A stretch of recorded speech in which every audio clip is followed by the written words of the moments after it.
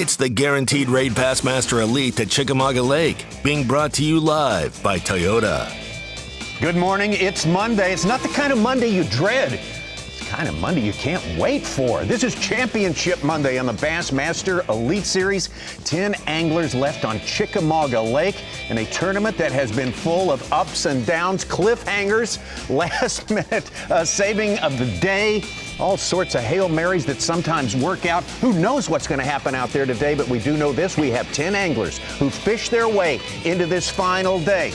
And they would like more than anything else to hold that championship trophy up at the end of the day. Lee Livesey, as you saw on our leaderboard right there, holding the lead to start the day. That was the look as the anglers move out of the creek into the main lake, Chickamauga. And Mark Zona, let's go right down to East Tennessee and take a look at our Humminbird lay of the lake.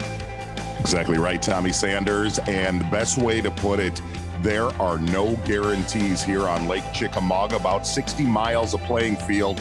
And a lot of anglers, as you look at the lower end of Chickamauga, it's been a player in this tournament as we go up north past the power plant, community hole of years past, Tommy Sanders. And a lot of our leaders that were coming into day 3 thought where this lake divides and the Hiawassee River heads to the east, that would be the most consistent game plan. Well, you know what? Like I said, no guarantees. Only one of our anglers has made it to Championship Monday up in the Hiawassee. Taking a look at our takeoff there, the Dayton Boat Dock. Yeah, it's no guarantees. You summed it all up right there. You can go broke real fast trying to predict exactly what's going to happen any day of this tournament. So far, it has been a head-scratcher for just about everybody at some point in the game.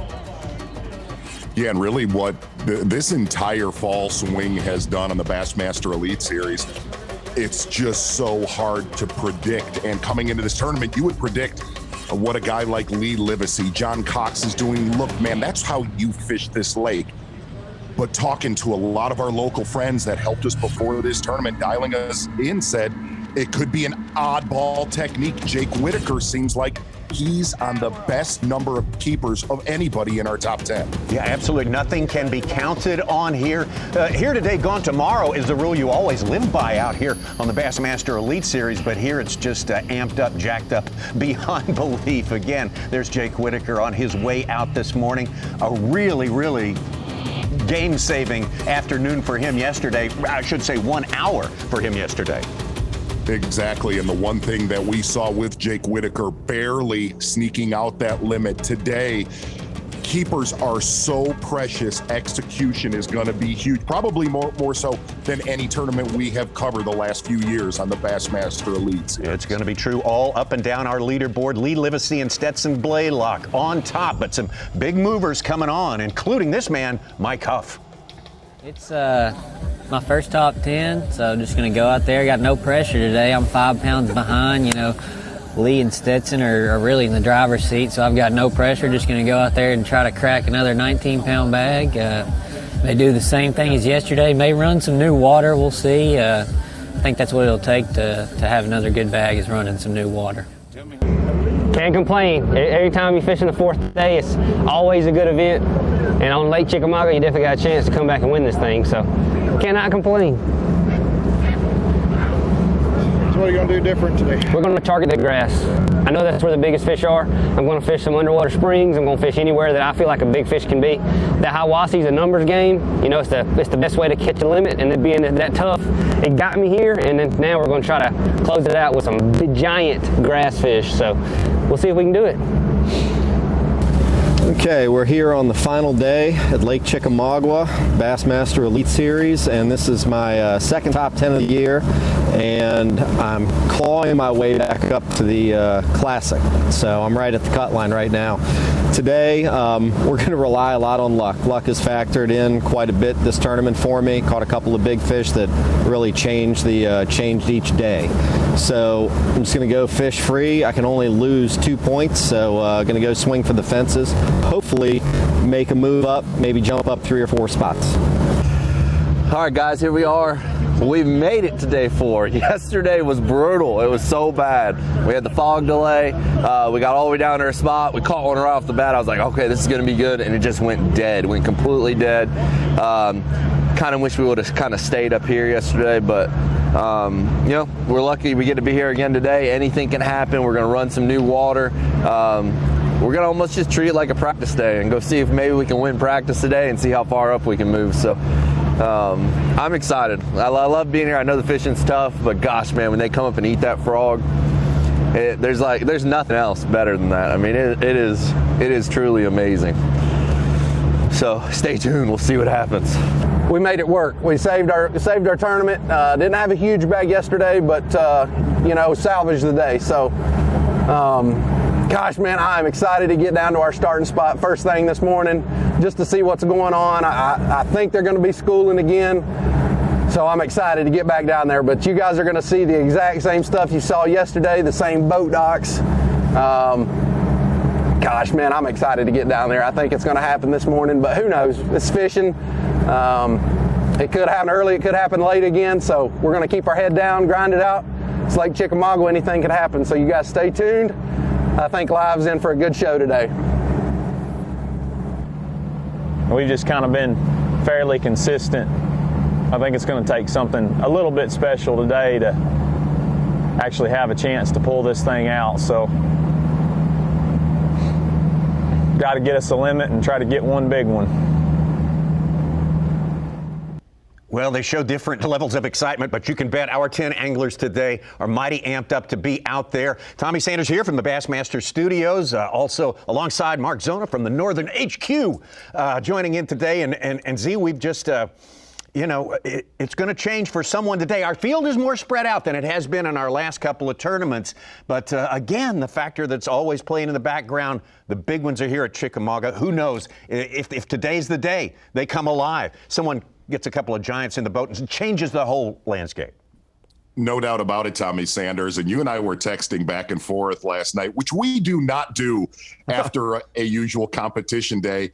And this tournament is a little bit like the Bears-Panthers game yesterday. It's like a dream and a nightmare at the exact same time throughout the entire game. But here's one thing I do want to look at today. I think Jake Whitaker, in all honesty, he's not our leader. He was behind a few pounds. I really think he's in the driver's seat from a floor and ceiling standpoint. And here's what I mean by that is I think his floor, look, he's going to catch a limit. If he has all day to mine that one marina, he's going to catch 10 to say 12 and a half pounds. But I don't think his ceiling is as big as the guys that are concentrating on grass. With that being said, I think their floor, we got to see this with Brandon Cobb, I think their floor is very low. I think you could strike out in the grass, but I think the potential for a home run is the guys that lock that frog in their hand the way Chickamauga is usually dominated. Oh, what is going to happen today? Also with us, of course, the Such, Mike Sukon. And hey, Such, you've Tommy. been here working on the numbers all morning long. Oh, man. Since last night, basically. Well, yeah, you look at a guy like Mike Huff, 19 pounds yesterday. He was 50th on day one, 33rd yesterday. Now he's third place starting. And it's a volatile fishery, like you're saying, that our leader, day one leader, Brandon Cobb, the biggest bag of the week, had a 0 after a day with 2 fish. So there's volatility. Boy, that's a big spread between first and 10th.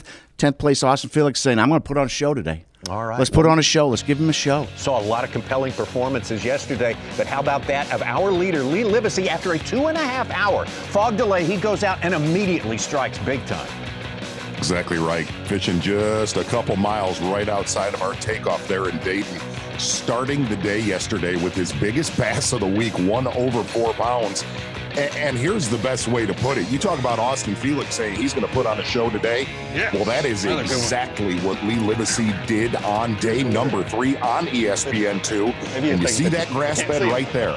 He stayed there from about, let's call it 11:30 to just before 1 o'clock and bailed.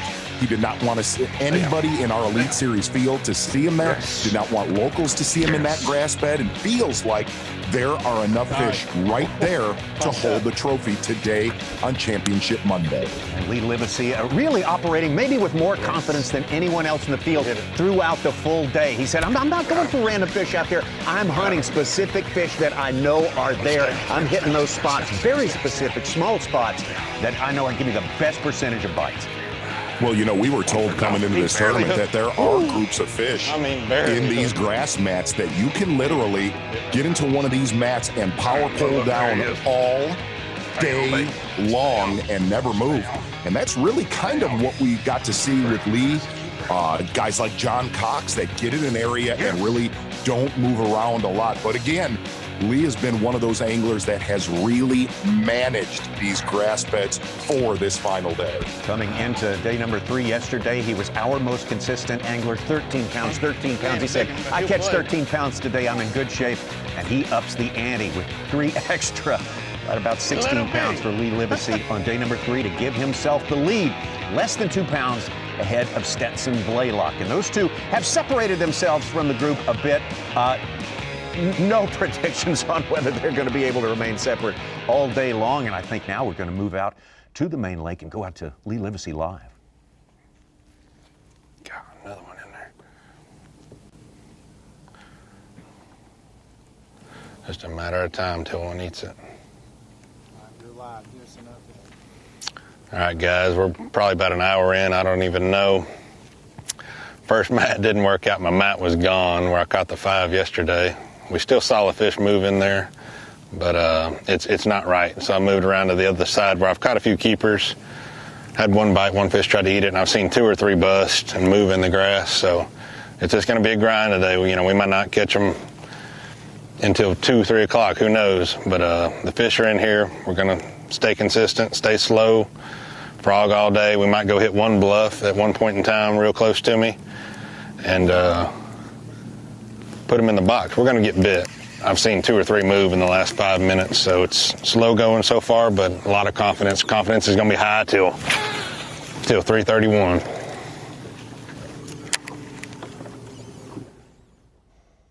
Well, Lee talking about his mat gone. That was his shallowest mat, and that's significant, right, Z? Exactly. It's just a little mat, has some current rolling through it. Lee Livesey pulling in, and that mat was actually gone. That happens this time of the year. But you can see it's a different day again. Every day of this tournament has been really post-front, but that front is about 4 days gone now. So, you know, we've had a lot of folks that have tuned in to Bassmaster Live that texting back and forth. This should be a pretty solid day of fishing. Obviously, yesterday, the fish were a lot more active than they were on day 2. Todd Auten hooked up, starting the day in 8th place. Oh, stay on there. Excuse me, 6th place he started today. Flipping him in. It's a good one. That's a good one. That's a 4-pounder. Way to start off. Number 1, baby. Fat like me.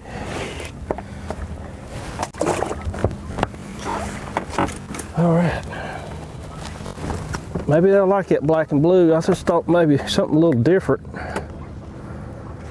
I've seen that white chartreuse so much. Well, he is one of the best in the Elite Series field with a bladed jig. He's lived in Harrison Bay almost the entire tournament, fishing seawalls, docks, not concentrating on wood.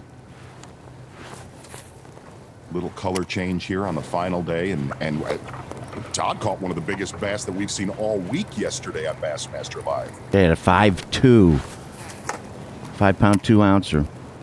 We don't even have to say the importance of a big bass or 2 to someone's final standings at the end of the day. Here we got a great top 10 though. We got seasoned veterans like Todd Auten. We got journeymen like Lee Livesey and Stetson Blaylock. We have a Rookie of the Year leader as well. Great variety. All right. Well, I picked up this black and blue chatterbait. Water's clearing up in here a good bit, and that white chartreuse, and they've seen it so much of me in here every day. I figure give them something a little different to look at. But I mean, the white and chartreuse is my confidence bait, and I'll probably throw it some more. But for now, I think, you know, it's low light and everything. I want to throw this darker color and give them something a little bit different to look at, and hopefully, you know, produce 1 bite so far. So maybe we can keep it rolling with that. But I can tell it's still just going to be a real slow grind, you know, one here and one there. Just got to fish everything and cover a lot of water, and hopefully you run into them.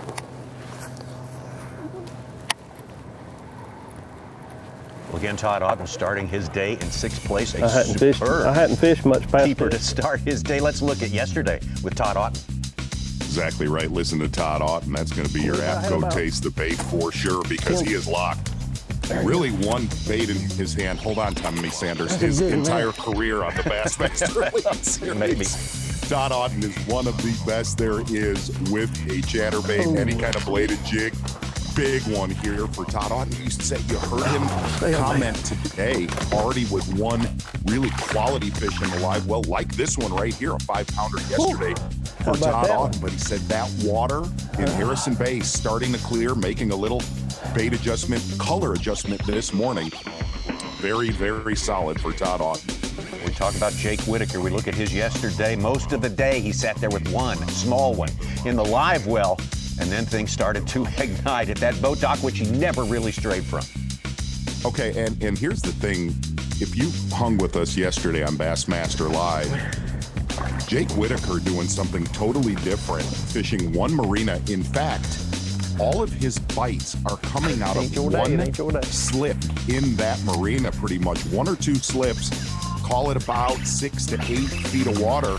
Not a lack of bites, but on day number 3, execution was a problem for Jake Whitaker, putting a 5-fish limit in his boat. It was a dream and a nightmare at the same time yesterday for Jake Whitaker. That's what you were talking about earlier. Yes. Absolutely. We got time, dude. Yeah, lost some fish that you thought would be heartbreakers. Maybe just wrap him up for the day. And boy, he kept after it, and the fish kept biting. Come here.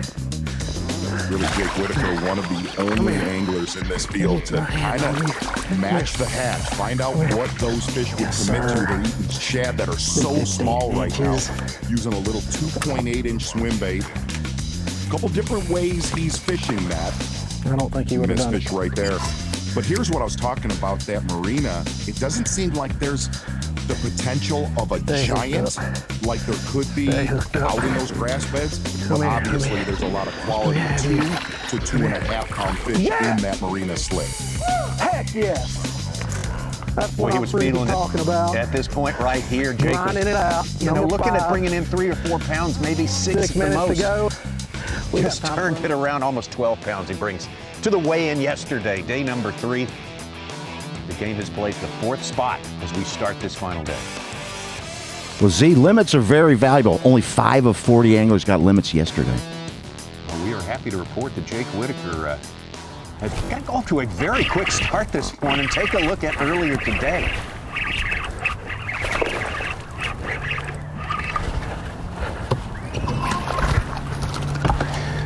I don't know. Be close. And hit it on the fall. It's fun.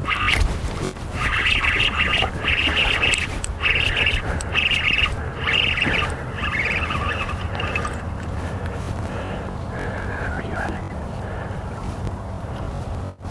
Number 2. That's what I'm talking about. I mean, look at that. Way down there. It's just not. Got 2 bass in the live well, and I'm having a blast this morning. I've caught 2 or 3 big old crappie. I've caught some bass, short bass. There's definitely still fish in here, but you know, and there's too many fish in here for there not to be any bigger ones. So we got to get it in front of some bigger ones today, but they're in here. So. They're biting pretty good this morning. Just a couple slips down there where it's all, you know, basically where I've caught all my fish this week, other than that other side over there yesterday. But there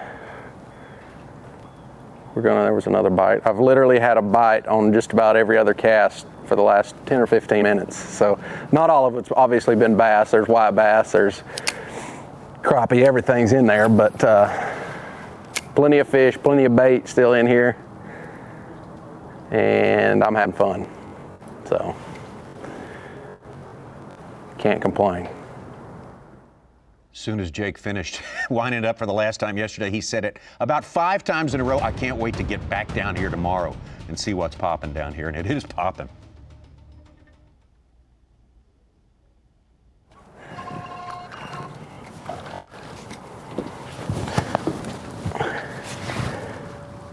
Well, there's a lot of life in there. Hey, Tommy, real quick, taking a look at our size limit here. 15 inches, largemouth spotted bass. 18 inches for smallmouth. We actually saw a couple of those at the weigh-in yesterday, but you can only keep 1 smallmouth per day. Do you think that marina will get a little attention this week from some of the folks that are fishing the this year? Big Angler's Choice Tournament? Oh, goodness. Yeah, pretty impressive. I mean, just Jake Whitaker looking for Get in line, boy. Yeah, get yourself a spot in line, and they'll just do the Grab carousel some wood, around boy. it. Mike Huff, the second largest limit of the tournament he put down yesterday to gain his spot in the top 10. This is some quick action this morning early from Mike He had Huff. it that second time. It looked like he took it under the second time, didn't it?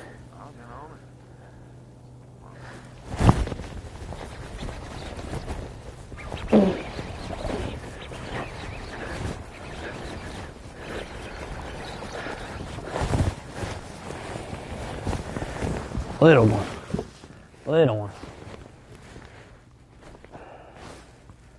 That is a skinny bass right there earlier today with Mike Huff. Not fishing very far from our takeoff. He's been on a diet.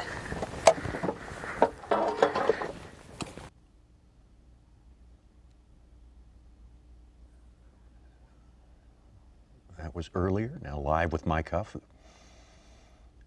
Actually, he's been one of the anglers that has made upriver, the Tennessee River, play in this tournament. His main gig has actually been throwing a jig on bluffs upriver, which we'll definitely see later today. Said he lost a few quality fish doing that yesterday. We got a picture of that jig. We'll show it later on.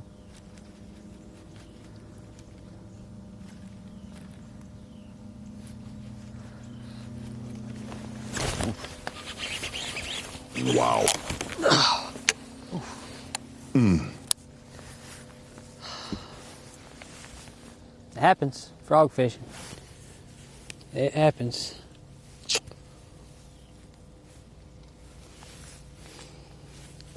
I don't know how this happens, but That right there is frustrating. wasn't a big one. Look at about a 2.5 pounder, didn't it?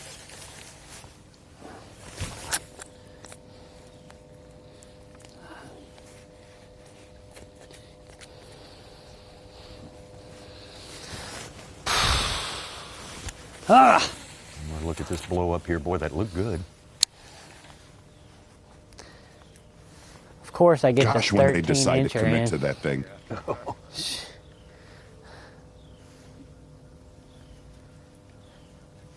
They're taking it better today.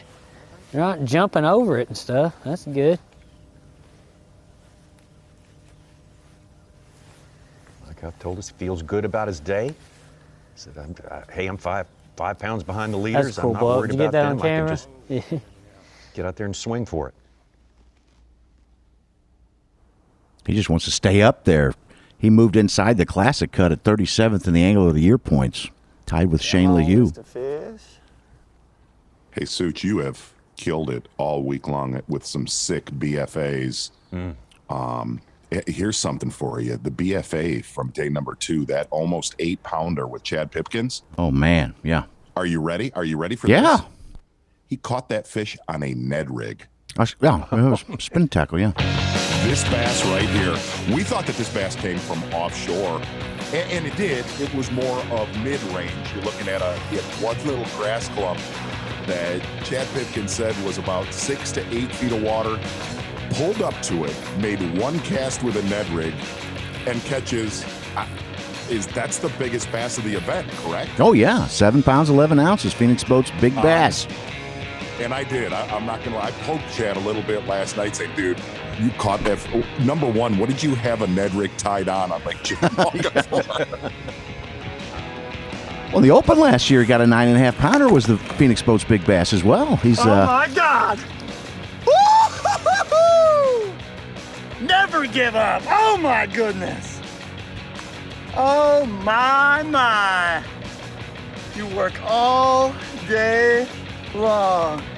Get you some of that. Woo! Oh my lordy. It's 22% of his entire weight this week. That one fish. Wow. Man, oh man. And literally yeah. got him to yesterday. All of our anglers are fishing around fish like that.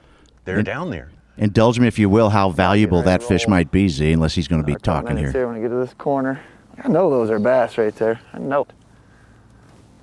Come on, right there. Well, Such, I'll state the obvious. Most Bassmaster Elite Series events, any 7 to 8 pound bite is fairly critical. I was hoping to whale them here, but it hasn't ever been easy. I've caught one here every day in the morning, but today I haven't got one yet. But I did have one bump my crankbait, or I bumped one of them. I brought in a scale on my crankbait, and I hit one with a spoon. So I know they're around, and it's hard for me to slow down with the drop shot when they're not set up. There's kind of one here, one there. I just feel like I'm better off just burning a crankbait and getting one to snap, or snagging one in the back, So they're at least around. There's some bait. We're getting ready to leave here in a minute or two. Going to go to that shallow grass bed where I caught 4 yesterday and hopefully get the wheels turning there. And then we're going to try some different stuff. We're going to hit the old magic 7-11 grass clump, fish a little shallow pocket with a jerk bait where I caught a 5.5 in practice.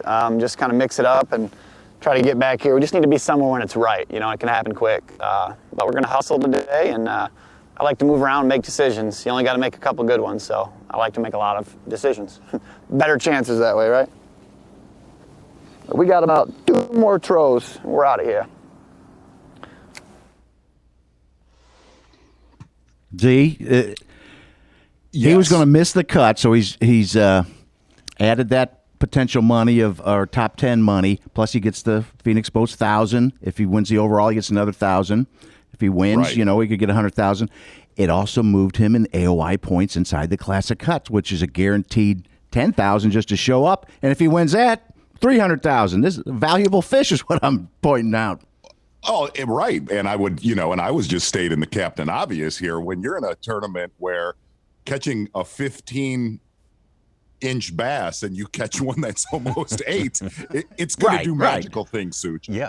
But to get in the Classic, though, he would have fallen down. He would have lost probably 30 to 40 points. He'd be in that mix of guys going to Lake Fork going, boy, I really need a great tournament to make the Classic. Crazy to think about, isn't it? And that's insane. Me. It's insane, literally. Chad Pipkin's looking for his first Elite Series trophy. Stetson Blaylock, the only one of our 10 out there today who's won one. Did it last year. Win Yape. This is yesterday. Get in this boat. Exactly. Yes. Really every day of this tournament, Stetson Blaylock, like Chad Pipkin, starting offshore. And Stetson Blaylock has defied what a lot of locals said, no, offshore will not play in any way in this tournament. And really call it about 30 to 40% of what he's weighed in has come offshore. But he's mixed shallow fish, some frogging fish, some schooling fish up shallow. This is the only one we saw Stetson Blaylock miss yesterday. Is he still on there? No. Gosh.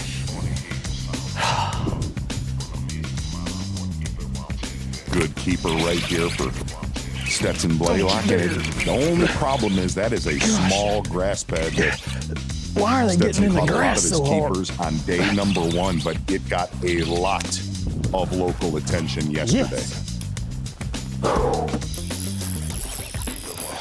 Yeah, we saw some pictures of when he went back there, and it was Oh my goodness, yes. it was out of commission as far as his fishing Yes. could go.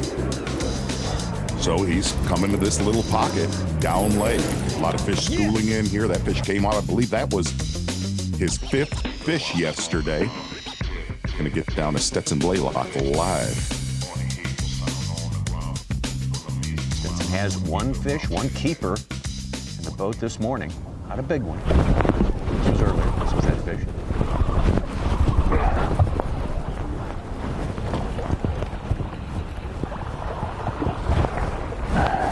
one.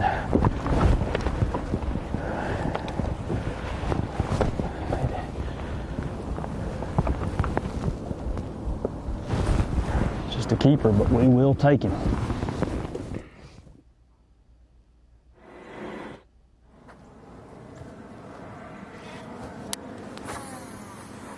Oh, it's well,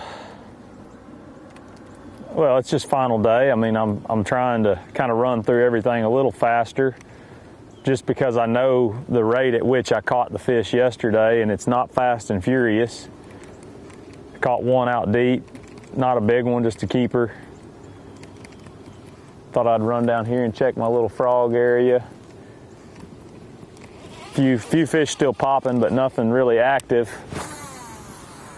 I'm gonna kind of run through everything quick this morning, and you know, the hope is to catch a limit quick and then kind of maybe go just put a frog in my hand and try to catch a big one.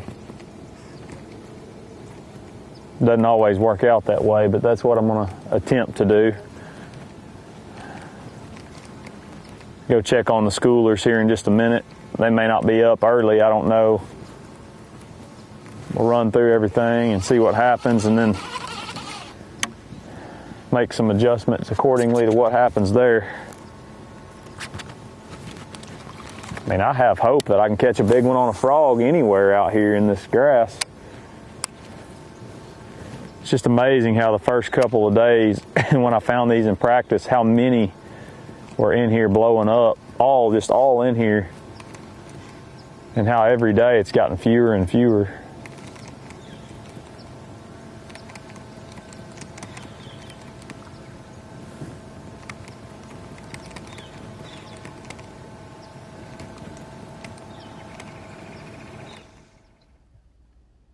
Stetson Blaylock, I think, is in the majority who have a definite opinion about how they're more likely to intersect with a big one. Some frog fishing. That it could be a worse thing to do on a Monday than watch the best in the business throw a frog on Chickamauga.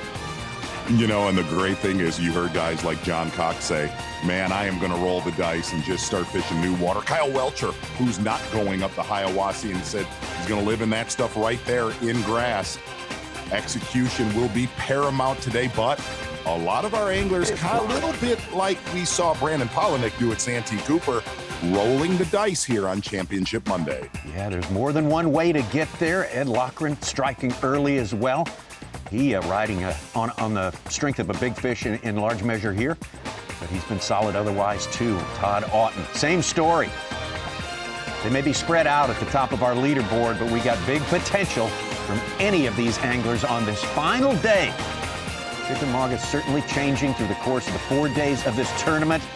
We will see how it shows out today. Could be a big surprise in store for all of us. Really just getting started. 5.5 hours of Bassmaster Live coming your way this morning. We'll take you all the way up to weigh-in time. And man, oh man, what we will see when we come back. Take our quick break here and return. The Guaranteed Rate Bassmaster Elite at Chickamauga Lake is being brought to you live by Toyota.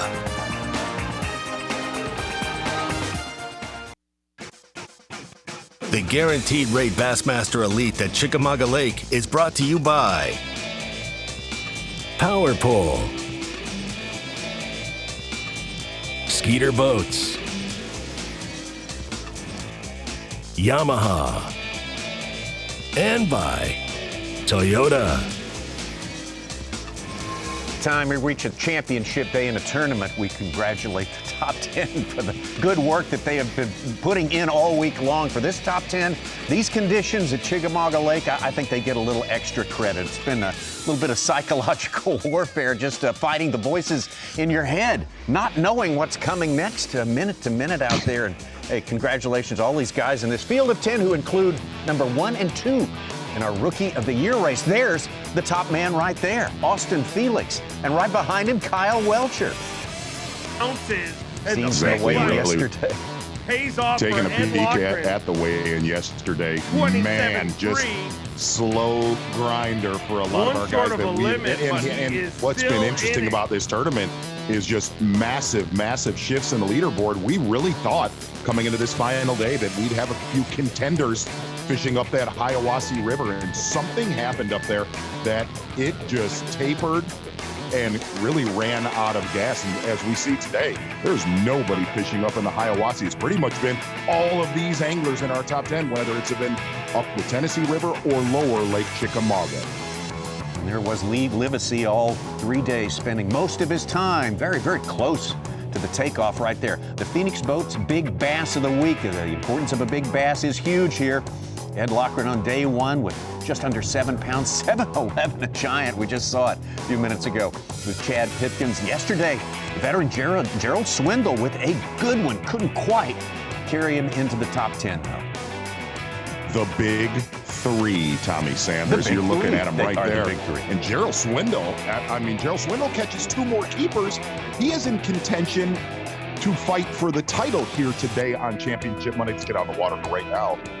Getting ahead, actually, right where the rivers divide, the Hiawassee and the Tennessee River. Going to get out with Ed Loughran earlier today. Besides his 6'9", he had a 5'6" yesterday.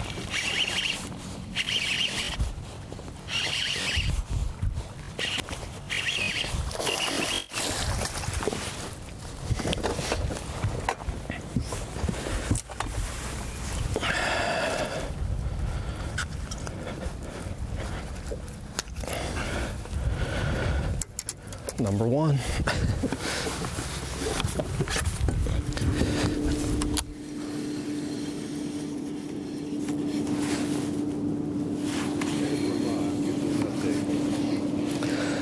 Okay, well, it's been a better morning than I've had over the past several days. I've got 2 fish in the boat, probably close to 4 pounds total. So it's really been fishing a frog down below the ramp a little bit, and had 2 bites and caught 2 fish. The first fish, actually, he swiped at it and missed it, and I threw back on him, and he fortunately came back and ate it. So those are the only 2 bites that I've had. I've gotten them both in the boat, and I'm probably going to stay here for a little while longer, because the fish that I'm catching upriver, I don't think they bite till later in the day, because I'm not catching them typically until after 1 o'clock.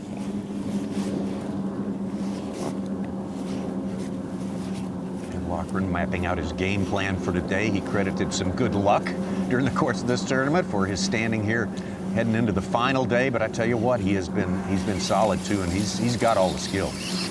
Get ready for this, Tommy Sanders.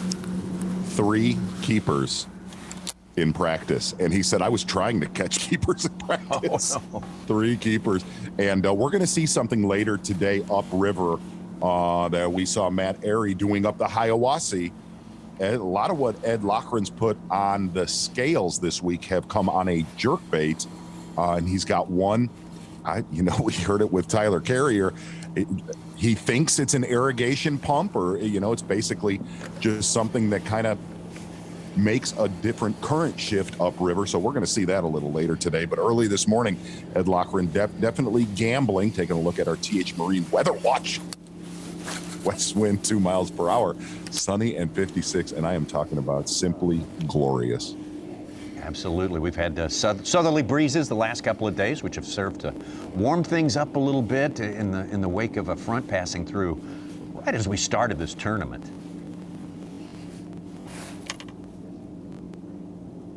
Catching picked up yesterday in the afternoon time.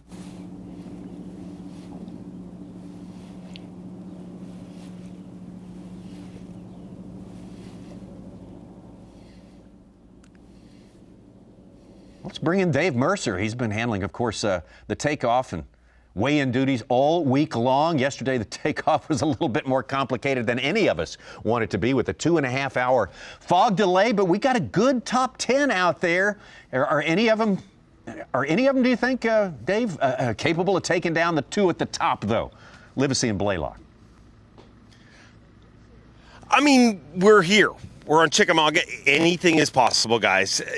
But with the week we're having, you got to believe that those 2 up front, really, the ball's in their court. If they get their job done, they're going to win this event. But we all hear stories about lakes that aren't fishing good, and a lake like this, there's always a story about some dude who just wrecks them, catches 5-pounders in a week where 5-pounders are obviously the rarity. So I think mathematically anybody could win it, but those front two, they definitely have the ball in their court, and that was kind of the feeling at takeoff this morning.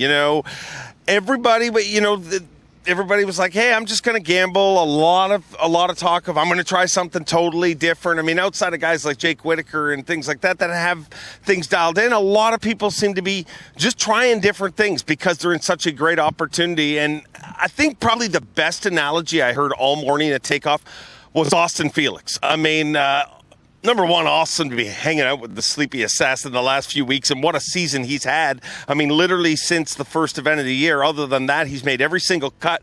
But he said to me, this stretch, these 3 weeks, it feels like we're playing a video game. You know what I mean? And you make it through a level, but after you make it through that one level, I mean, you got to fight Knuckles Muldoon in the next round, and it just gets tougher. And then when it's done, it's going to be Mortal Kombat. And I guess this week is a big Cayuga because I mean, it's just got tougher event after event. And I asked him, I said, well, what do you think of it? He's like, well, I'm obviously not going to complain. I'm having a great season, and one of the things that you guys don't get to see that is so cool here, it happened yesterday during the fog delay, and I see it every championship round.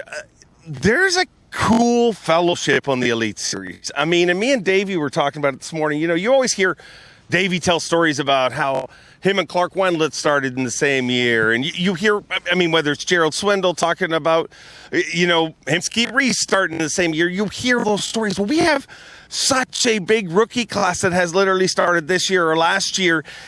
And I really think, it's a whole different vibe. You know what I mean? Like during the fog delay, in the past, you'd see a lot of guys just kind of sitting in their boat, waiting to go. There was giant groups of anglers and everybody was intermingling.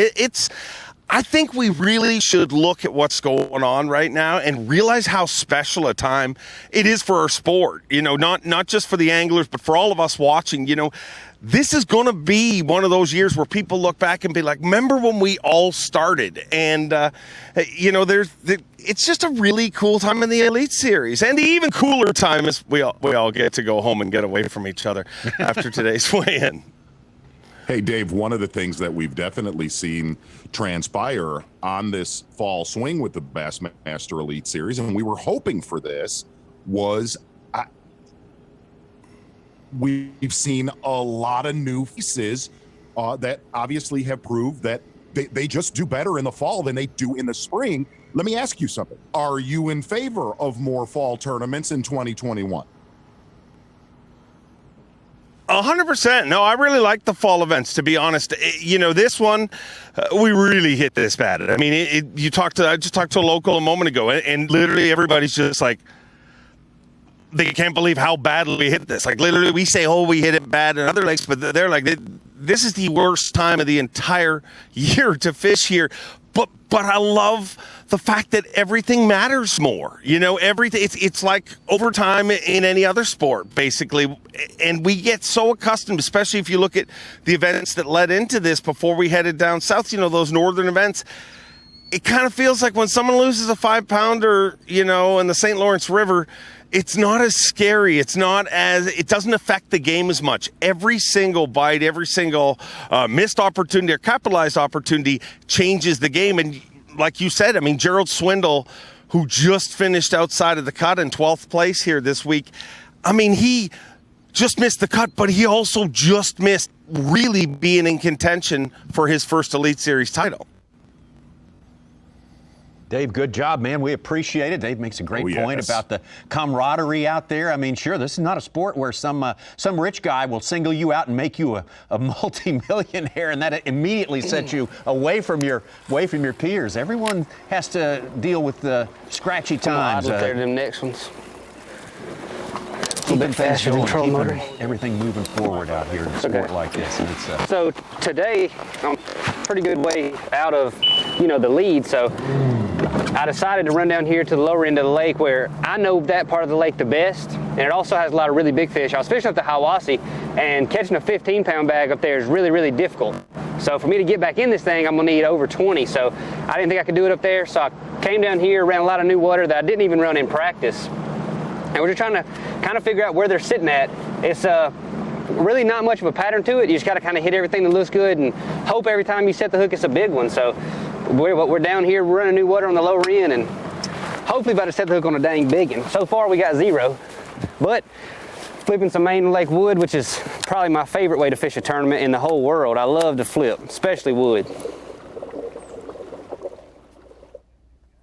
Kyle Welcher, your runner-up, not too many points back of Austin Felix in that Rookie of the Year race, and had a great tournament up at Guntersville. We got a good look at his style of run and gun, and laying it out for us a little bit on how he plans to do it today. Still waiting on his first keeper, though.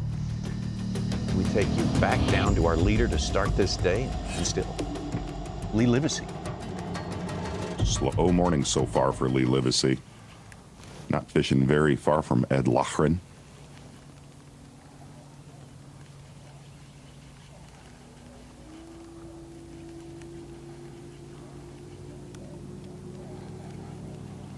Interesting to hear Kyle Welcher, no pun intended, gambling on a final day of a tournament. Okay.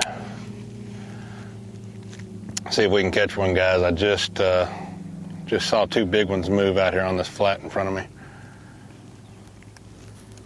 We're not quite to where we caught them yesterday, but we're right beside it. I've only seen 1 bust, but I've seen 2 come up and just kind of roll in the grass. The brim are starting to pop. Sun's getting high. It's just a matter of time until we get a bite. There's a lot of fish right out here. They're just really hard to get to react. Just saw another one. I sat here for about 10 minutes and then moved to the right where I caught them yesterday. I think the further right we get, the more bites we're going to have today.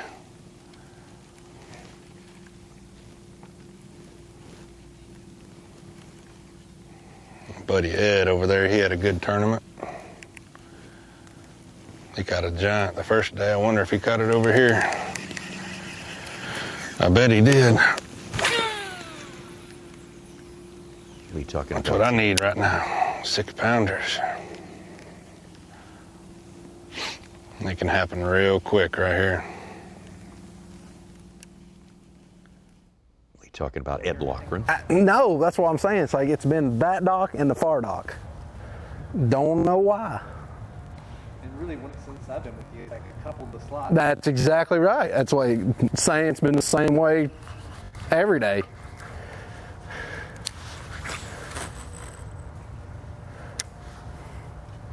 It's like if you get a bite and a slip, you better throw it back in there because there's probably some more in there. That's a big one. He's got me all. I don't think this is a bass.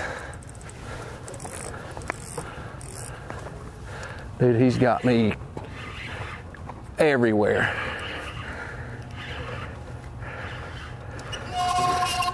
This has got to be a catfish.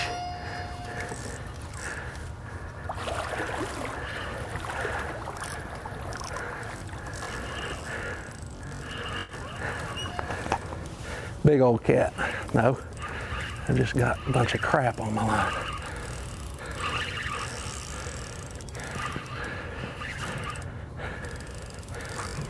This ain't no bass. Can't be.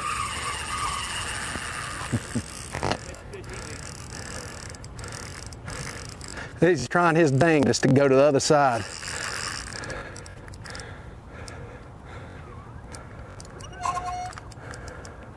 It's not a bass.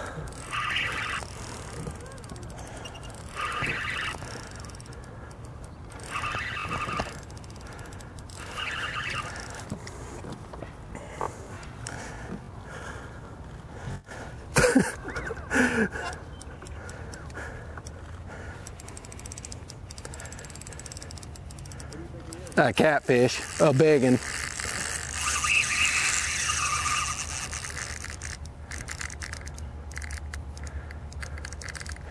I mean, a big one. It ain't a bass. If it is, he's up. I just felt the roll. Yeah.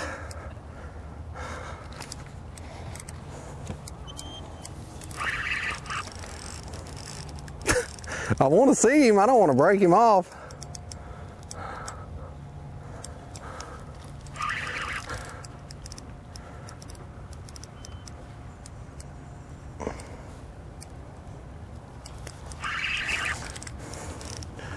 Come on, dude.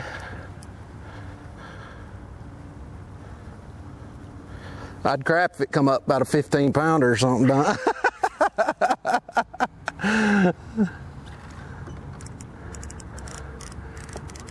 Oh my goodness, there he goes.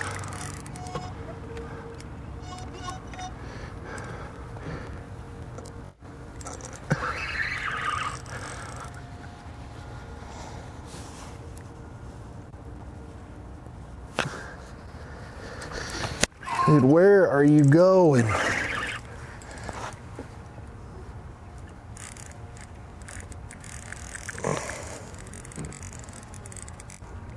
Got that crap on my line from going underneath the... I mean, he ain't... Dude, this thing is huge.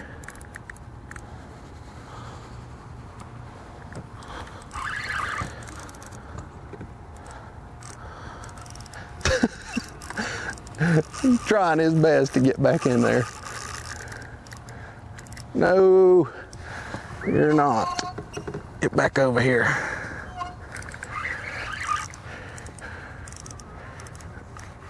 Yeah, there's the rolls, and there's the dig. Come on, I ain't got time for this. But I need my hook back.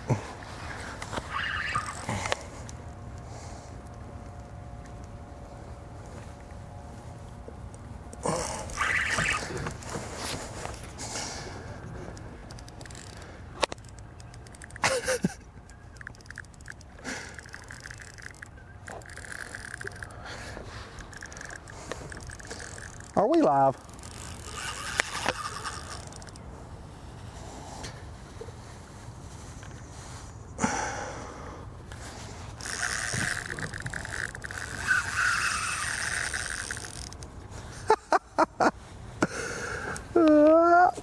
Get in the boat. My arm is getting tired.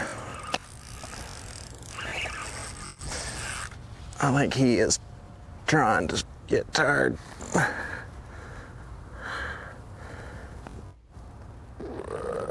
See you later. Boy, that is a lot of work for one hook right there. Al, it's a good hook. Yeah, it is. You're right. It is. Point well taken. He's going to be really mad if he gets that hook back, throws in there, and catches two real quick like he's missed the bite this morning. There he is. Look at that it's thing. a good Big one. blue. Oh, no Big doubt. channel. There's a little whiskered roughie. I mean, I'm begging. Oh my gosh, my arm is tired.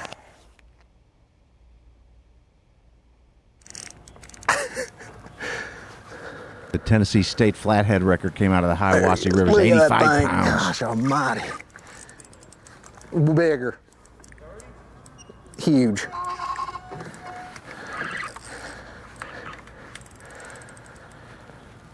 Ah!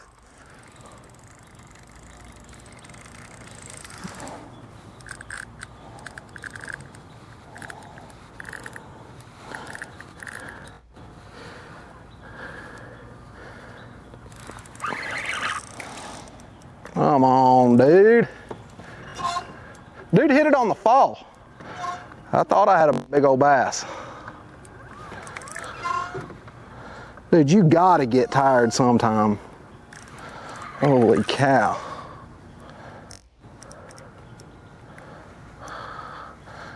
There he is.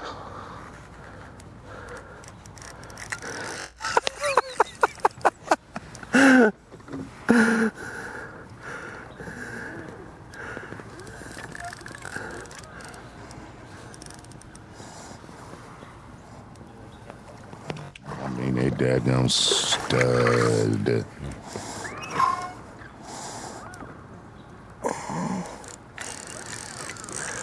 I don't know how I'm gonna get him.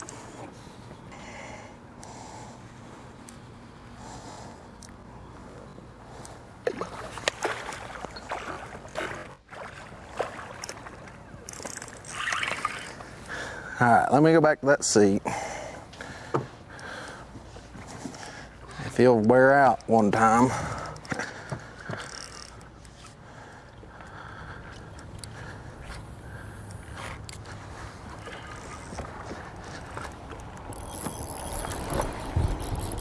I don't know how well he's hooked. I did not feel like I hooked him good at all. He doesn't feel that big either. Yeah, he is too. Oh, that's a smallmouth. Dadgummit. It's got to be 18 inches. He's got to be 18. I mean, that is a good one, Jake Whitaker. That's the one they call the Chickamauga U-boat. U-boat, excuse me, I was just corrected.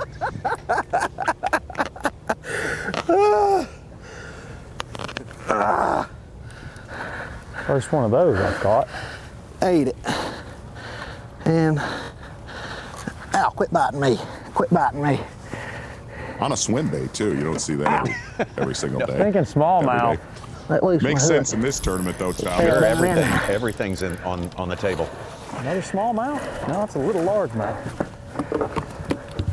A little one, though. Come on, Dave, let go of my hook. But I'm going to put him on the board just to double check.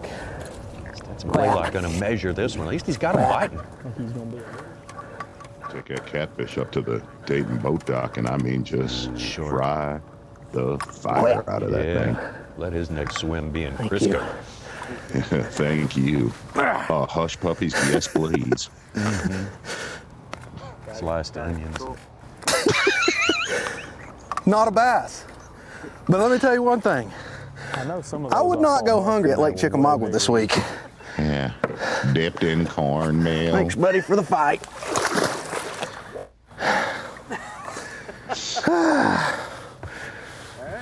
All right, let's regather ourselves. Yeah. Must have been a really darn good hook that Jake Whitaker. Boy, no kidding. Yeah, I see why he wanted to save it now. If you catch that on it with a BFA alert. Yeah, ultimate BFA alert right there. He's having a good time. Cornmeal. Crisco. Hush puppies. Coleslaw. Coleslaw. Hot sauce. Getting hungry here. Yes, we are, Tommy Sanders. Still got dream-like nightmare. Yes, it keeps going on. Lee Livesey still on top of that leaderboard. Stetson Blaylock with a couple that just didn't make it for one reason or another. Not very far behind. Very tight at the top. Could blow open at any time, though. We'll take a break. The Guaranteed Rate Bassmaster Elite at Chickamauga Lake is being brought to you live by Toyota. You're watching the Guaranteed Rate Bassmaster Elite at Chickamauga Lake, being brought to you live by Toyota. Championship Monday. 10 anglers out there on this legendary place for bass fishing. Chickamauga Lake on the Tennessee River. The Tennessee River unrivaled in America for the number of fine fisheries. Not fine, I mean top shelf, absolutely great fisheries. Right now, very close at the top between Lee Livesey, Stetson Blaylock, Jake Whitaker. Sort of cut the deficit between him and the top two a little bit during the course of this morning. We just saw him spend an inordinate amount of time dealing with a giant catfish, but you know, that's the way it goes. And really, look, you're on a lake where you can catch a 12 to 14 pounder. You heard Jake Whitaker 5 minutes in that fight saying, I just want to see it first. They swim here. Why don't we swim upriver right now? John Cox rolling the dice a little bit on an area we have not seen him all week long. Zero fish in the live well for John Cox, Bassmaster. Well, guys, we're trying to find some new stuff. It hasn't been working so well. There's a lot of guys out here, I guess, practicing for a tournament next week. So there's just boats everywhere. But we're going to keep at it. I really feel like the water's dropped quite a bit, and if you find something new, you know, that's just recently topped out, you know, they could just, the mother load could be there, you know, and you could probably load the boat pretty quick. So we're just kind of fishing a lot of this new grass that's just newly topped out, trying to find that wad of them. I feel like that's our best bet at catching a big bag. You know, is trying to fish some of that new grass that hasn't been topped out yet, but we'll see. So far, it hasn't worked out. It's amazing we even made it this far this week. It's been so tough fishing, and they never really fired off for us at all. It's just been a complete grind the entire tournament.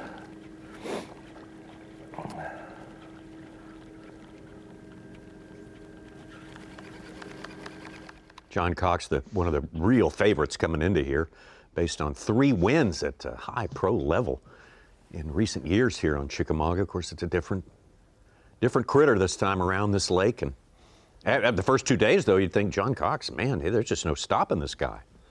But that's how quick it can turn off. Yesterday was just brutal on John Cox, catching under 5 pounds, where he had been, you know, really so consistent. He only caught 4 bass on day 2, but they were solid ones.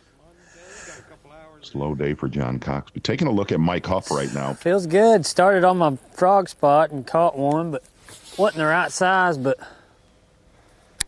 up here doing what I've been doing the past couple of days, and this is where I've been getting the majority of my bites. So pulled up and caught one, so that's a good sign.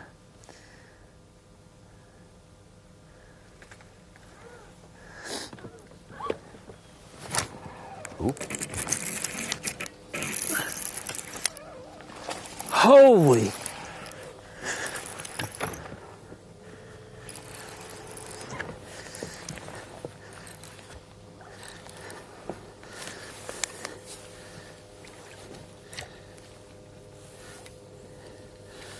I'm gonna come back there, okay?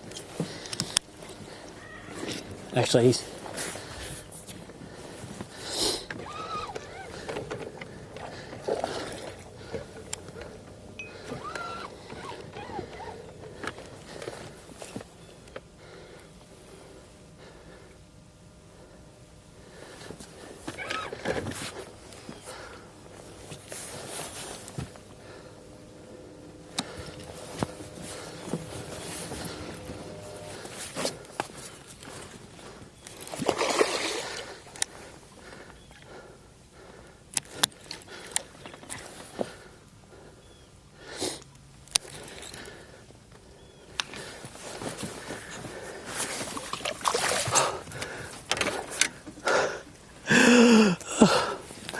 Yeah, baby!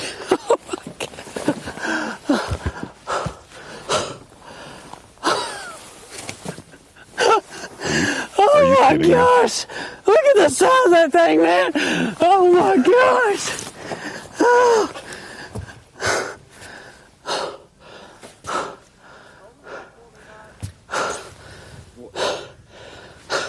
About to have a heart attack!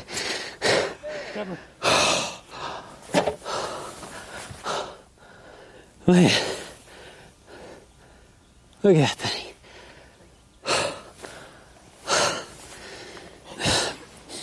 Big sucker.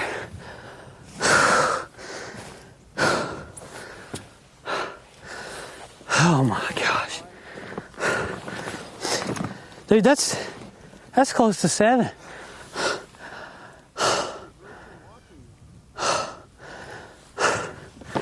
Let's get another one. That's the kind you gotta have to win.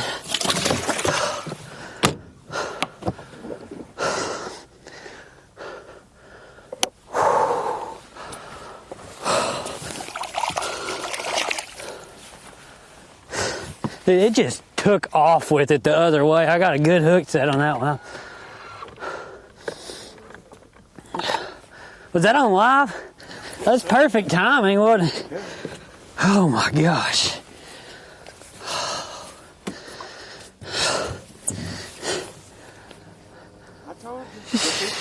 I can't even like.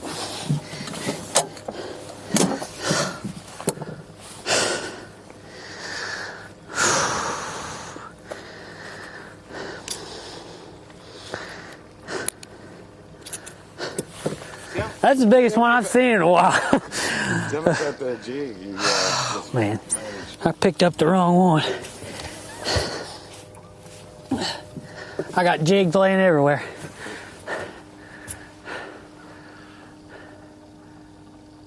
Tell me about it. That's just, it's, when it gets tough back home, we just throw Cumberland Pro, just a little 3/8 ounce jig, and I'm taking a Berkeley creature hog and putting on the back of it, making it real compact. They don't want something real big. You just want a little bitty jig.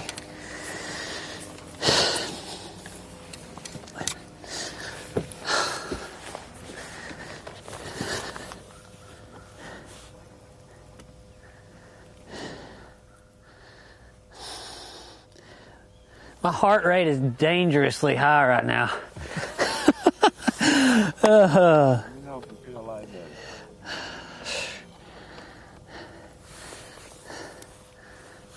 I mean, that's the kind, I needed one of them bites, bad.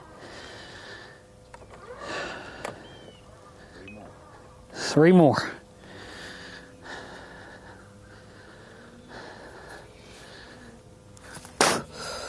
Absolutely unbelievable. Mike Huff, that is unreal. He sent us a picture of that jig last night, a 3/8 ounce Cumberland Pro casting jig with a Berkeley Creature Hog. Bit down, he makes it a little more compact.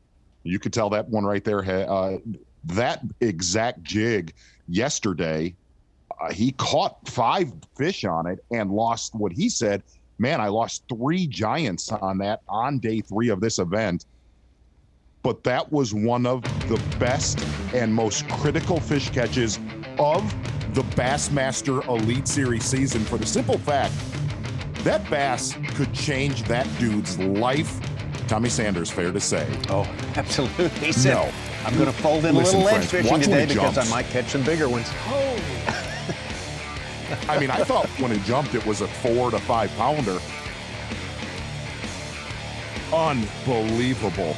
Mike Huff said he really did not think he had a prayer on this final day. You are in the mix in a big way. Gosh, he said that fish might go 7. I absolutely agree. Unbelievable. Did not see that coming. Only by about 3 pounds, the largest one we have seen on camera this week on Bassmaster Live. And we've been saying they live here.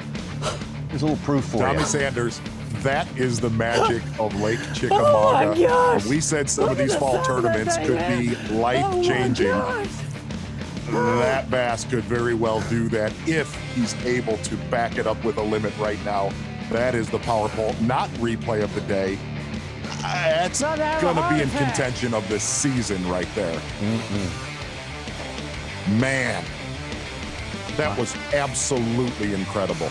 Just jaw-dropping. You just didn't know what to say. You looked at the look on his face when he got a good look at it, and it was like, I think he's going to pass out. He did not breathe until he got that fish in the boat. Unbelievable. Mike Huff, the 2nd year Bassmaster Elite Series angler from Corbin, Kentucky. Been a hot hand lately.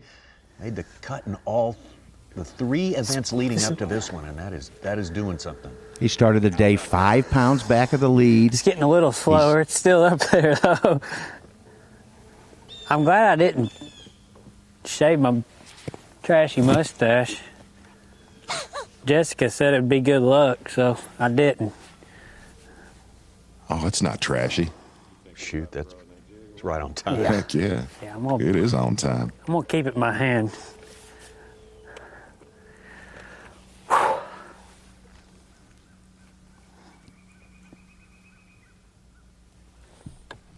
Unofficially a new leader on that hook set.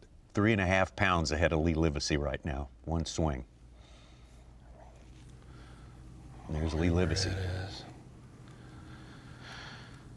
Kind of right where Ed is where I caught him in practice, really. Throwing this way.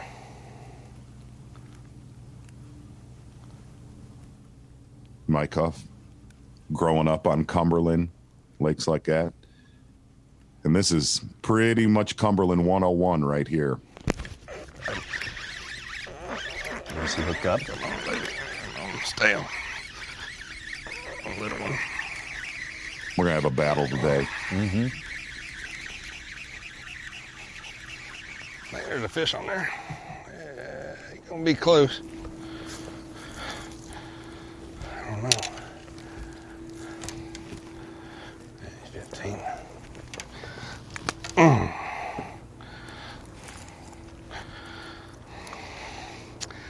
Number one, final day, championship Monday. He's a small one, but got our feet wet. He ate it real good. That's the key.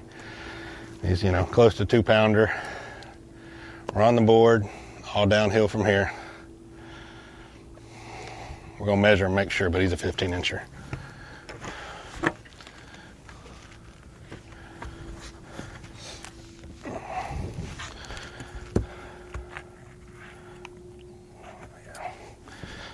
Let's go, number one.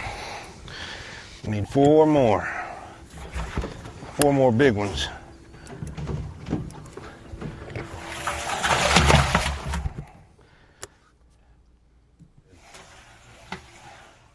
That's a good sign.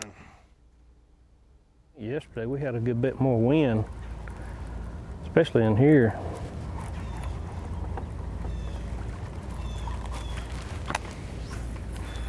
Yeah, slick.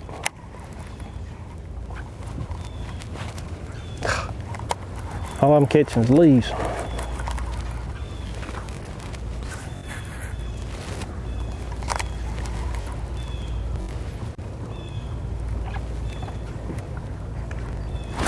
There he is. Oh. What was the last minute? Look how skinny that fish is. Good Lord. Well, at least he's long. I think he'll keep. Oh yeah, 16.5. Number 2, big pound and a halfer. Golly. Let's throw him in this side. Oops. Well, maybe we can grind some out again today in here. Let's hope they all look better than that. Keeper number 2 for Todd Auden. He's got one good one in the live well right now. That was a 16.5-inch, pound-and-a-quarter bass right there. Yeah. Gosh, what just happened the last 15 minutes, man? We saw Mike Huff catch one that he said, well, must be on a diet, and then he catches like the lunker of the day for sure. Or will it be? If he can catch a limit. If he can catch a limit today.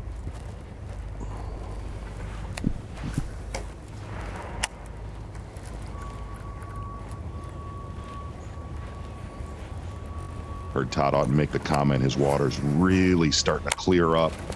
I'm fishing in the Harrison Bay area almost the entire week. Seawalls, docks, not concentrating on grass at all. There you go. That's a better one. All right.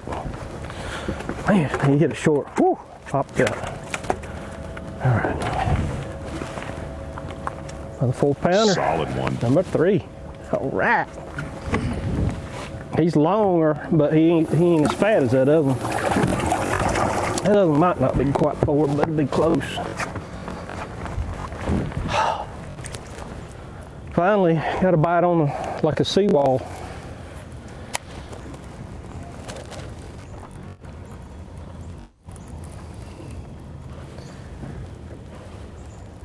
We get Todd Auden going through numbers all day long at this rate. Get some more of those. We'll be moving up a little bit. Boy, expect the unexpected. That is what we have talked about this entire fall swing. Right when you think you are dialed in, calling one of these tournaments, or who you think's going to catch him on the final day, you better recheck yourself, Tommy Sanders. Yeah. Todd Auden starting off with a good one right That's here, making a little adjustment to his chatterbait, switching colors. Let's start off. Water clearing. Number 1, baby. Good one right there for Todd Auten. We saw Todd Auten catch a 5-pounder yesterday, so he is around him. Fish number 2 just a second ago. What was the last minute? Backing it up with a solid 3-pounder right here. Todd Auten finds himself in the mix on Championship Monday. Man, you get short. Woo. Up there. Man, oh man. Mike Huff has sort of reset the tone for this entire day right now, and boy, this bears more than one quick glance again at this giant he hooked up with on the ledge right there. That he told us he was going to go do some of this today.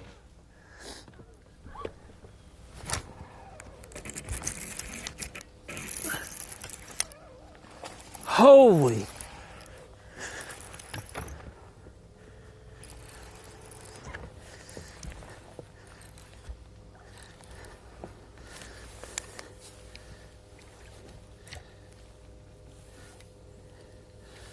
I'm gonna come back there, okay? Actually, he's...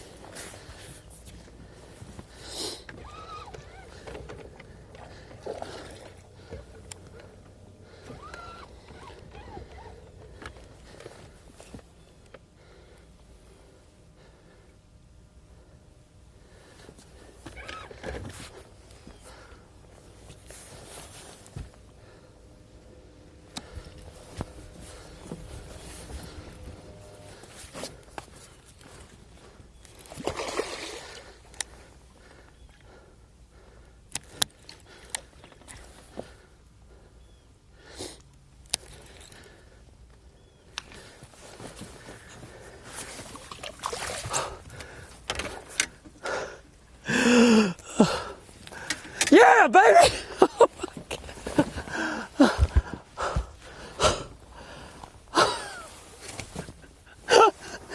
Oh my gosh! Look at the size of that thing, man! Oh my gosh! Oh.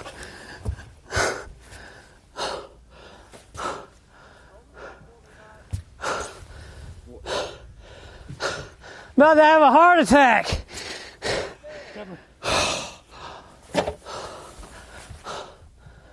Man, look at that thing.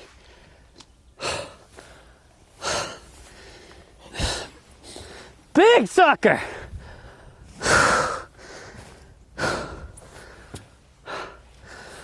Oh my gosh.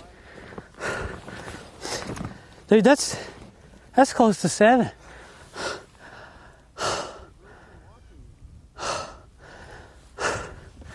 Let's get another one. That's the kind you gotta have to win.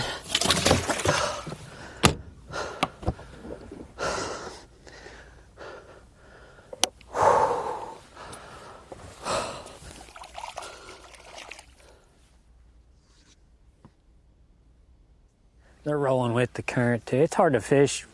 They're coming back live. They are.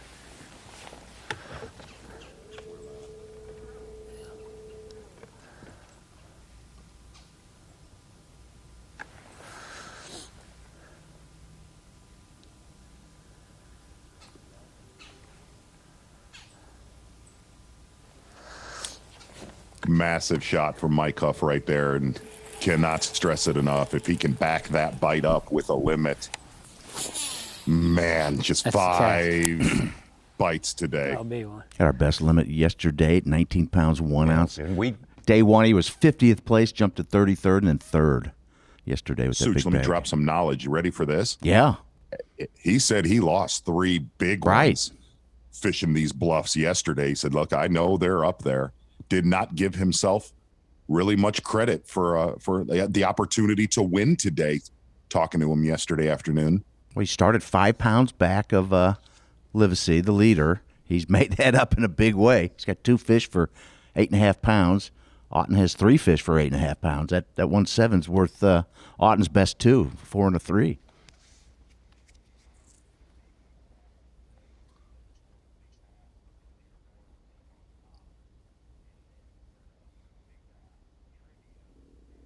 Boy, he has got the safety off, Tommy Sanders.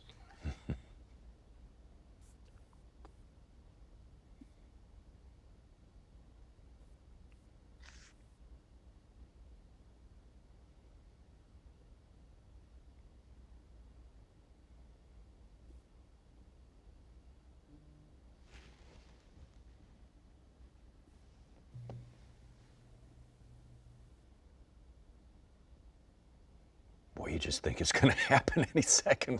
Absolutely.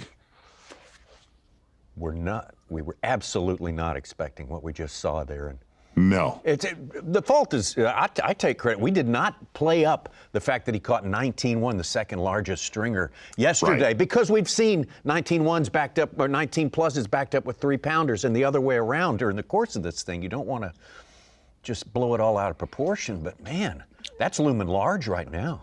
It's crazy. Day one leader had a 0. Brandon Cobb zeroed yesterday. But it's something that we've not been, we've seen this gig happening in the Hiawassee, guys that were fishing bluffs with jigs, and he's been the only one that we've been on the entire week with a camera that has done this up the Tennessee River. Mm-hmm.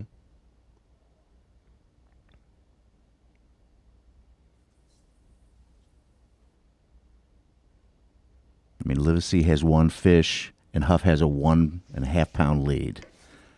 Blaylock has 1 fish, and he's 313 back of Huff.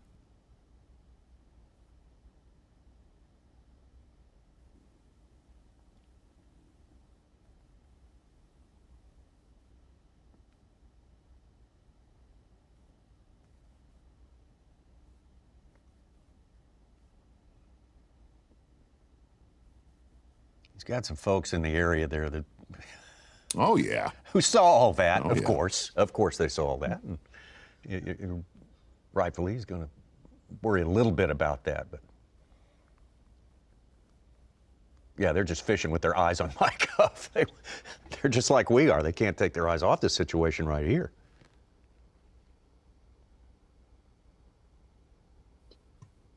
Z, can you Just got a great text from our friend Drew Cook. He said, what lake are these guys fishing today? Because this is not the one I was on, guys. Go ahead, Sue. I was going to ask you, Z, if you can equate this to what Frank Talley kind of did. Went upriver and kind of against the grain. No, because really talking to guys like Buddy Gross and Michael Neal, they said that going upriver was going to be a player. Oh, okay. But here's also what was said, and we talked about it on day one. More of a numbers gig, not not a quality deal. The quality was really going to be from the bridge south to the dam. Mike Huff has made it work in a big way here on days 3 and obviously 4. There you go. Mike Huff, Todd Auten. Guys are showing signs of really getting hot hands here on the final day. Championship Monday here at Chickamauga. Your leader, Lee Livesey, now on the board. Just now on the board. In the last 20 minutes. But this one for Mike Huff. Oh my gosh. What a bombshell. Yeah, baby!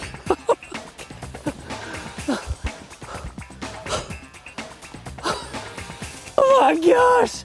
Look at the size of that thing, man! Oh my God! Each one of these last 3 tough tournaments, we've said, hey, there's always a big bass lurking. Guntersville, Santee Cooper, and here. When Mike Huff proves that one out for us, that is just one of the greatest fish catches we've ever seen on Bassmaster Live.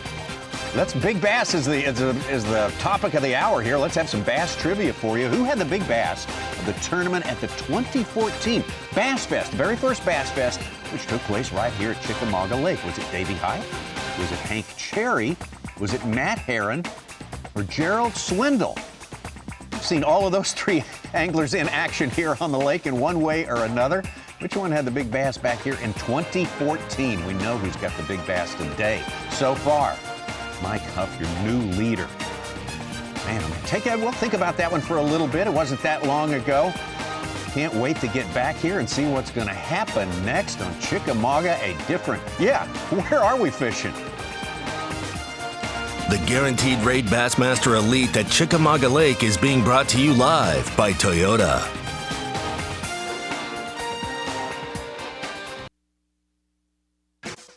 The Guaranteed Rate Bassmaster Elite at Chickamauga Lake is brought to you by Humminbird,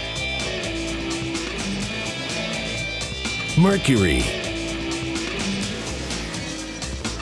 Minn Kota, and by Talon.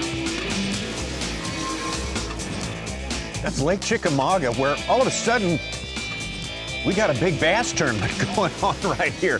I think we could say that right now. So let's turn our attention to Big Bass. Our bass trivia question we left you with: who had the big bass of the tournament, 2014 Bass Fest on Chickamauga? Which one was it, Z? I'm going to go Davey Height. Davey Height. I'm going to go with Matt Herron. Wow, I thought you guys would remember. All right, here's your answer. There it is, Hank close. Cherry. Oh, man. 10 pound, 11 ounces on day 2. That fish was, I remember now that. you that should, fish was spawning. That fish was spawning. In June. Yeah, it was late June. Late June. Yes, Really I absolutely remember that. It was one of those 5-day tournaments, one of those Bass Fest tournaments. Ed Loughran, Chad Pipkins, Gerald Swindle, the big three, as you called them. Z, the ones with the big bass, daily big bass here at this tournament right now. And Chad Pipkins, of course, the biggest overall, 7 pounds, 11 ounces. Does Mike Huffs challenge that? Well, that's the obvious question, isn't it, Such? I say it's I'm asking. Take a look at Pipkins' basket. Chad Pipkins on day number 2 on a Ned rig, if you're just tuning in. Caught this fish off of an isolated grass bed. Late afternoon. Just under 8 pounds. And I'm not going to say that Mike Huff's fish is this big, but I don't think it's that far from being this big. And that is why you come to this lake. It's in the region. We're going to get to do a little comparison here. Chad's probably a little taller, a little rangier than Mike Huff, so you can bear that into your eyeball and guesstimate here. Oh my God! Woo-hoo-hoo-hoo! Never give up. Oh my goodness. Oh my. You work all day long. Get you some of that. Woo! Oh my lordy. Be very close. Yeah, your Mercury move of the day. Now that you look at that big one from Chad Pipkins earlier and then see this melon head, I'm going to say it's within probably 3 or 4 ounces of that weight. Mercury move of the day, Mike Huff, starting with a frog just outside of our takeoff in Dayton, Tennessee, working his way upriver, fishing Main River Bluffs, 3/8 ounce Cumberland Pro casting jig. That is the Mercury move of the tournament.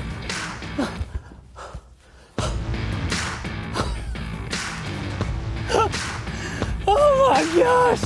Look at the size of that thing, man! Oh my gosh! Oh.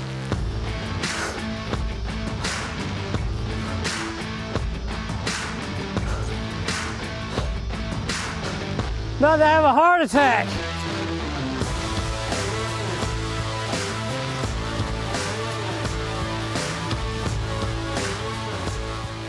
Who knows? I call that a 7.9 right there. That's a muscular bass. I'm going to go with you on that, too. Might even be more than 7.11. That one was built. That one was built. You got to dream of that happening. You know, you think of that. The fishing all the tournaments and dream of coming on the final day and catching a monster like that. Live. Better catch one then. Game plan for the next couple hours. Yep. Need 3 more bites. 3 bites. You got some other spots? What do you think? Another little one. I got one more really good stretch of laydowns. I had 3 of the 5 I weighed in yesterday on, but I passed it up because I wanted to come up here and fish this tree before anybody got on it. But I'm going to go back and fish it here in a little bit. It's funny, in practice I came up here and they were all just like little ones.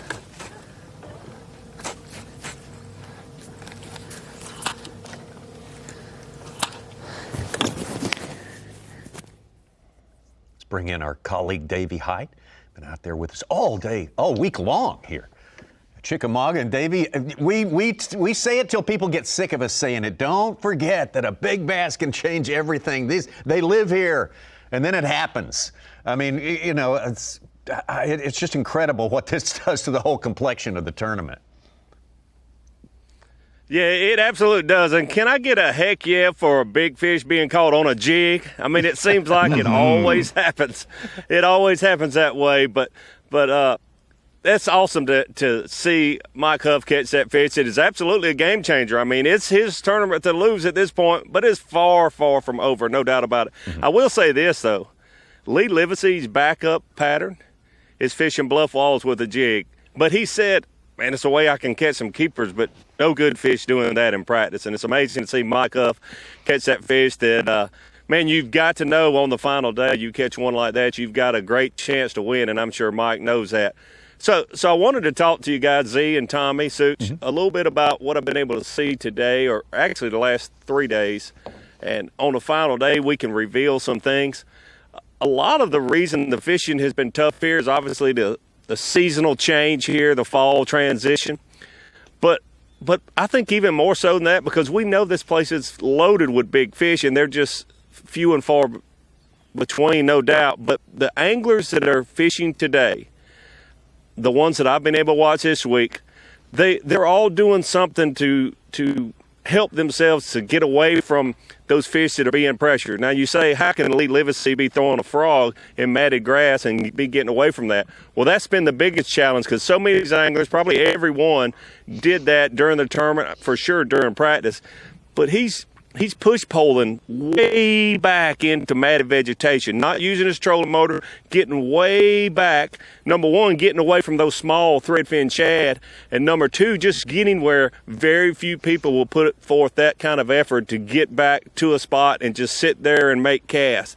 And the other thing he's doing, he's push poling way back, but he's making casts, I kid you not, 75 yards in that matted vegetation, because those fish become boat shy.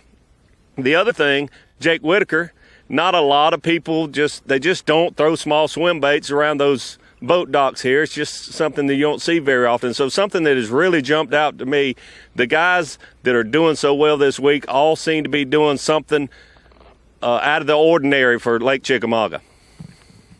Davey, real quick, on a championship Monday or a Sunday, I'm gonna rewind to when you won on Pickwick below the dam. And here's the thing, obviously a way different technique situation, but you were waiting on current. And the thing is, as that day wears on, we only see Lee Livesey right now with one fish. You start to talk to yourself. You start to hear voices talk about, and we're not creating drama, because this is obviously a place where a leader can stumble.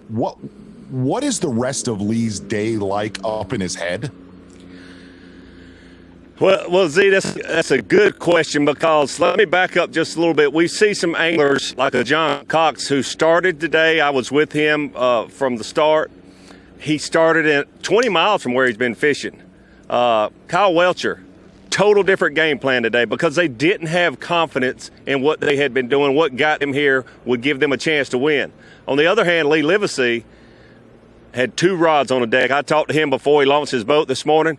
2 rods on the deck. I know what I'm going to do. I'm going to do it all day long. So I really think win, lose, or draw, sort of like I did at Pickwick, win, lose, or draw, I think Lee Livesey will either win the event or finish 10th doing what he has been doing for 3 days. Now, here's the big key also. Lee Livesey has really only been the only one angler who has been consistent throwing a frog in mats. Is today his day to be human? Because, you know, we saw Brandon Cobb the first day. You're thinking, gosh, he's got something special going on. Caught 2 6-pounders, had 19-plus pounds the first day. And then you see the next day struggled to catch just a few fish. Everyone has done that. Would have one good day, but Lee Livesey has had 3. He may or may not be able to be consistent. He caught several fish late in the day yesterday, but he will live or die with that pattern. But here's the other thing. Every single day when I've talked to anglers after they weighed in, including Buddy Gross yesterday, who only, I think, weighed in 1 fish, which just amazed me, because he's a great fisherman, one of the best fishermen here, no doubt about it. He said, man, if the weigh-in would have been an hour later, we would have seen a lot more fish. Every afternoon, we've just missed that bite. It wasn't as cold last night. I absolutely think, and I'm not creating drama, I absolutely think this afternoon you will see some game-changing catches. Do you think Lee Livesey can win this tournament without a 5 bass limit today? I do, Z. I think he could win without 5 bass. Mike Huff just changed everything with that 7+ pounder. But I'm thinking Lee Livesey will maybe go to the bluffs. That's the one thing that he said I might do, but that's one of the 2 rods he had out on the deck, a jig. If he would go to the bluffs and catch a couple fish, he could save his turn. He's going to spend most of his time in the mats. He, just like you heard Mike Huff say, the few people that did figure out you could get some bites on these bluffs, they thought they were just keepers, which have been gold so far and could be gold this afternoon for Lee Livesey. Davey, thank you so much. Davey Hyde helping us sort of figure out the abrupt turns in the direction of this tournament out there today. And man, oh man, making sense of that and trying to figure out what's going to happen next. It's fun. The second day when I fished it, I had 3, 4, 5, or 6 or 7 bites on it on both sides. I didn't even go in a little cut like I did the second day. Yesterday, we had only been fishing for like 25 minutes right now. Mm-hmm.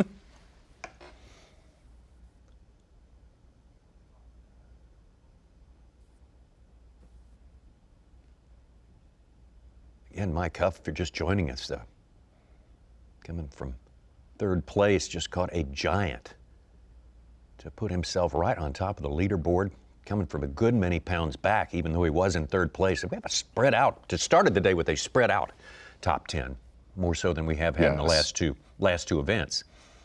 But it's all different now. It's all changed.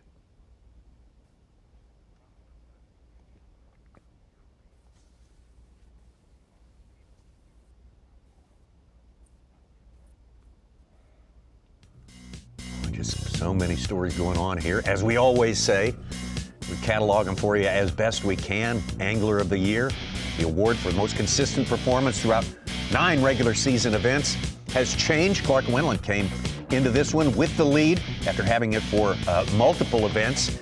And Clark struggled a little bit on day number 2, did not make the cut. And David Mullins of Tennessee, right here in this state, steps in, and David did not make our top 10. Austin Felix, however, leading Rookie of the Year, is in our top 10 today, and he is just a few points, 10 exactly, behind David Mullins. Exactly, and if you really look at Austin Felix's year, only one sleepy tournament, and that was number 1, St. John's River. And since then, I mean, just crazy consistency. And in a year that has been so weird, Austin Felix, I mean, even coming into this tournament, I'm not sure we were looking at Austin Felix yes, definitely in the Rookie of the Year race, but he has put himself in great position for Angler of the Year going to Lake Fork, our next event. Hey, let's get out. Let's get a little bonus coverage now and talk to the man who started the day in 10th place, Austin Felix. He's hooked up. Let's watch. I don't know if he's going to make it or not. He's long and skinny. Be his 3rd fish if it measures. I'm going to go all day long. Think so? Z? I think so, friend. Pound back and put it in the box. All right, here we go. Fans, is he going to make it? Oh, yeah. Z, you got a good eye. I think we got a solid 1/4 inch to play with.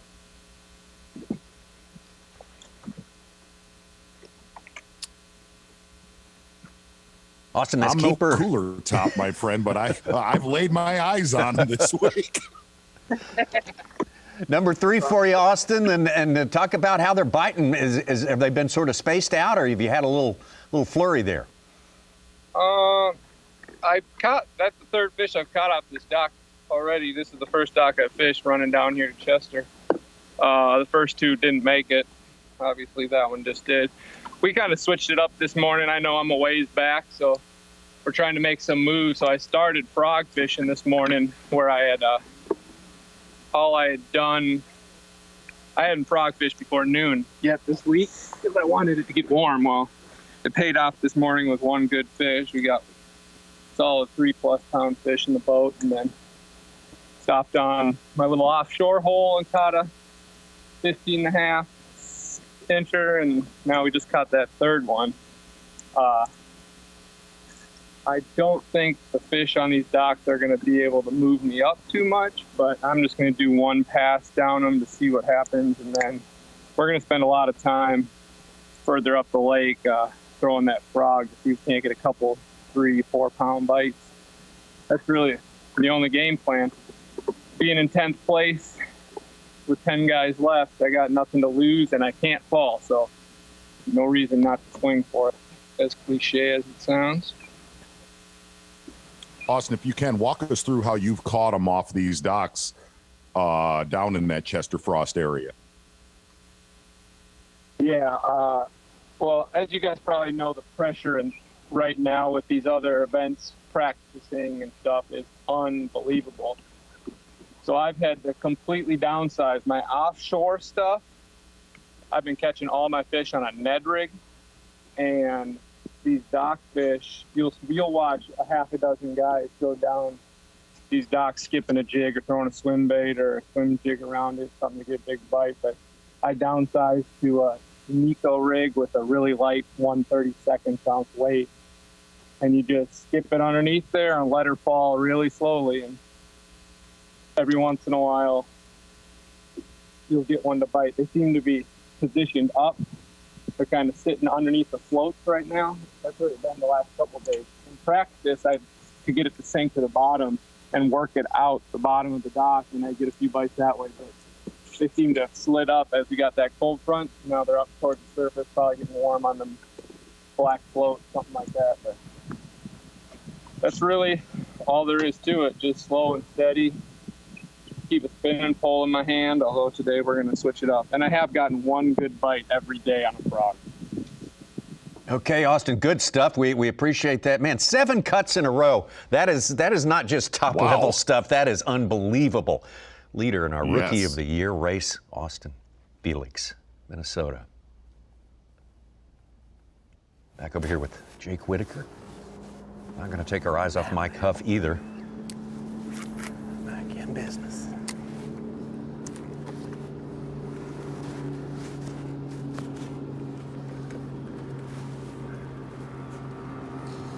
Slow down for Jake Whitaker.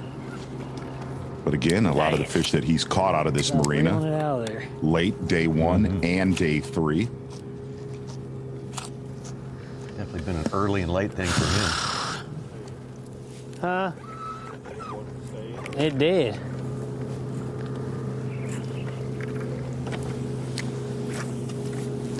After Whitaker pulled that catfish in, somebody come back and fish this later.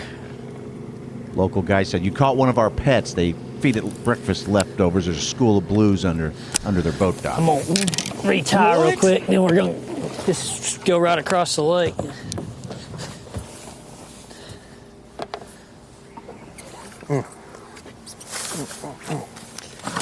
Don't know why they stopped feeding. First thing in the morning and in the afternoon. Don't know why. Oh, that's my granddad. He passed away a couple years ago. Oh yeah, I have no idea. He was a big fisherman too.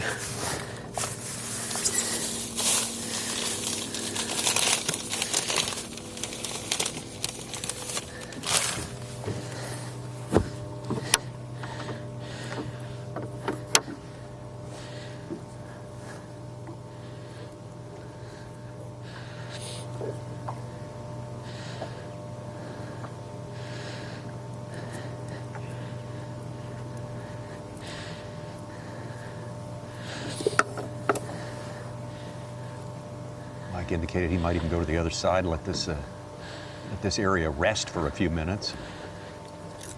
Yeah, he said he's got another really, really key stretch. Had a lot of big bites yesterday.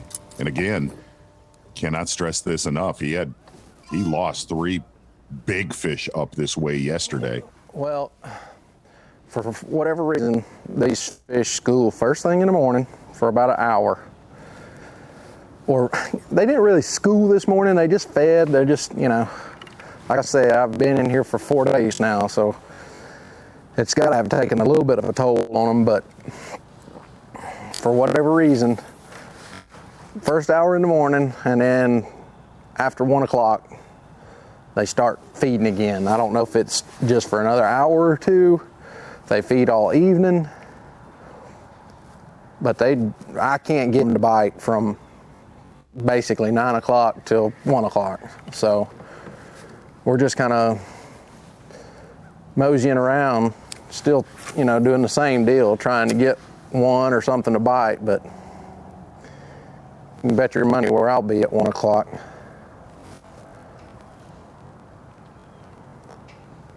No idea why, you know, fall time of the year, I guess afternoon bite kind of does pick up, but I don't know if the shad just get more active in the afternoons or I don't know.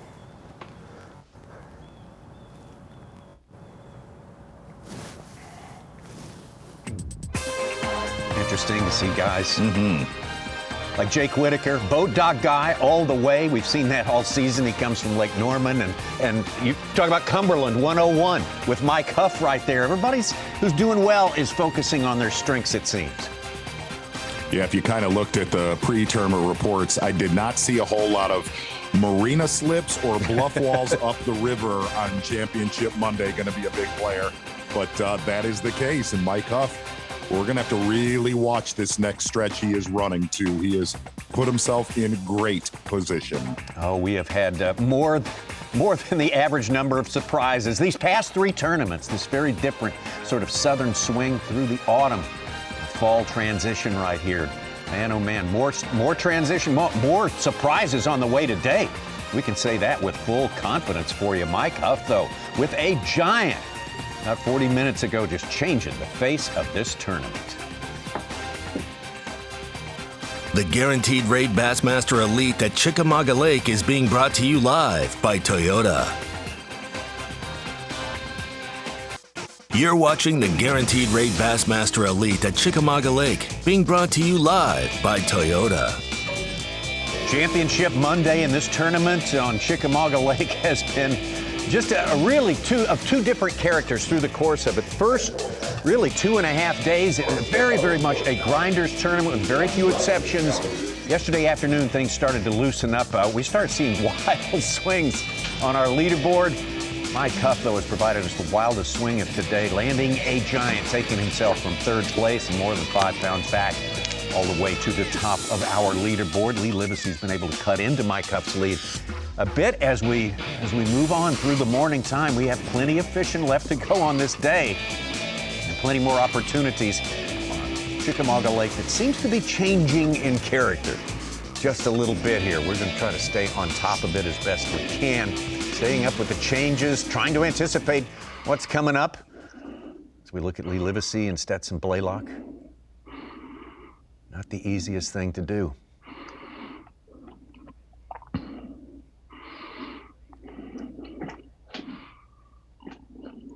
Here's some heavy breathing. I don't know. I don't know where that's coming from. Not me. Could it be our colleague, Ronnie Moore, who's been keeping us up to date, absolutely up to the minute with the latest fantasy developments as he comes to us from his remote location. He's definitely occupied with advancing his fantasy knowledge this whole week. Big commitment from Ronnie, but he has not forgotten his friends. And Ronnie, take it over. The Rapala Fantasy Fishing Update. Well, I woke up in a panic this morning, Tommy. I'm on West Coast time, so obviously it's really early there, but I was worried I was going to miss my fantasy fishing update here, but I didn't. I didn't miss it. I made it in time to give you the Rapala Bassmaster Fantasy Fishing Update, and I wanted to talk about the 3 guys who have had a limit every day of this event. Day 1, 29 guys did. Day 2, 20 guys did. 11 guys after 2 days of competition had caught a limit both days, and then yesterday only 5 anglers caught a limit.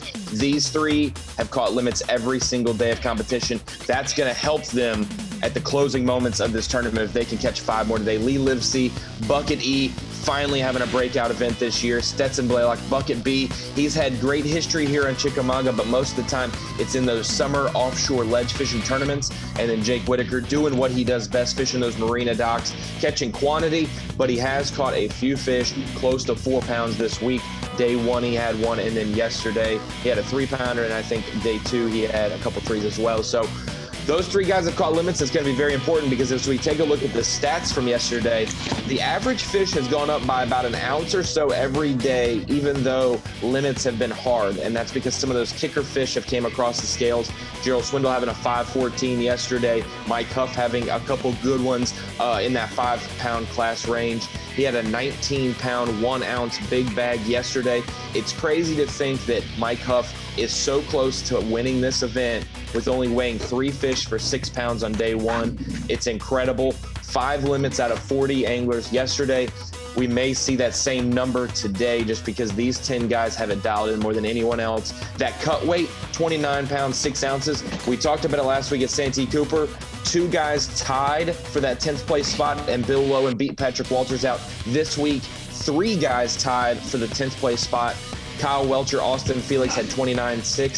So did Bill Lowen, and Bill Lowen won by the tiebreaker last week and lost by the tiebreaker this week, finishing 11th place, but another great event for Bill Lowen. Austin Felix and Kyle Welcher sneak in by the tiebreaker of the single day biggest bag out of the 3 bunch. Oh, I feel like we're all on the same page now, fantasy-wise. Thank you, Ronnie. I know you got meetings, breakout meetings, partying with a purpose, all these things going on at your event. So we'll try to check in with you later today if you can make a little time for us. Back out on the water. Stetson, boy, we have not seen Stetson boat a fish in a while here. It has not been an easy tournament. Though Stetson Blaylock has been mostly either first or second throughout the course of this tournament, he has had to struggle mightily. He has had to work it so very hard to get things going and really testing his stamina, his focus, and his ingenuity, I should say. I guess there was a photo sesh last night at the symposium in Vegas, south side of Vegas. That is Tommy Sanders. Oh man, and look Ronnie at that. is. You know what? Listen, he is. He's having a big time out there, and we have room to fill, and this is what we do. And yeah. I'll be honest with you, Tommy. I said it's iCast on steroids, and everybody loves iCast. I know I do. Yeah. And I'm hoping next year that we can get to that all fantasy expo. South side of Vegas. Oh boy, Bassmaster Live. me too. Yeah. I want to go to that catacomb where we saw the picture of Ronnie right there. That looked very foreboding. Corridor.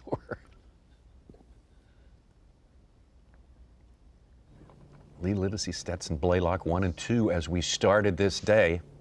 Of course, Mike Huff he gets ready to. That's a lot deeper where Lee Livesey's at than I thought it'd be. He put that push pole down and probably deeper than he wants to be, wouldn't you say? Push pole too. Yeah. Well, I mean, most push poles are they're considerably longer than that one. Yeah, that one's that's like the that's the push pole junior. It's like it's kayak push pole.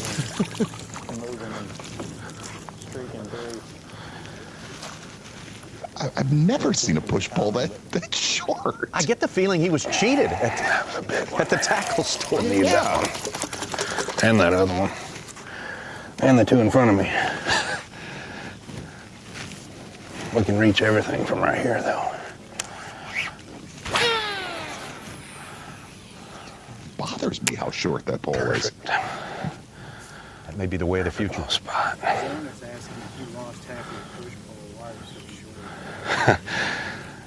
I did.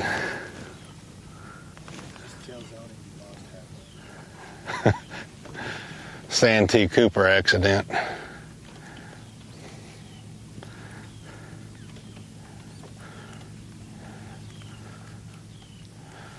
What did he lose his full-size push pole, or did he break that one off and just sort of going with it?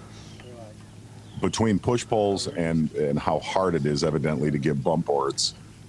Yeah, Santee Cooper, when I was stuck, I freaking ninja karate chopped a tree when I was pissed. I was stuck there for 3 hours.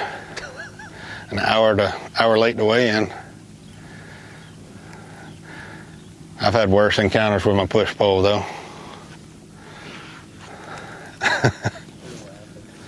Well, it was bad. Thought I was going to die out there. Be living. Arkansas River. If Matt, my MIG Trucking, McMillan Trucking Company sponsor, if Matt's watching, he knows. I've seen him get dominated worse than anybody in the world by a push pole. I think he broke 2 of them and then threw one of them in the woods in Salt Creek on the Arkansas River, stuck on a gravel bar. He took his Yamaha to the service guy, and it wasn't pretty when he opened up that lower unit. How you get seashells in a lower unit, I don't know. And gravel. Come on, big girl, eat that frog. There's 2 big ones right there that tried to eat it. They're gonna screw up here in a minute and eat it. They got like 20 minutes because I'm gonna stay on my schedule though.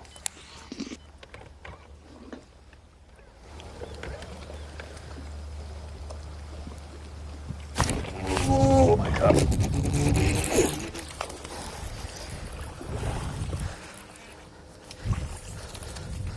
Be a keeper, I don't think it is.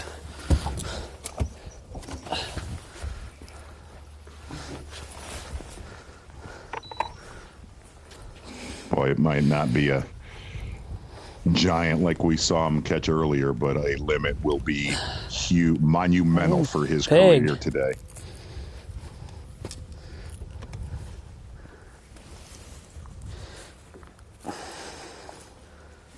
Critical bass right here.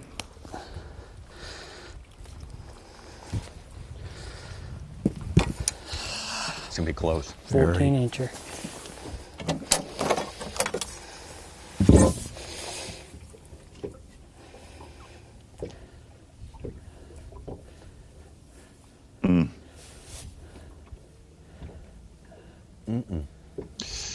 Oh. Ay, ay, ay, ay, ay.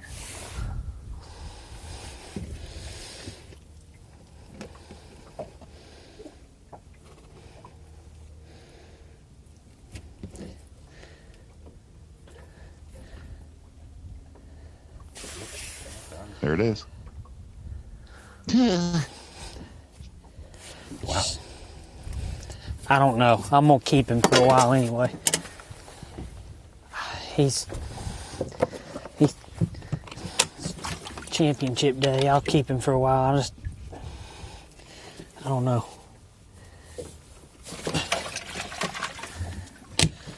Big one. Yeah, that one's a little sketch, as they say. That's one you'll think about all day. Keep bringing my thing up. We'll see. Ooh, he gonna be close. Right at it. Got a big tail. Might have number 2, guys. We'll see.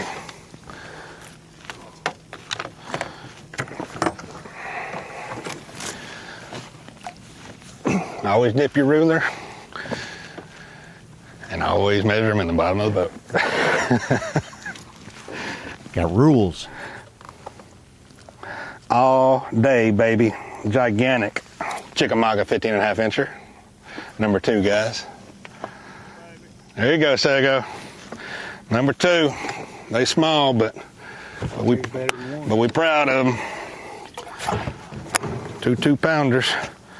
We getting there, slowly but surely. We just missed a giant and another keeper, and then caught that one. So it's about 11 o'clock, probably about 10:55, somewhere in there. Slowly getting there, slowly getting there. We had to overcome that mat missing this morning. Gonna have to get some bonus fish and work in a couple other areas today. We'll be all right. Jake, what'd you do to my motor back there? So what'd you do to my motor? No, you're fine. I'm just joking. I laid up against it. I'm just joking. Tuning up cameraman Jake Latendress. Dang pee hole in the back of a Mercury now. All right. Let's see if we can bust one of them big ones now. That one ate it good.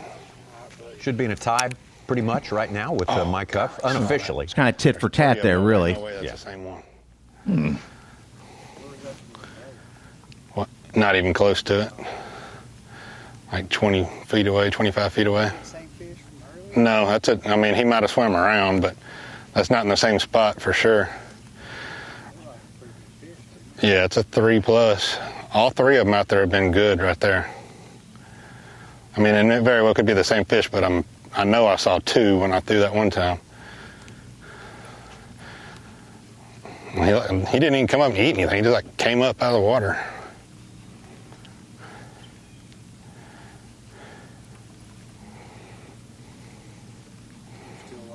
Okay. Guys like Livesey and John Cox, they have getting a little activity in here now, everybody. Thanks for watching. Hopefully we can get a little show going for you shortly. There's some big ones swimming around right in here. They're just really hard to get to activate. We just lost our son. It's gonna hurt us a little bit, but they'll still bite it. Might have to put an extra rattle in there or something.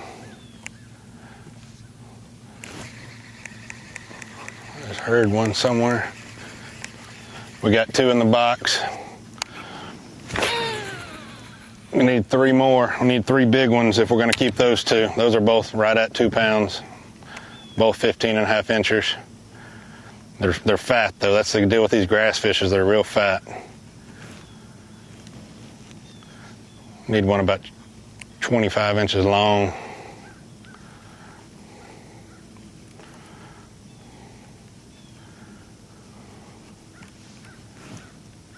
We're going to catch one of them on the left here in a minute. They're moving around too much. Then tried to eat my bait twice and came up twice.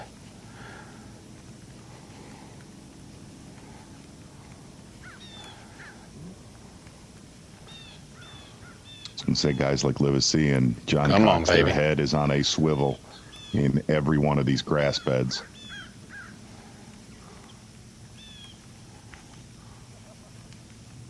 Looking for any movement or Come on, sound. show me some love.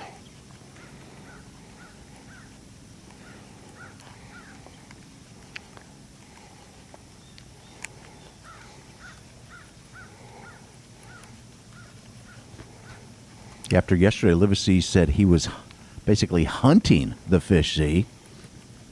Like individual fish out there that he's... Yep, that's really John Cox and Lee Livesey. You know, guys like John Cox and Buddy Gross, we talked about it on day one. They would get in these grass beds and practice and never make a cast. They would just listen or watch for movement. I still hadn't really kind of gone over there where I saw that one blow up by that cup. I don't think. Right there ought to come pretty close. A little bit left of there. That'll come through that cut where I saw that other one move. Crazy long cast.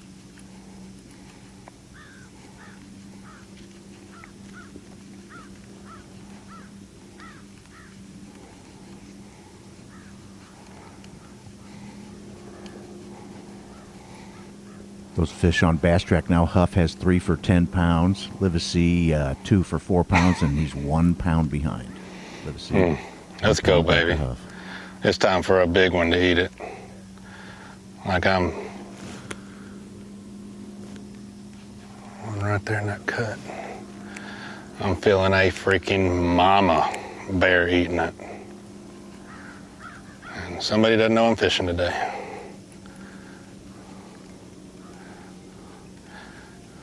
Come on. Lee Livesey started with a 5-pound advantage over Mike Huff to start this day. Things have changed. So close together at the top of the leaderboard now, and they're sort of 5 pounds clear of the rest of the pack at this point.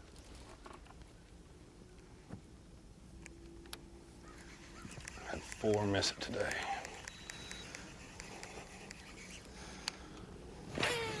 Come on. It's going to happen right over there.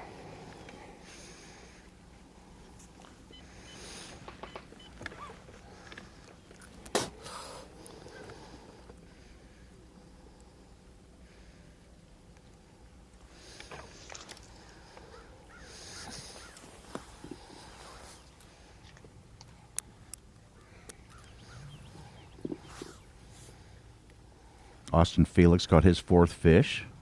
Getting to 6th place, gained a couple more AOY points. A little bigger check. Todd Auten has 3 fish.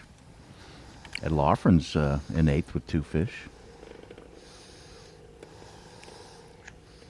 Yeah, Todd and Austin having good days as well. More of a hill to climb for this them. whole bank up. Gosh. Maybe that'll help. Who knows? Some other guys in front of you must have paid that guy. Yeah, really. Come on, baby. I know exactly what he's part of the Ball Navy, and they're mad because my Kentucky Wildcats whooped them Saturday. That's exactly what it is.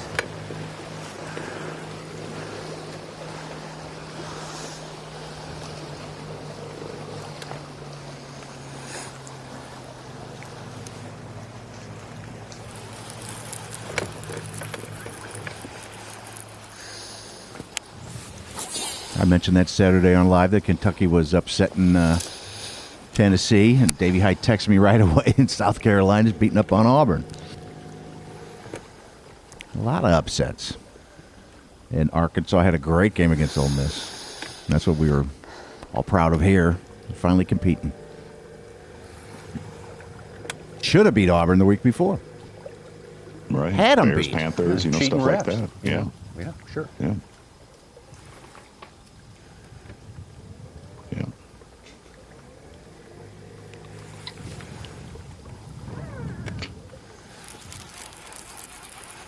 Oh, you just feel like something dangerous is going to happen with Lee Livesey here. He gets to press it, doesn't need to back out of there today. And man, if you're just joining us on Bassmaster Live, that frog bite definitely gets going after our midday break.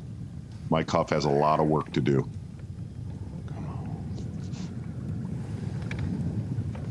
Come on, Greg.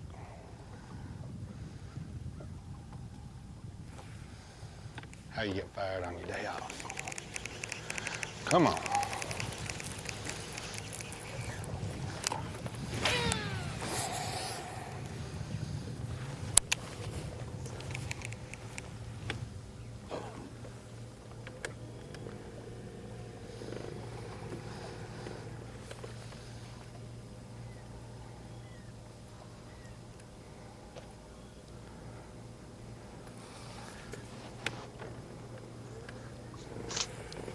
Give me something to yell about. Say, give me something to yell about.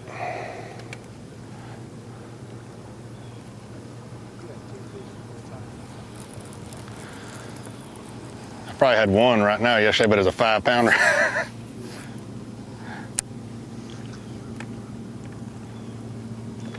I definitely didn't have 2. We were only an hour into it.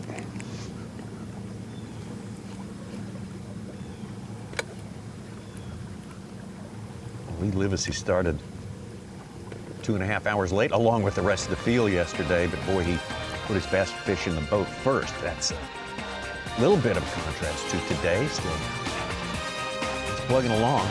He's got his 2 keepers so far, but like you say, he's looking for the big one to show up, and who's to say it won't? Mike Huff is not waiting for the big one. He got that big one in the boat. Man, oh man, that left everyone speechless for a good long time. That was a shocker. We just haven't been conditioned to that this week or last week or the week before. Not at all. No. No, that is the boogeyman that kind of came out of nowhere today on Chickamauga. Oh boy, changed the look of this tournament in a big way. But as you say, Mark Zona, Mike Huff, got plenty of work left to do, including getting a limit in the box. Going to be so very important for him, as it will be for Lee Livesey. Those 2 about 5 pounds ahead of the rest of the pack there. But again, 1 fish changes everything. Who's to say that won't happen again? Plenty more fishing on the way today on Bassmaster Live. The Guaranteed Rate Bassmaster Elite at Chickamauga Lake is being brought to you live by Toyota. The Guaranteed Rate Bassmaster Elite at Chickamauga Lake is brought to you by Abu Garcia, Berkeley, Nitro Boats, and by Ranger Boats. To the last, we are getting down to it. Number 8 of 9 regular season events for the Bassmaster Elite Series, the Guaranteed Rate 2020 Bassmaster Elite at Chickamauga Lake. Legendary for big fish. We got a brilliant flash of that with our leader right now, Mike Huff, who started the day in 3rd place. Still basically, let's call it a statistical tie with Lee Livesey. Those two now battling back and forth. That was set up to start the day as a battle between Stetson Blaylock and Lee Livesey. Those two have been pretty much neck and neck since early on yesterday. We have not seen Stetson Blaylock a whole lot today. We'll talk about he has not had an easy go of it any day of this tournament. He has had to rely on his resourcefulness in order to get it done, going all the way back to day 2. If you really look at Stetson Blaylock's entire week fishing offshore early in the morning, and he's caught some really critical bass, 2 or 3 fish offshore early, and then he's made transitions to a little pocket down lake closer to the dam, getting these schooling fish to fire and finding out at least something they would bite. We've seen him catch a couple barely 15 to 16-inch bass out of these schoolers, but there is a lot bigger ones in that area. And if you kind of really break down Stetson Blaylock's entire tournament so far, this is on day 2, figuring out a bait that these fish would commit to. It's been all over the map, but the one thing that has been absent, day number 1, a lot of the bigger fish that he weighed in, they came frogging.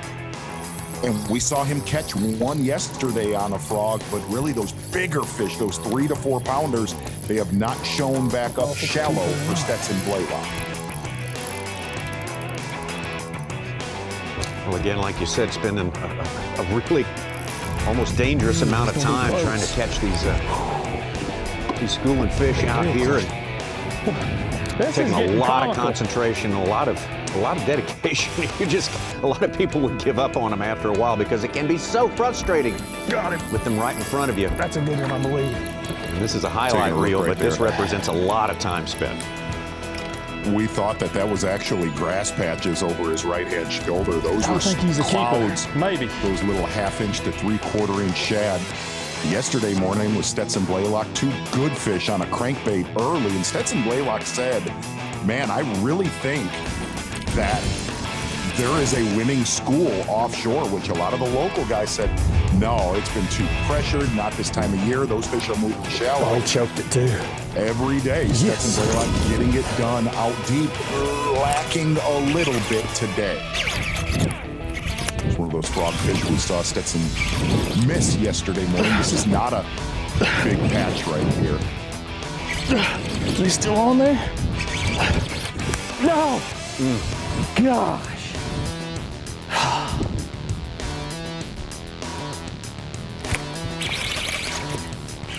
Don't you dare. Gosh. Why are they getting in the grass so hard? Grass bed area he was sharing with Matt Herron and a host of local pressure in there yesterday. Oh my goodness, yes.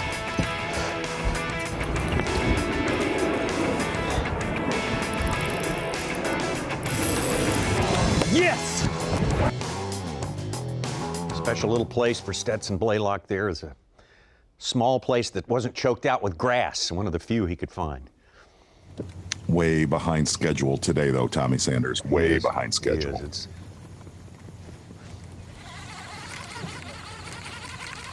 Oh boy, it's been not a trying day. I've had a lot of fun. It's just I'm not getting any of the good bites that I need. Caught one right off the bat like I have the last couple mornings, and then just the timing of everything else I know has been off because I've caught fish. I'm seeing the schools coming up still. There's one under my frog right there.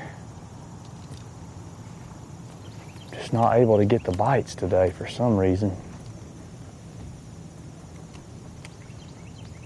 Doesn't make any sense unless it's the cloud cover, because there's no pressure hardly at all from boats.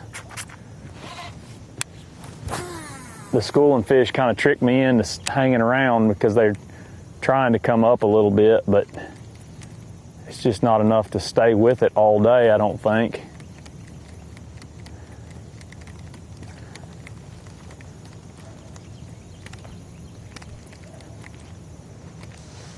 Still got plenty of time to make it happen. Just need to get a bite every now and then to get on the right track.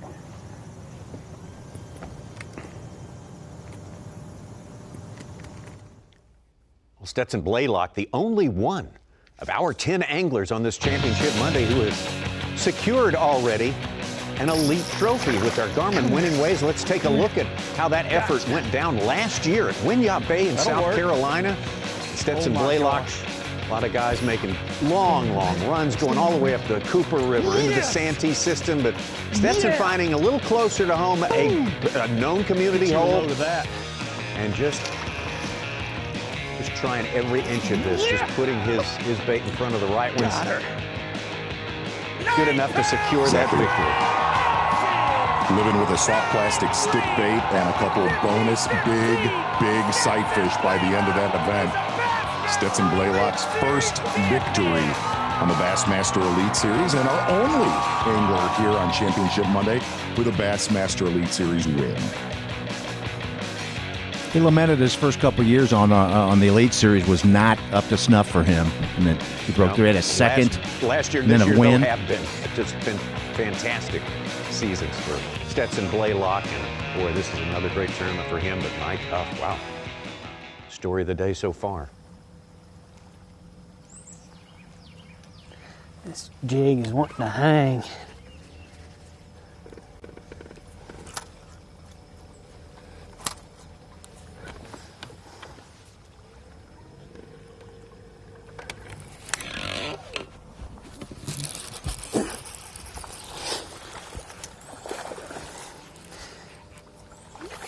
Oh, it's a smallmouth.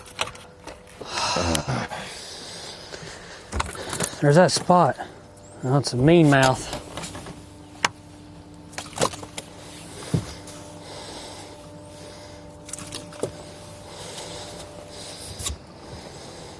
Won't make it. Another mean mouth.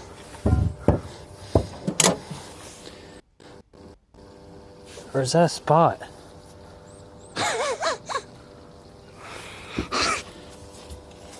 Dang it.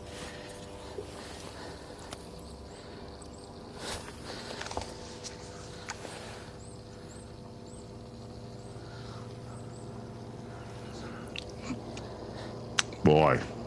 That's a mean mouth. That ain't a, I think. Or is that a spot?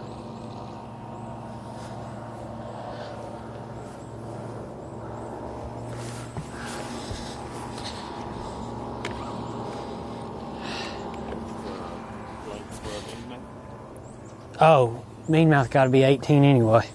What about a spot? Spot's got to be 15, but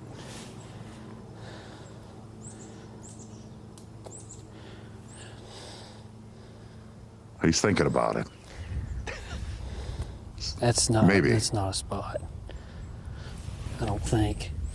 He wants it to be a Don't even- spot. that's. Oh yeah. That's a mean mouth. But it's got a tooth patch.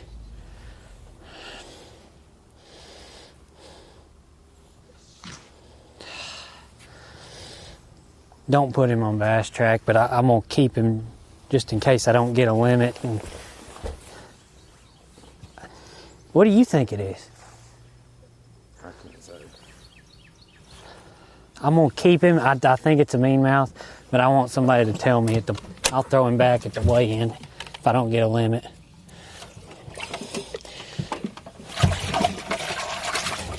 Just cull him first. The mean mouth get lumped in with the small mouth, and they have to be 18. Right. But as you know, there's some doubt right now, and he can hang on to it and get a ruling a little bit later. I'm gonna go mean mouth. Yeah, that cheek on that fish looked super mean mouthish.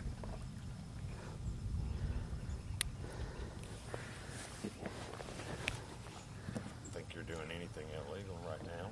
No. Only got 4 fish in the box. Should I throw it back? I don't know. I think you might be doing the right thing if you hadn't done anything illegal. Just capture it. If you can call it, call it. Brutal situation right now. I don't think it's a spot, but I've been instructed, not today, but in the past, for you to, if you have any questions, to call Trip or Lisa today. I'm gonna call her. Yeah, that's the one. Before I make a cast. Sounds like Mike's going to call tournament director Lisa Talmadge to see if she can offer some guidance on this matter. Kind of important to get it sorted out.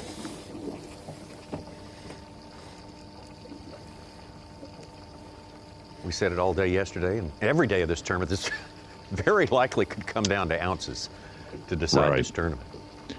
Hey, he's going to need 5 today. There is no doubt about it.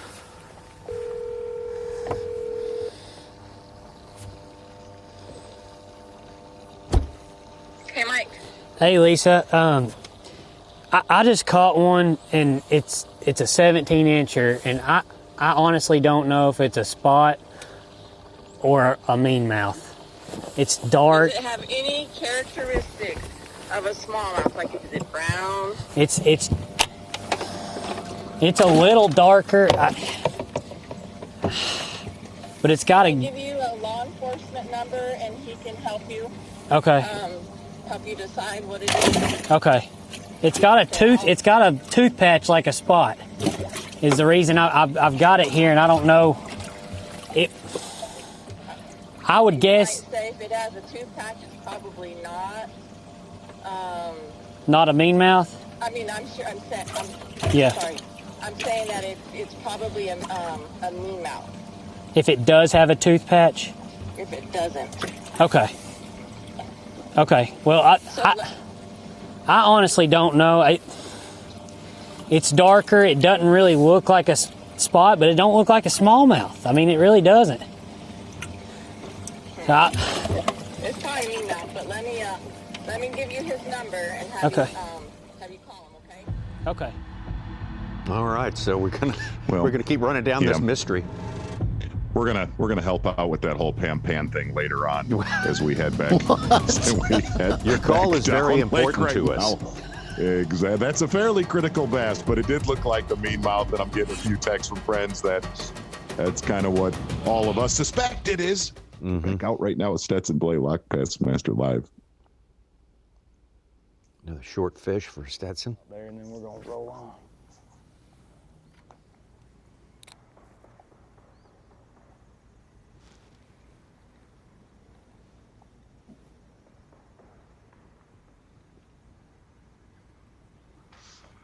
Yeah, he was encouraged by the tournament director to call the wildlife officer. Seeing better fish than that come up, but they're not wanting to bite. For some reason today, they're not.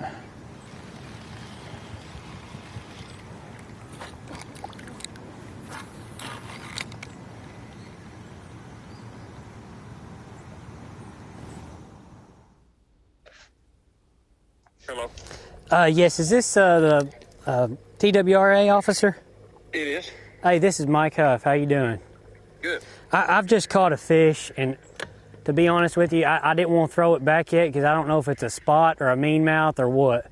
And I was going to see if you could maybe take a look at it, or I could send you a picture of it or something. Man, It's it's got a tooth patch, but it does? Yeah. What color is the belly? Belly is. Do you have FaceTime? I do, yeah. Okay. Yeah. If I could, you want me to FaceTime you? I think I just pushed it. Okay. As if this week was not weird enough. This is fun. Go ahead. Okay, let's see here. Hooked up. Let me flip it around here. Well. That's smallmouth. Okay. Yeah. All right. See, you look at the gill plate. Yep. You look at the gill Seeing plate. the ones that Okay. I need to see. You got 2 bars. Yep. Thing is the ones I saw back there were way big enough. Bar in the middle, and then his belly has actually got that like Okay. gray and skin. Yeah. So as long as the dog Okay. All right. Thank you, sir. I appreciate it. Okay. Thank you. Bye. All right, mystery solved. That cheap Okay. gill plate. Yep. Dual screen disappointments. Blaylock's fish didn't measure. Mm-hmm. Okay, he doesn't need to worry about that anymore. Did you see that fish that Stetson Blaylock caught, all the shad that he spit up? It's very overstimulating everything going on right now.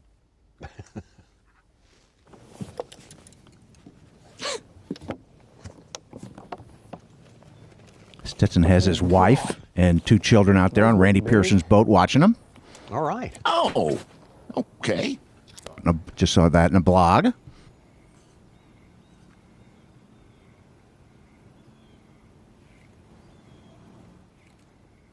Tommy, top literally just 5, 10 weirdest tournaments we've ever covered? Oh, top 5. Yeah. Okay. And we've Just wanna covered some make weird sure. ones. Yes, we have. Where was it, I'm Z? not gonna Where? say Niagara. Oh, Niagara. I was going to ask. Number 1. I was going to ask you where we had that issue where guys couldn't identify their species. They had a bunch. They were talking tongue patches and coloration. Ones that keep you just enough excited to stay. I ain't falling for it. Not all day. I'll try through there, but I'd like to take a look at that fish spitting up the shad right there for Stetson Blaylock. It's a little bit bigger shad than we've seen in a lot of these pockets in the lower end of Chickamauga this week. let's go. Take a look right here.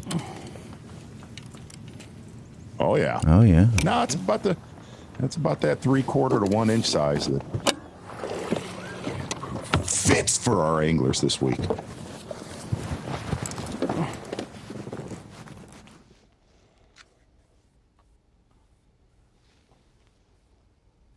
Stetson still got the 1 on board there. Behind schedule. Absolutely behind schedule. A lot of his quality fish that he's put on the scales have come early each day. Not showing up today when we get back up lake right now with Lee Livesey. 2 fish in his live well. Lee also, you could say, certainly behind his schedule from yesterday, but yesterday they started out late. And Lee said at the top of today he might be 2 o'clock before he caught one. Yeah, you're right. This is where it got going.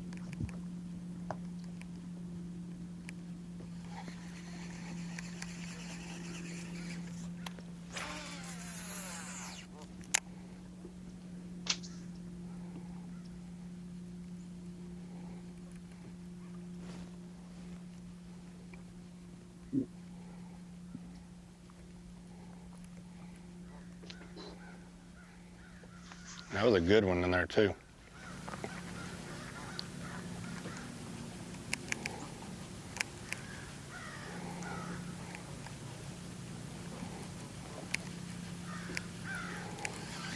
Dang.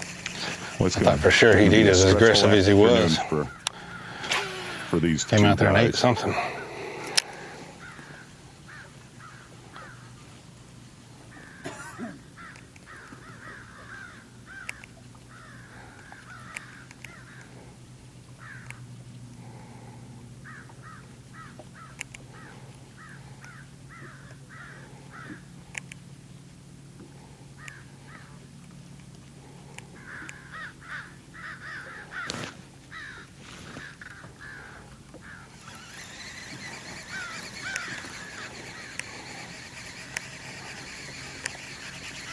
Talked about it at Gunnersville. You're looking at a tournament that would absolutely change the lives of these 2 anglers.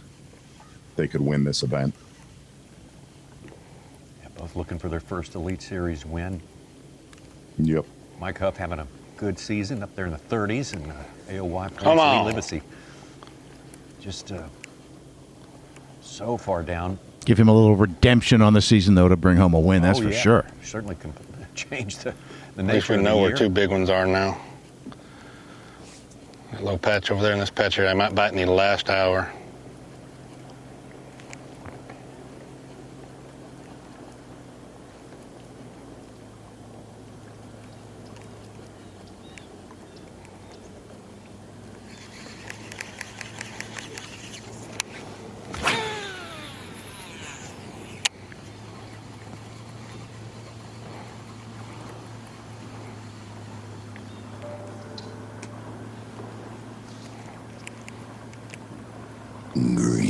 Oh, maybe. I don't know.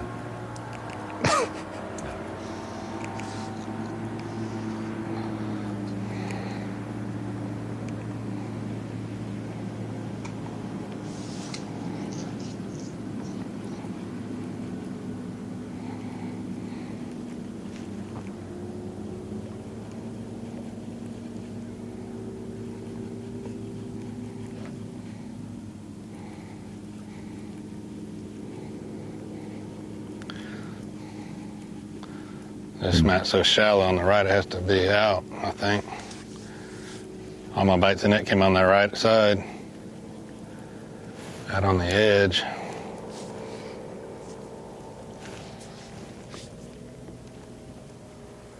Again, Mike Huff with 2 to go for a limit. Lee Livesey's. We got 2 keepers at this point. And we got to call it. Mike Huff, one of those in the live well is a line burner. Mm-hmm. That's true. We just had to get rid of one who turned out to be the wrong species. Not gonna give it to me on this one. I know there's 2 in this one though. Well, Mike Huff had a good 2 to 2.5 pounder on a poppin' frog come off early this morning.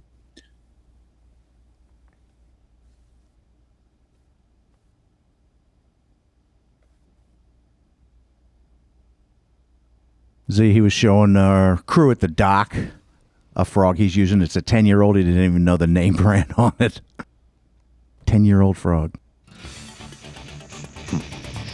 It's going to be a fun afternoon, Tommy Sanders. Yeah, it will. It was a fun afternoon yesterday. Things really picked up in the afternoon session, and we got 3 hours of it coming your way later today. Had some good fish catches today, though.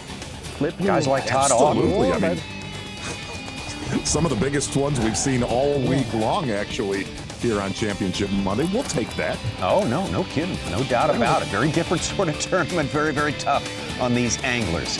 Our Bassmaster Live afternoon session we're talking about starts at 12:30 p.m., taking you all the way up to just about weigh-in time at 3:30. There's the big one, the big shot fired today by Mike Huff. Yeah, Who else is going to fire back?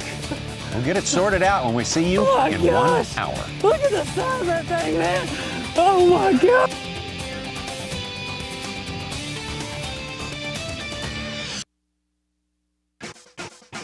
Great Bassmaster Elite at Chickamauga Lake, being brought to you live by Toyota.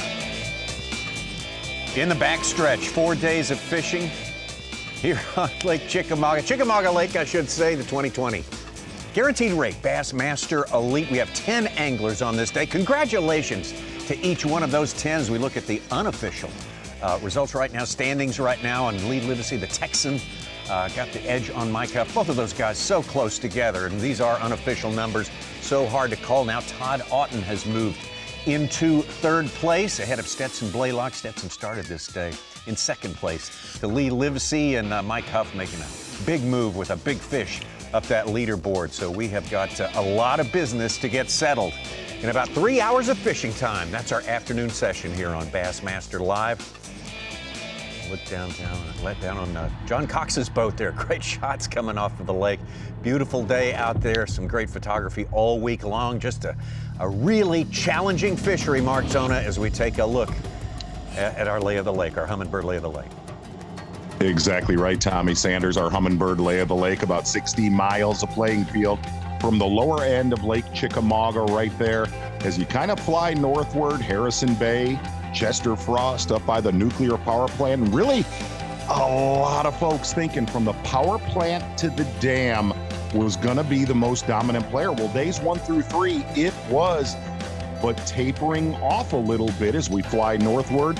You see the Hiawassee River where it connects to the Tennessee River, then flows down lake into the lower end of Chickamauga. And really, this whole tournament right now comes down to 2 guys, one fishing very close to our takeoff there in Dayton, Tennessee, and then another one fishing upriver. And really, Tommy Sanders, best way to put it, it's down to 2 guys right now from what we see. Yeah, absolutely. And of course, this is the time yesterday and pretty much every day, but especially yesterday, when we started seeing some little flurries. The switch of the whole lake gets turned on for short windows, short periods of time. We're not saying that that's going to change the situation at the top of the leaderboard, but it could. We're just saying there's a chance, see? Well, selfishly, I think you want to see one or two last frogfish, Tommy Sanders. I think that's fair. But we made this comment. Look, of every Elite Series event, whoever wins a tournament earns it. But it has been ratcheted up more in this event than I think any we have covered the last few seasons. And again, you can't stress this enough. This tournament for Lee Livesey or Mike Huff, the next 3 hours are the biggest 3 hours of their career so far. Absolutely. Tommy Sanders here in the Bassmaster studio. Mark Zona in the Northern HQ for us right now. Also in studio here, Such, Mike Sukan, and I know you've been watching it real close during our break, during our hour break that we have. No huge developments, right? A few fish catches here and there. I rewatched Mike Huff's catch, and that could be, equate that to a guy hitting a grand slam in the bottom of the ninth inning or the Hail Mary pass, but he still is behind Lee Livesey. He needs to squeeze another one home, get his limit, get the 2-point conversion, will be it.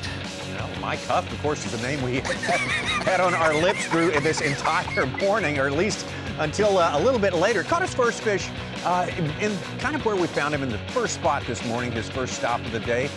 Taking his frog through the grass there and getting a good, albeit small, keeper in the boat. Yes, every keeper going to be critical. This one could loom very large, though. Oh, solid 2.5 pound fish for Mike Huff early this morning. And as we've seen, anything over 15 inches, so important. But this was the giant shot earlier this morning. Holy! You have not tuned into this tournament. Got Mike Huff back in the game with one swing of the bat.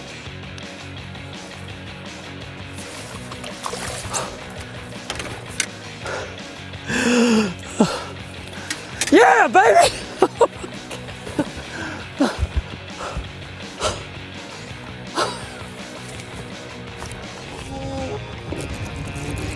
Well, that was the one. That was the giant that put Mike Huff from outside, almost 5 pounds outside the top 2 to right in the thick of things. And, of course, his job now, as you laid out, Z, get a limit now.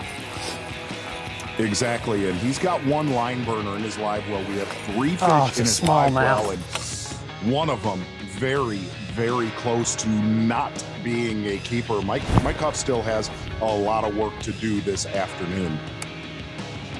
Let's get out live. This special area that's for both sides of the river for him have had places that have played.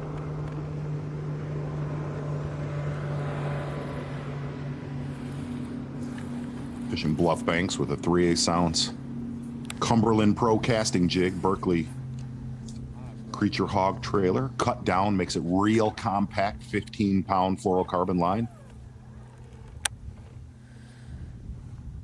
Mike from Corbin, Kentucky, as you mentioned, a Cumberland Lake guy for sure. Hooked up.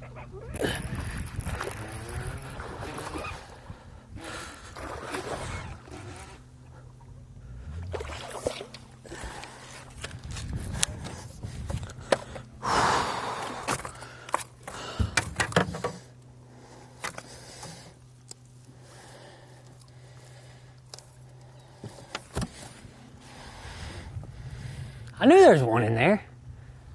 Looked too good. Look how pretty that is. Only black spots. One more. Maybe 2.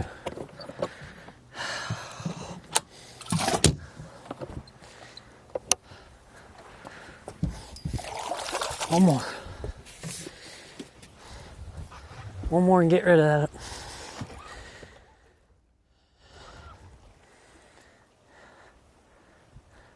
Oh, that's my dad.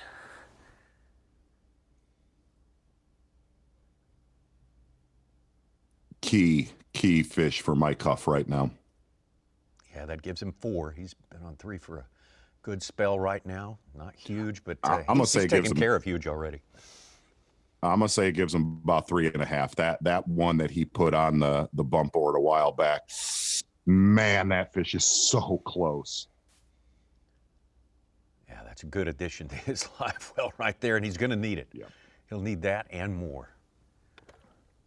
Still one more to go for a limit. There's another one in here.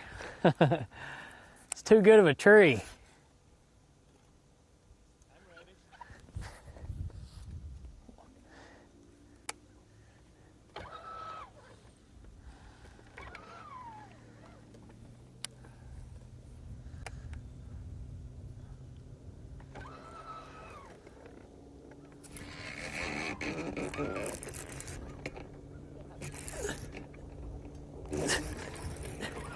No. This would be a limit.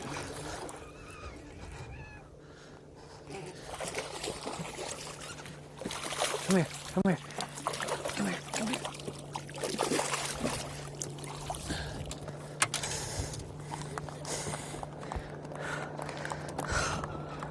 I knew there was another one in there. Oh.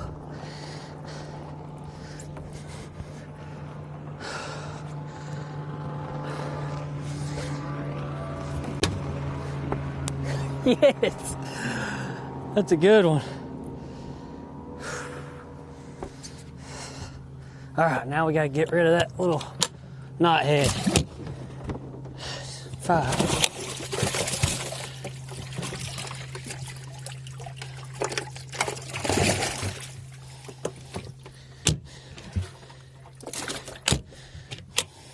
Yep.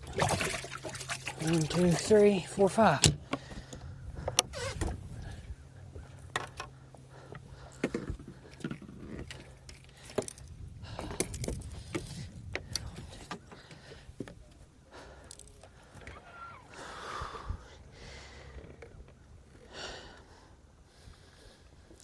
Retie, gotta retie.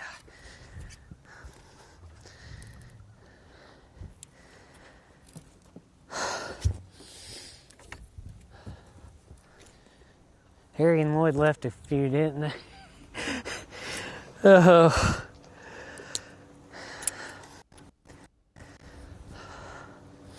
I gotta get rid of that one. It's a line burner. I don't want to have to weigh it in.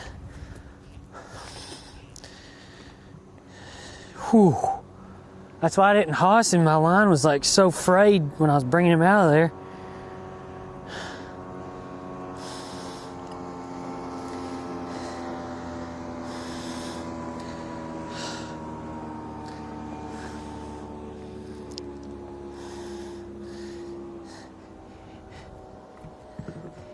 You're good luck, Sago. I ain't had a bite in 2 hours. Photographer Sago Saito, responsible for so many of the great fish. images. Please don't fish that. It's the same here. guys.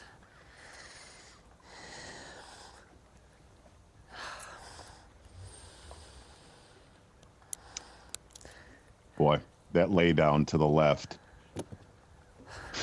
If you watch some of the old match fishing shows here with Joe Thomas, stuff like that, you have seen laydowns always are a big player on Chickamauga. Not this time of year. A lot of times you see those laydowns so critical in early spring, but that laydown right now, huge for Mike Huff. That is an unbelievable swing.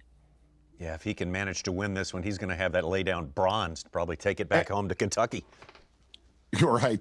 And Tommy, looking at this, you know, things going right for Mike Huff. He lost one critical 2.5 pound fish earlier today. And it was said coming into this tournament, if you go upriver, you are in a numbers game. You are not dealing with the quality that you'll need to win this tournament. Mike Huff proving everybody wrong on that theory. Yeah, you're right. That last one was not a layup. That was good execution on that. And man, he's getting it done now. That's that big part of his mission is done. Get that limit. Now he says, as you said too, he's got to get that small one out of the boat. Got to upgrade. That bass needs to leave. He's got 15.5 pounds, a 7-pounder, 3-pounder, 2.5, and 2 fish that he put in is 1 pound, 8 ounces.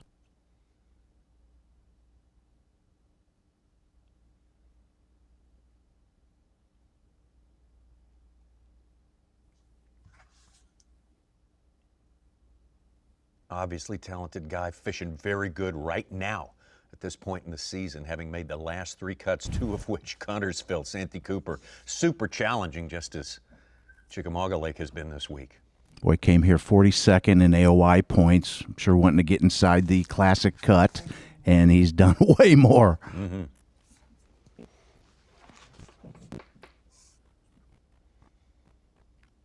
Gosh, and I'll tell you, it was... I don't think they fished the tree. I think they went a little further down, hopefully. We'll show Mike's jig again for sure here in the next segment or two, but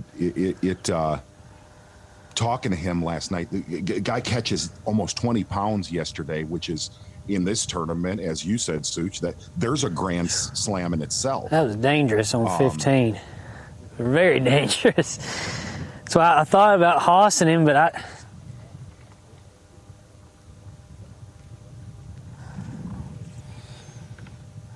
Yeah, you could feel him down there. Yeah. Mike was talking to him after the weigh-in yesterday, after having that huge bag. He said, I lost 3 critical jigfish up the river in this area yesterday and did not think he had a prayer. It's almost like his, he was happy, but yet he was sad at the same time after the weigh-in yesterday. And I said, man, you still got a shot at winning this. He's like, nah, really, no. But that's what 7 to 8 pound fish do. Yeah, they kind of move the needle a bit. They help. 15.8 unofficially is what we got from Mike Huff, backing up a 19 one day. That is going to be tough to deal with for the rest of these guys. Good for him, man. That's awesome.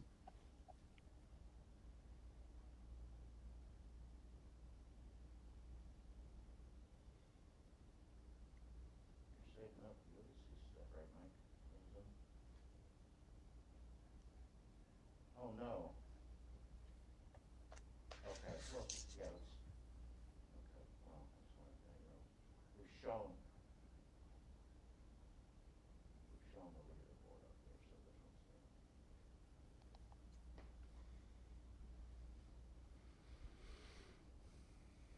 While Mike Huff was filling his limit here, so was Lee Livesey. His cell service was down for a minute, but we're getting the fish catches fed to the, and we ought to be having them real soon. Okay.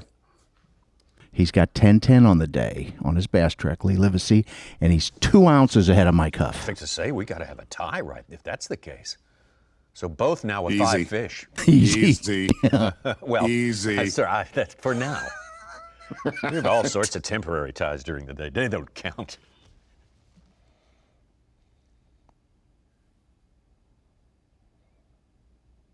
Would it not be crazy?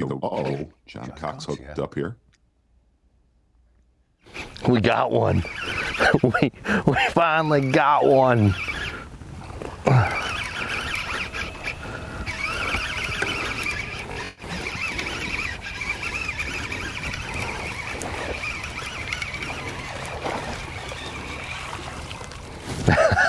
Hey, we're not gonna zero today. Oh my gosh. He just barely got him. There we go, there's number 1. Super confident we're gonna do some calls. We're not even gonna put some clips on them. Oh my gosh. Oh, that's what it feels like. I was wondering. Oh, I was just so bothered by the sound of that drill or saw that we couldn't figure out what it was. And then boom, smoked it. Oh, okay, come on. Let's get a couple more. Boy, that's exciting. That just made the day so much. He's having fun. Of course, that one got it choked. A little short, but it's a fish. I only caught 4 over here yesterday, and they were all keepers. Not yet today. I'll measure him because I haven't seen a fish in a while, guys, but pretty sure he's about 14. He's a fat one, though. Oh, he's a keeper at home. 14 1/4. But damn, that felt good. when fish bite, they go boom. Man. Hey, is he part of the community hall right now? Yeah, I think he's right there. Yesterday we caught 2 shorts in the same corner. And he's in the community of people who've caught fish today now, He's just big like one, that.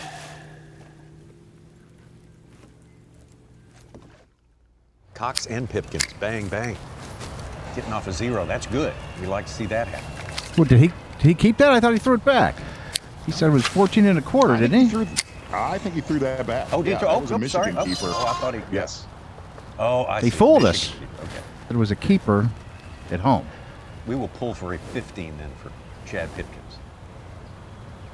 Jake Whitaker getting back to his exact same boat slip that he's caught 99% of his bass.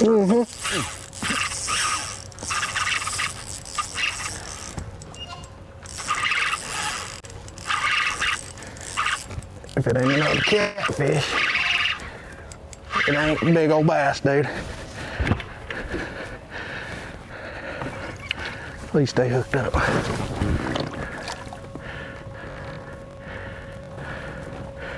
Come here, come here. Yes, sir, dude. Yes, sir. Yes, sir, that's what I'm talking about. Look at that one. A 3-pounder, healthy 3-pounder or better. That's what I'm talking about. Oh my goodness. Yes. That's what I'm talking about, dude. Same boat dock, same slip. Unbelievable. No idea. No idea why or what is going on right there. I gotta change hooks. This one's about had it, so 12:45. So we got 2 hours and 15 minutes still left.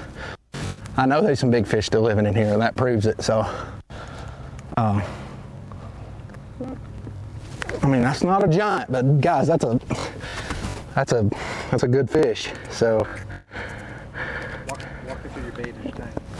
It's just a 1/8 ounce jig head, and I got to give props to my buddy Patrick Walters. He gave me these heads, and it's the perfect hook for a 2.8 Kitech, and it's just that's what they're eating right now. So.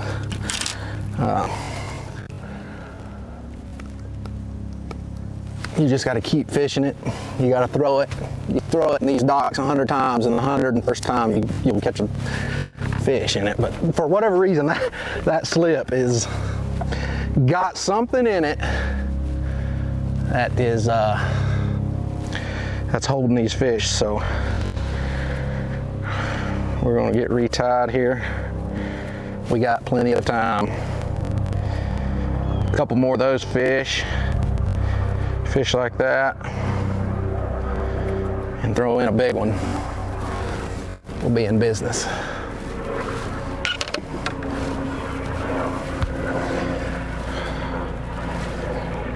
I've just got to do all I can do. I can't control what the other guys are catching. They've obviously been on some better fish this week, but as fickle as this place is this week, anything's possible. So,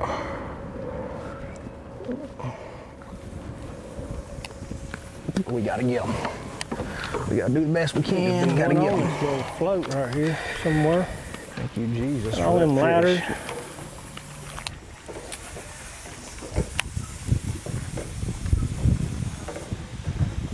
Little boost to the spirits for Jake Whitaker there. Todd Otten having a good day. Todd, 11 pounds, still one more to go for a limit. It's been solid fishing today. Hold that thought. What was you saying? Okay. Oh my. That's a dark looking fish. He'll keep for sure. Number 4. I just told him, I said, that looks like a good spot right there. My drag was a little bit loose on that.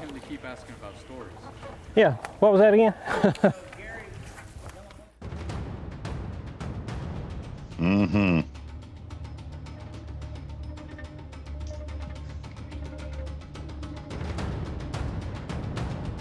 Well, the last time we saw Lee Livesey with the catch, been a while. He had a couple in the boat, but service went down for a little bit there, but now we are getting the data back in and all the pictures, and let's see what's gone on with him these last 3 fish. Oh, there we go. Come on, stay on.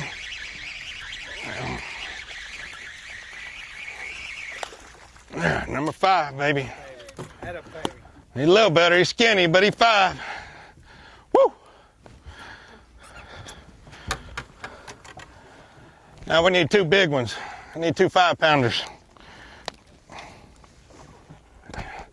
Number 5, everybody. It's been a grind. 2 3/4. Yeah, he's 2 1/2, 2 3/4. He's long. He's skinny though. That's gonna get us rolling. That's got our confidence up another notch. Yes. Need 2 more big ones. We need a 4 or 5-pounder and another 3 something, and we're gonna have a shot. Tune in. Stay tuned. We're gonna stay tuned.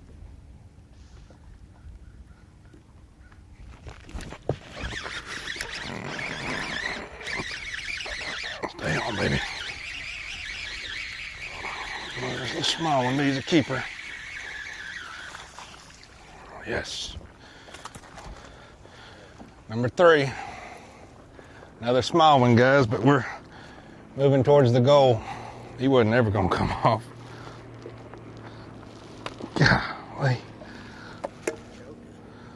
Yeah, there's number 3, another 2-pounder, but we're getting there. That fish ate it really good.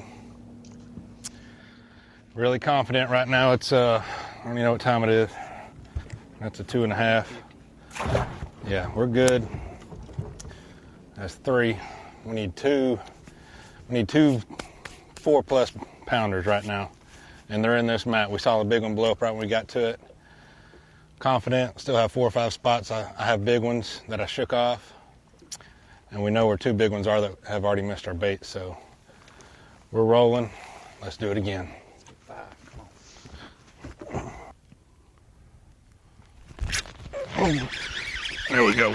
Come on, stay on.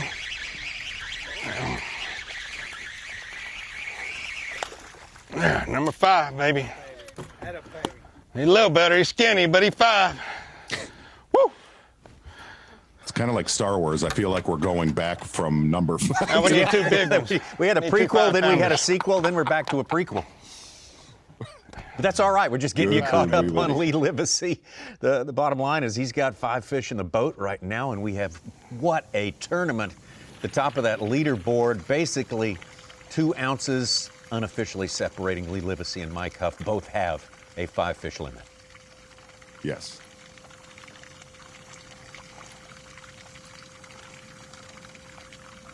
It is insane when these fish on this lake, and granted, they are not giants in this tournament.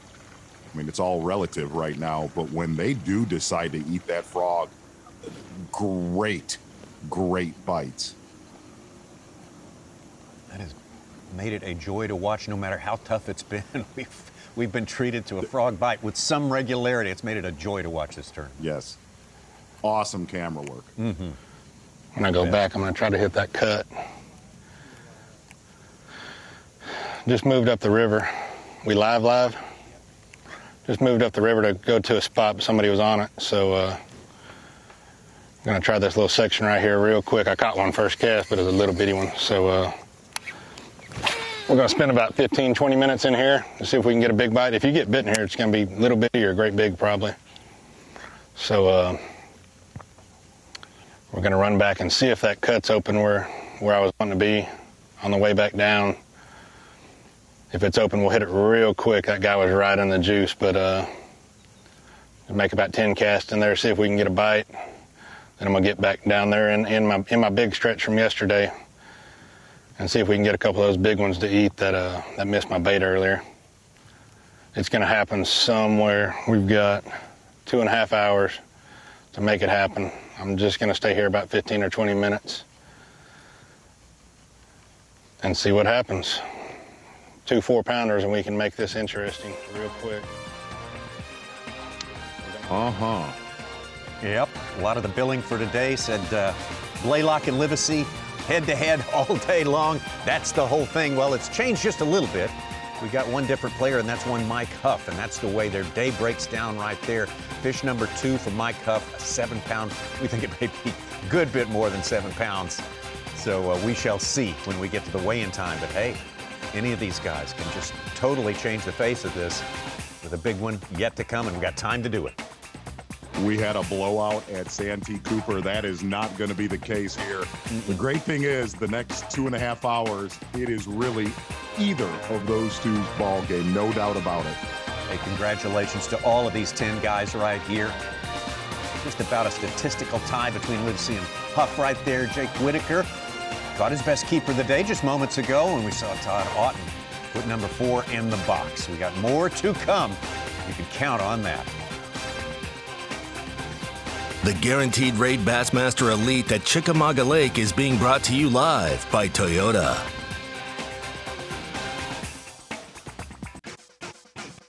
The Guaranteed Rate Bassmaster Elite at Chickamauga Lake is brought to you by Power Pole, Skeeter Boats, Yamaha, and by Toyota. Back-to-back-to-back tough tournaments here at this section of the season for the Bassmaster Elite Series. The other 2 tournaments, the 2 before this, Guntersville and Santee, pretty close among the top 10 on the final day. We started today almost 14 pounds from 1st to 10th. That number has almost doubled. We're getting close to 25 pounds separating the top 10, but the main thing is we have a great race at the top of that leaderboard. Lee Livesey and Mike Huff now each have 5 fish in the live well. Mike Huff coming up with a pretty good deficit in 3rd place. The strength of a giant that was caught earlier. We will doubtless see that one again. That would be one of the highlights for any tournament, anywhere. Back on the water right now with Lee Livesey, and he's feeling it, man. You could tell he is full of confidence, and he said, I could burn all these mats down today. I don't need to protect anything anymore. All right. Oh my gosh. Man.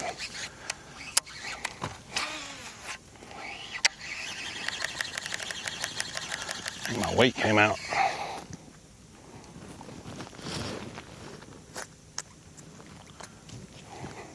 A lot of these guys weighting their frogs.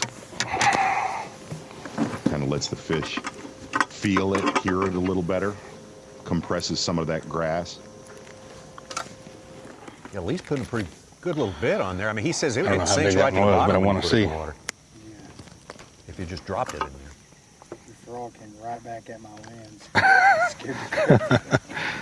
Everybody watching ESPN2 just saw a close-up of a frog.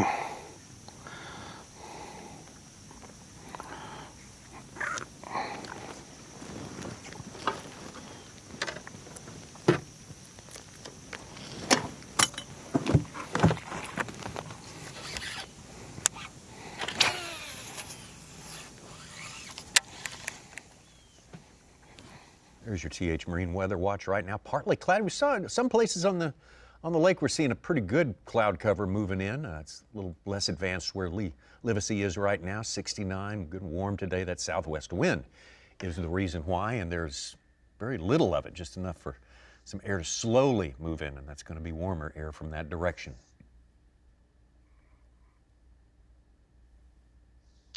Kind of the time of the tournament where you start to look at every fish real close that Lee Livesey's caught. Mike Huff's be good caught. to me. I need 2 big ones. Let's go. Get that calculator going, Tommy Sanders. Boy, yeah. See if we can get a giant to eat real quick. Get a little TV air time. Come on, big girl, eat it. Well, the frog with the most TV airtime is no doubt been Lee Break Livesey's a rod this on week. one. I mean, he will go full-blown swing blade on you, too. Okay.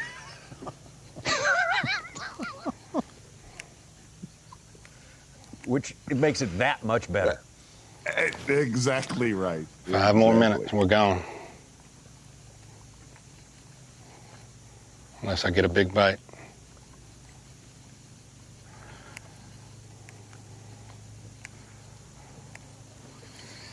How is it his frogging has been that much better than everyone else's here, Z? Just because he's done more of it, almost exclusively? You know, one of the things that Livesey told us, number one, he said he had to get in mats that did not have all the crazy amount of small shad in. And he said one of the biggest keys for him was basically just going thicker and shallower in these mats. He said the further back in these mats you go, the less shad that are in them, and they turn into bluegill eaters, which we heard, gosh, man, John Cox, Buddy Gross say, when you find bluegill eaters in the mats, you can catch them. And Livesey said the farther back he's I want to gone see in an the mats explosion. has been a huge key. I mean, he's the only one we've seen with a push pole this week. Granted, a very short one. Let's bring in Davey Height right now. And Davey, we talked to you this morning, and you gave us some good insights on what you're seeing on this day. What makes it different from all the days that we have had so far? I want to ask you real quick, Davey. 50 years ago, the Bassmaster Classic was all about a mystery lake. We've had a little bit of a mystery lake element in these. They're not unknown to these guys, but this time of year, we've sort of dealt with 3 mystery lakes in a row, right? Yeah, we definitely have. They're certainly not mystery lakes, but we've been there most often in the early spring and early summer.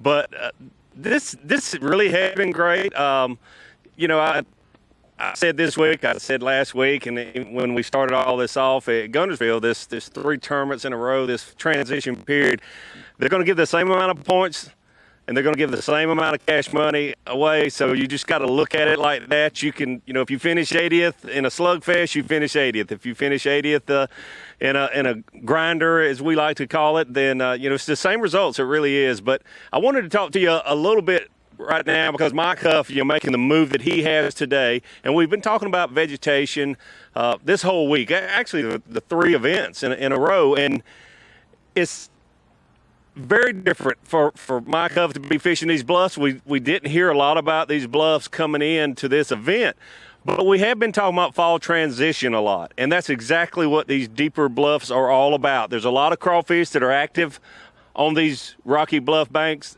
and what you have is deep water, real close to good cover with some bluegill. I'm sure there's some shad there, and then also the crawfish. So it's obviously a good place to fish, but what happened, Lee Livesey said, hey, it's something I can fall back on because I can catch some keepers that way. So many other anglers fished the bluff walls a little bit in practice just because they were trying everything. And, man, they're just small fish, but Mike Huff has been persistent using a jig instead of a shaky head or that sort of thing, has been able to catch that one huge fish that could make the difference for him. But these bluff walls, deep water, close to that shallow water, has been a key to get bites, and he's been the one that stuck with it thinking, yes, I can get a big bite if I just keep doing this. Davey, if you really look at Mike Huff and what he's done with the bluff walls here on Chickamauga, you look at Chickamauga, Guntersville, Pickwick, for somebody that's not been there, there's not a ton of bluff wall fishing compared to other lakes. There's miles on end. Explain on the Tennessee River, at least throughout history, though, they do produce consistently.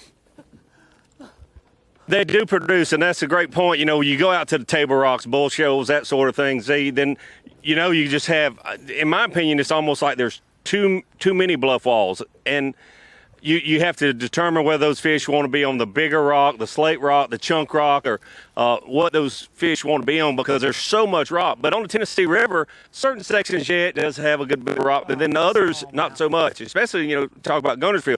But the key is, and we've talked about the transition, having that shallower water close to deep water, and those bigger fish especially are just starting to move up. Those smaller fish usually will start a transition a little sooner in the fall, but in like pre-spawn, when you're going from winter to spring, then those bigger fish tend to make that first move. It's just the opposite this time of year. So just seeing a few of those bigger fish show up as we have progressed through the week is not surprising at all. But the cool thing about when you see these bluff wall banks, there's going to be rock there. There's going to be some kind of hard bottom. That's what made the river actually turn. That's why you have those swings, and you always have that deeper water up close to it. So it's always a good place to fish. It's just surprising that for the most of the week, it was just considered only small fish being there, and Mike Huff has certainly proven that not to be true. I got to say real quick, I saw his dad on the water just not far from the Dayton boat dock a few minutes ago, and he's going to be a weigh-in. He's one proud dad right now. Davey, stay on that note right there, because I remember the tournament that really shifted your career. Talk about the opportunity that sits right now in front of Mike Huff and Lee Livesey and what it will do for them moving forward. Well, Z, it just means so much. It's not easy to win a Bassmaster Elite Series tournament. It's just not easy for anyone. Brandon Polonick winning twice in 1 year. We very seldom see 2 wins in 1 year. We did see it last year, and we have seen it this year. But it's not easy, and these guys know it. And especially with Mike Huff, I saw him at the St. Johns River one day at the end of practice, and he was so frustrated. He was so frustrated because he just had a terrible practice. So these guys go through so many long, hard days looking for this one opportunity. And for Mike Huff to be, although he looks younger, only 30 years old, he seemed like he might have a heart attack because it meant that much to him. It means that much to have a legitimate chance. And when he landed that big fish this morning, he knew he had a legitimate chance to win his first Bassmaster Elite Series tournament. And in my opinion, it changes you from being a Bassmaster Elite Series pro to being a winner. And it just puts you in a different category. Davey Hyde, thank you so much. Some insights from a guy who's definitely ranks as a winner. 8 championships for Davey Hyde through the years and 2 Angler of the Year titles. Also a Classic championship. So, yeah, life-changing for one of these 2 guys as it stands right now. Lee Livesey and Mike Huff. Davey was just completely corked out of his gourd that we got to see a big fish on a jig on this fall swing. That was the first Mention the jig. Mention the jig. Let's hear it for the jig. Back down to Lee Livesey. Just got caught up on his 5-fish limit that he has in the live well right now. A lot of it having taken place in the last hour.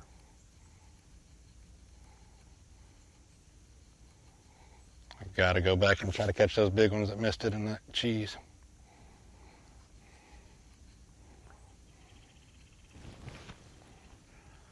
Can't be doing nothing stupid. Fish.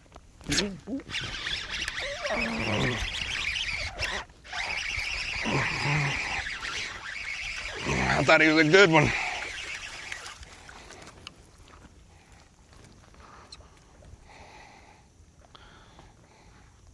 I don't think he'll help.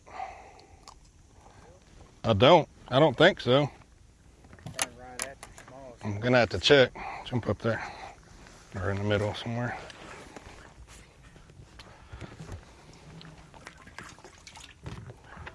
Any call right now is so big for Livesey and Huff. Orange.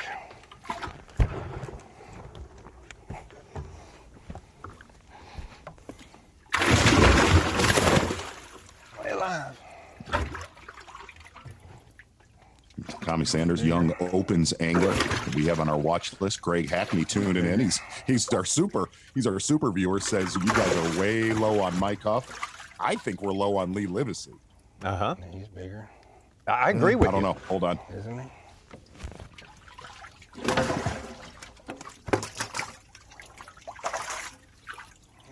On Bass Track, Livesey has 4 2-0s and 1 2-10. Well, we are low because one he said very plainly was 2.5. So we well, are his, low. He's got one that says 2 pounds, 10 ounces, and the other 4 are 2 evens, so he probably rounded down.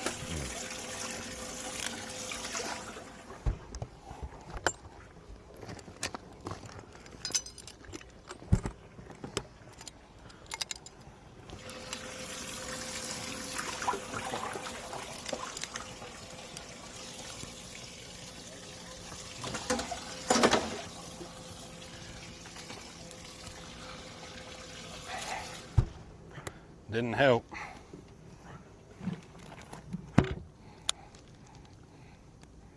He's skinny.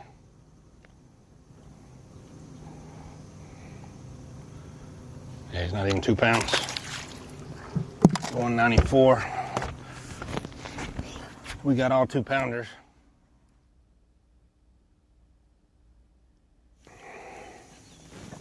They just continue to hammer that thing. Great camera work, Jake Latendrous. Been with the Bassmasters a long time. Man, that's great. You want to see one come through that mat that blows a hole in it about the size of the front deck on your bass boat.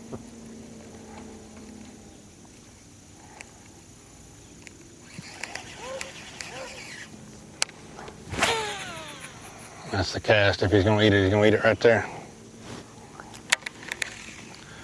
Let's see if he eats it. It's a big one. I'm only gonna give him one more cast and I'm gone. I gotta get back down there in my juice. Got 2 hours to catch 2.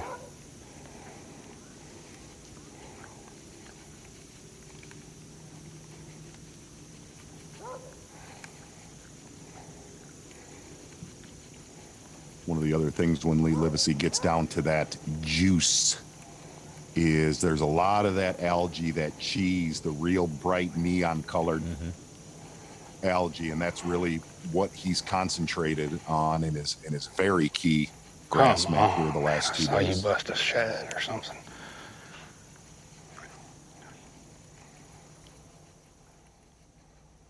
Both of those casts kind of went on each side of them, so I'm gonna give them one more.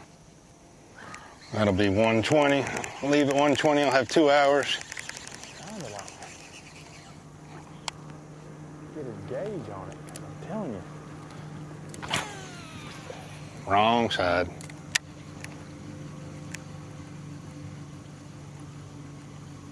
You heard Lee doing his travel math. They're very close to the weigh-in and takeoff. They're Point Park.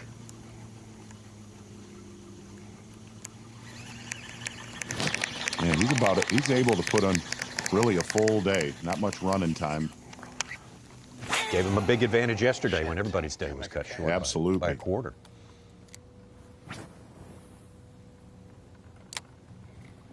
Stetson Blaylock still stuck on one fish today. That's got to be frustrating for him. Well, I'm back here on my schooling spot, and there's stuff running everywhere. I mean, all around the boat, all the way to the back. Over there on the other side,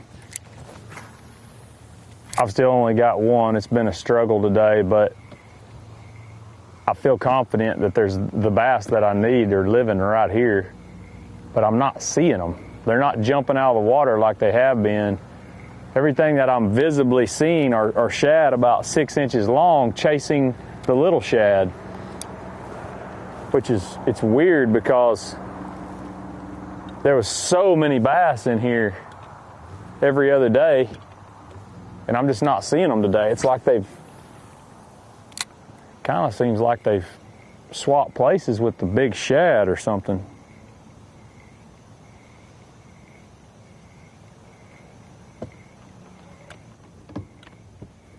I know there's still enough in here to catch 4 or 5 more.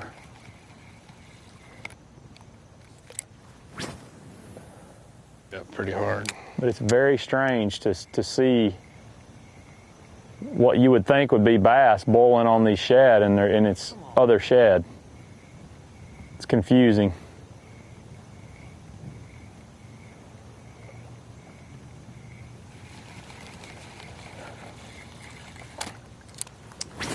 Not as much life in that pocket anymore as there was 2 days ago.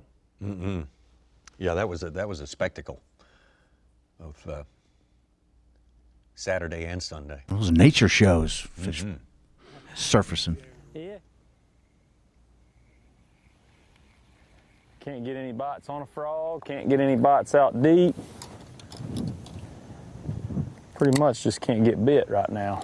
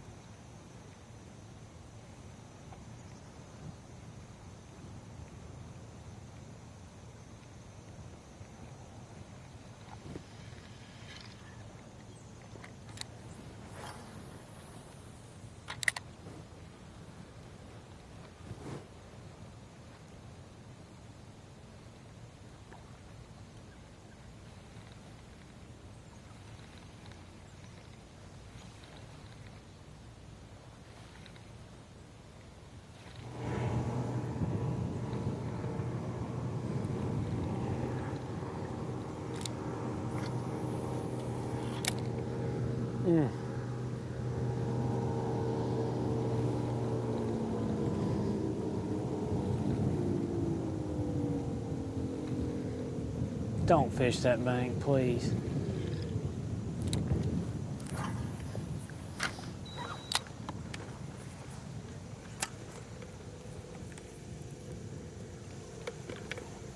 My cuff looking over the other side, I presume at that bluff wall. Second time I've hung in that thing. Dang.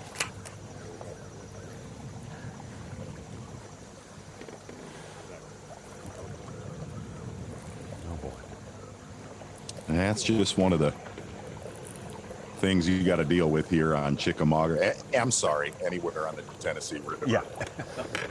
Mondays are like Saturdays. Yeah. Especially this year. Dang.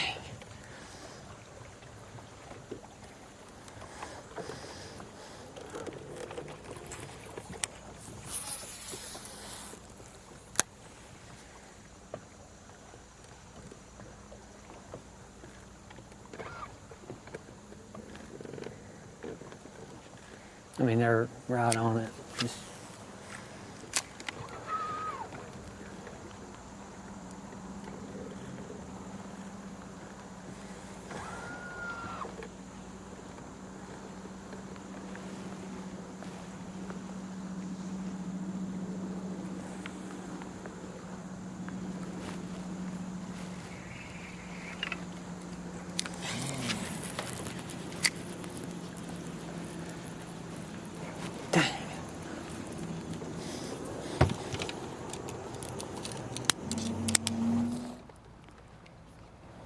Slower today for Jake Whitaker. He's got one really solid one in his live well.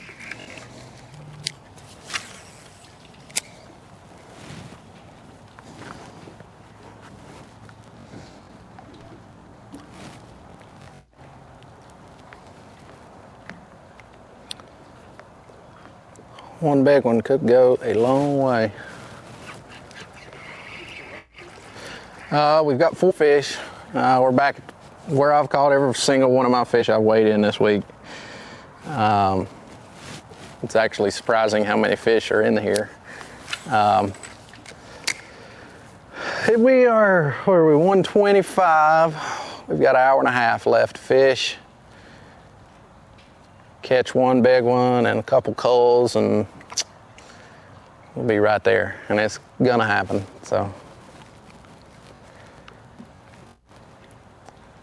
Too much bait, too many fish in here.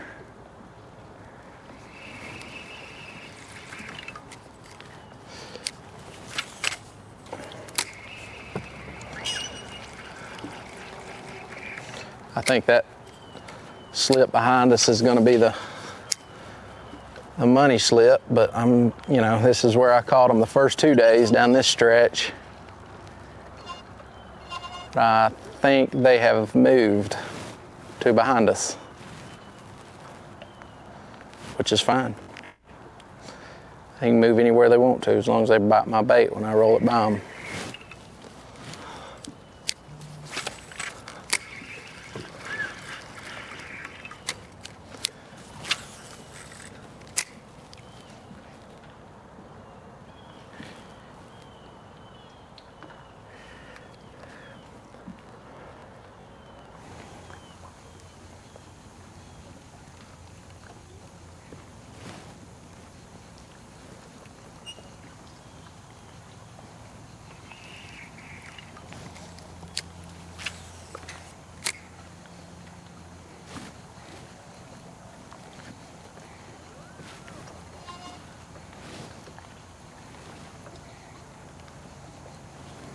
Come on.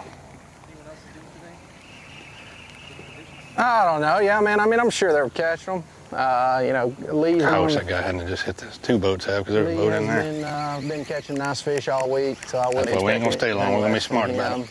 We're gonna die in here. Huff, he may have figured something out yesterday. He had a big bag. Stetson, he always catches some fish. He's a very consistent angler. So, and anybody in the top 10 could catch a monster bag today. So, but I'm not really worried about what other people catch. I got to worry about what I'm doing, the fish that I can catch, and the fish that bite my hook. I gotta put those fish in the boat. Well, you know, if somebody else comes in with more than me, then that's just the way tournament fishing is. But again, I'm ecstatic with how this week has worked out, and I really couldn't ask for much more. So to lean on one spot for 4 days, that don't happen very often. So we're going to try to get number 5 in the boat before 3 o'clock, and we'll let the coins fall where they fall. So I'm worried about me. I'm not worried about anybody else right now.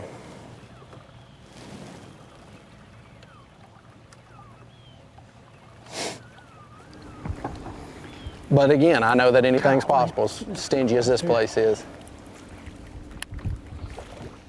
Drilled it.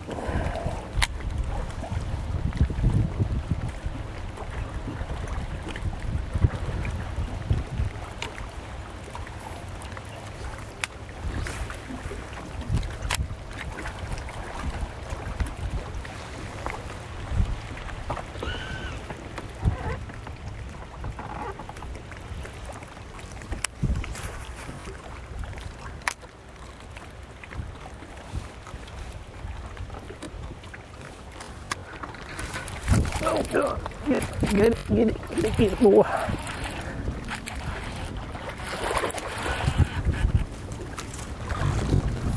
All right.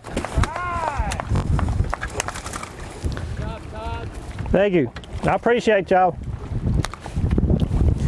Hell, 2.5, you know. Yeah, we keep. Let's put him on your rear end there. He leapfrogs Whitaker into third with that fish. Todd Autumn's had a good tournament. Really has. Bladed jig all day. Fish number 5 going to get him just under 15 pounds. Estimated weight right there. About an hour and a quarter ago, the window flew open here on Chickamauga Lake. Livesey, Huff, both completed their 5 fish limits. Biggest fish of the day for Jake Whitaker. Todd Autumn caught a big one. It's been a little quiet ever since then. Todd Autumn breaking that quiet up just a little bit with a good one in the boat to complete his limit. There'll be more window openings. The button will be pushed again. At least one more time. Yeah, well, at least one more time before we're done today. Lee Livesey with a slim lead over Mike Huff. Jake Whitaker hanging in there. Jake thinks, you know, it could happen for him. Todd Autumn, Stetson Blaylock struggling today, and all the rest. We're going to take ourselves a break and be right back. Bassmaster Live. The Guaranteed Rate Bassmaster Elite at Chickamauga Lake is being brought to you live by Toyota. You're watching the Guaranteed Rate Bassmaster Elite at Chickamauga Lake, being brought to you live by Toyota. Well, we started back on Friday, as a matter of fact, 2 days ago with 85 anglers, full field. They fished for 2 days. We cut it to 40, and yesterday down to these 10 right here. And hats off to all of these anglers who have not had an easy go of it to get into this position right now. Not at all. They have done great work all week long. We salute every last one of them. Lee Livesey and Mike Huff, though, the two on top of that leaderboard with a good bit of distance now between themselves and the rest of the field. Boy, this battle is far from settled. Neither one of these anglers could bust out of that virtual tie and establish a pretty strong position. Exactly, going to get out right now with Lee Livesey, 5 bass in his live well, and he is now in his key stretch of grass just outside of Dayton.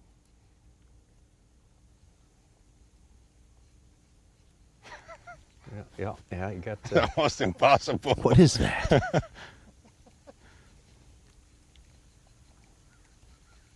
He sort of ran across one of the ex-members of the community out there. Exactly. Oh. Ooh. Got to be gone in 10 minutes. One big fish by either Huff or Livesey. Don't do that. I'm going to catch Make you. a world of difference.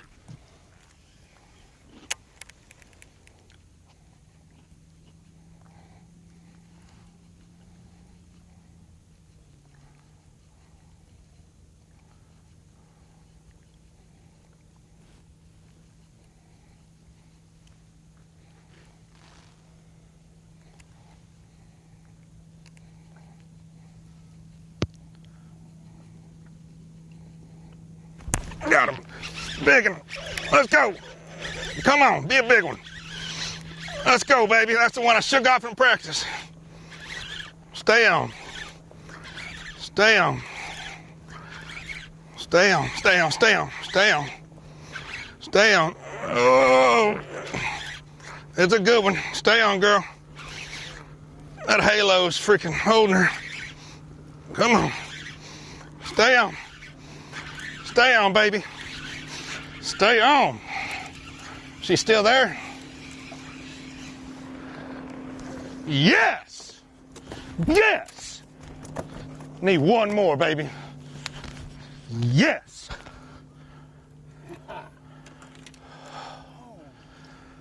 One more like that and we can win this thing.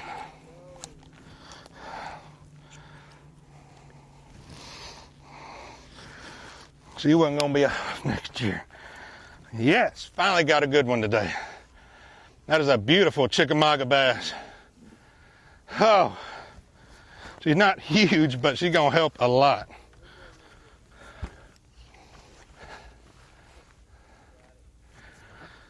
What side? 3, 4. I had my small one over here, right?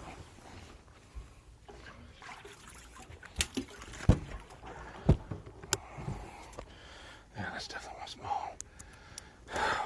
She's going back. Yes.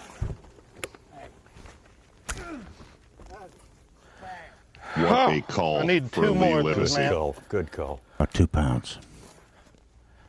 2 more. 2 more, baby. Let's go. Good stop. That ain't the one I've been missing either. 2 more. Let's That go. is Davey good a Height. camera work as you could get.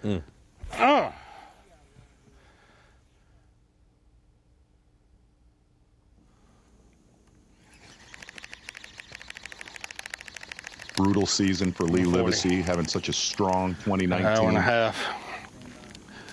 We on live now? All right. Keeps asking that. 4-pounder gives him 12-10, a 2-pound, 2-ounce lead, virtual. Official, What's up, of course. everybody? We just made our first coal, and it was a good one. We caught a 4 finally. Got rid of a 2 something. We need 2 more bites, 2 more big 3s or 1, 5 or 6 pounder, and we're gonna have a shot at this thing. It's gonna come down to the wire. They're gonna start biting for me here right now, and from now on. I'm not gonna stay here too much longer. I had one other bite right here. It's a decent fish. I'm about to throw back in there next cast. Once that boat right there gets close to us, we're gonna get out of here once they get that close to that mat. We're gonna run back down there where I missed those big ones earlier and see if we can catch a couple of those big 3s that missed our bait earlier. So let's see if this fish bites real quick.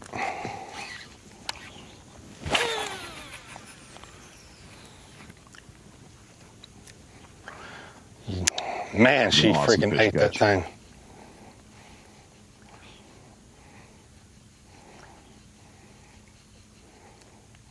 You clued us into it Look at yesterday, all Z, those. when you hit this dying grass with the chartreuse-colored algae on it.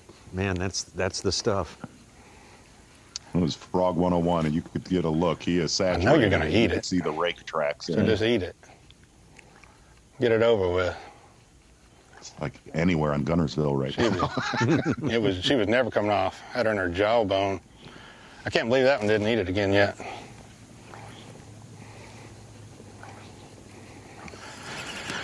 Come on. 2 more bites.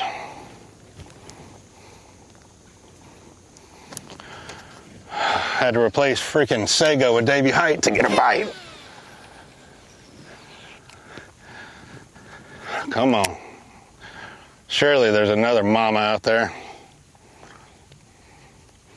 I don't know. She's so big, I might have scared the rest of them out of the mat. Like, seriously. We'll make about 3 more casts. I'm going to get my other juice. Spend the rest of the time down there, try to get a couple big 3s or a giant. They're in there.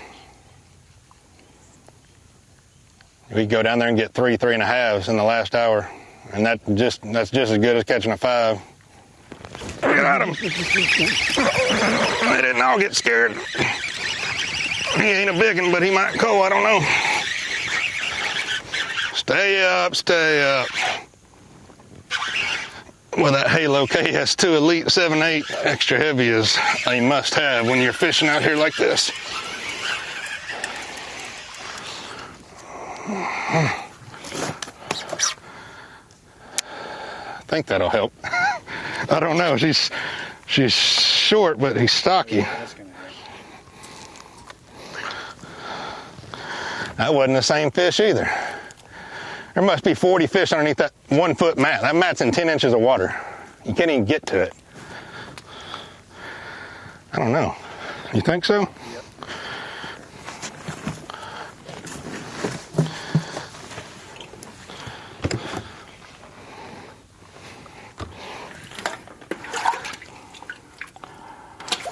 I'm just gonna have to put them on a covey.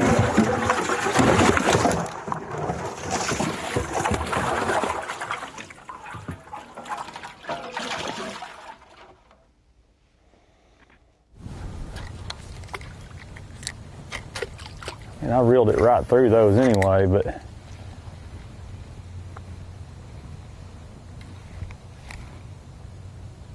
Stetson Blaylock still just waiting on keeper number 2. He's been waiting for Got a 4 little plus, one bite almost right 5 hours now. And man, it's been a real tester. Oh, hold on. hit it right at the boat, but I don't think he's a keeper. I watched him hit it. I think he's going to be just a touch short. I'll put him on the board anyway.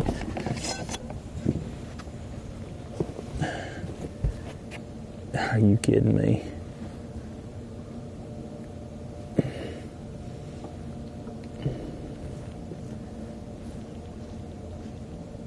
Unbelievable. What a deal. Finally find a little group of them. Can't catch a keeper. It's definitely been a tough day for Stetson Blaylock. Really solid tournament, making the right adjustments, but boy, that is a tricky deal to make work for more than a lot of times more than 1 hour, not 1 day. I have no idea if that's open or not. Do you? That's not the one I just got. No. Getting rid of that one, guys. He's got a good bag. Yeah. Yeah. All right. He helped a little bit. He did help. Probably a quarter at least, maybe a half.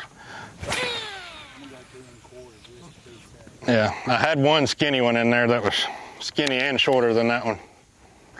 I needed to get rid of that one that I just got rid of for sure. He wasn't even close on the beam to any of them.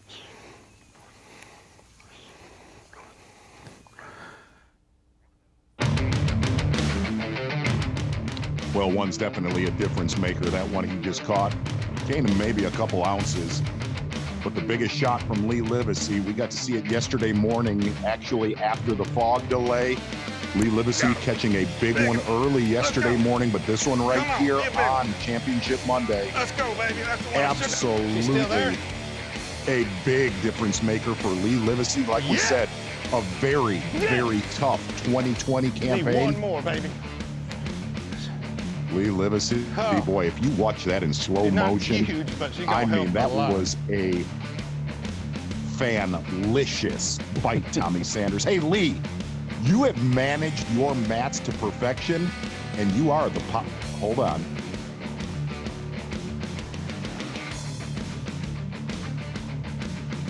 Gosh, what a bite that was.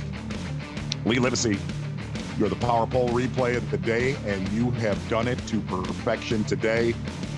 And what's been interesting is to listen to how he's timed and managed every mat right around the Dayton area. Lee Livesey is definitely in the driver's seat. That's the power pole replay of the day.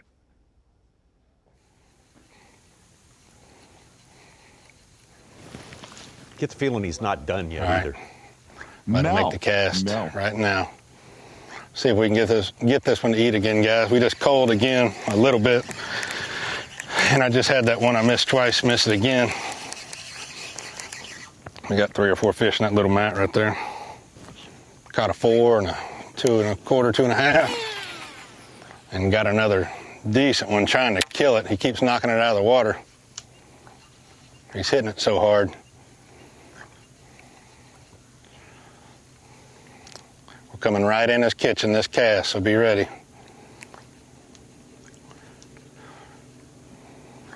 Come on and eat that thing. You know you want it.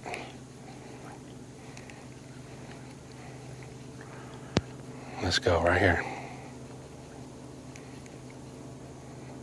Come on, girl.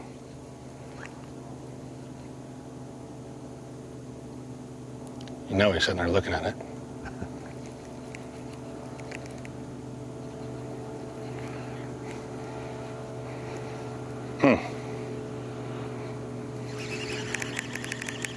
Frog Track's making a big W there, and the big W is what Lee's got in his sights right now for sure. Could be his first ever Elite Series win. Come on, we need one more big bite. Or 2 big 3s. We can have a shot at this thing, baby. Let's go. I just want a shot. Give me the bite. Give me a big, big, big bite. Let me catch a 10 on a frog.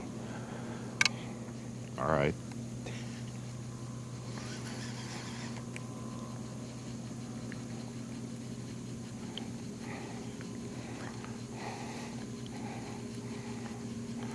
I can't even wear my glasses. Tommy. So excited, I'm like sweating on my head. Jacked out of his mind. Tommy, I was just going to say, he's tweaked out of his gourd, out of his melon right now. Let's go. Let's go. Big girl, eat it.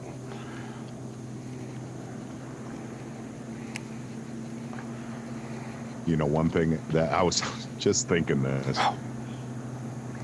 Shad jumped over my bait or something. You saw that? He was going to have the weight of the world on his shoulders going to fork. If he wins this tournament and is completely at ease at fork, he will be very dangerous not having to deal with that stress. Boy, that would make so much of that disappear. You're right. Huge.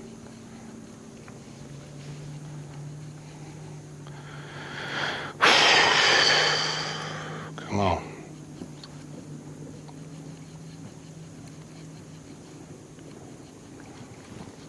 $150.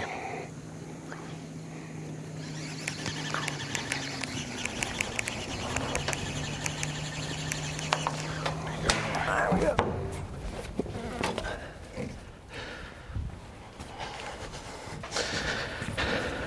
Oh, wait a minute.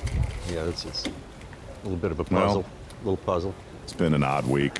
It all makes sense this year. Everything.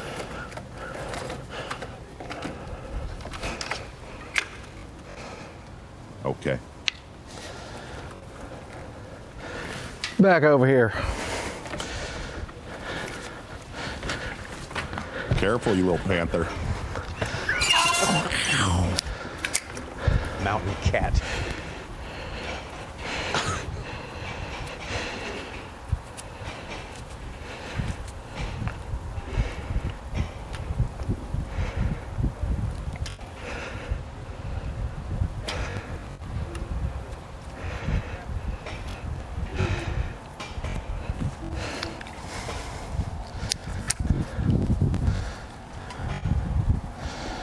be careful. There's a catfish waiting to eat you right underneath there, boy. Maybe that's it, Z. You're looking at the unicycle champ of Central North Carolina, too, so bear that in mind. Yeah, Mountain point cat. well made. I did for... Good camera guy, yeah, good camera guy would have helped. But well, we're good. We don't need no help. There we go. Yes. There it is. That is... No, that's not Jake. No, that's Jake. That is Jake from 11 years ago. That Oh, is my no gosh. joke. Wow. That is, yep. Jake from 11 years ago. Blog said a resident came down there and had feeding his breakfast to the catfish down there, Wheaties and yogurt. So maybe that's the spot. Maybe that's the hot spot. Could be.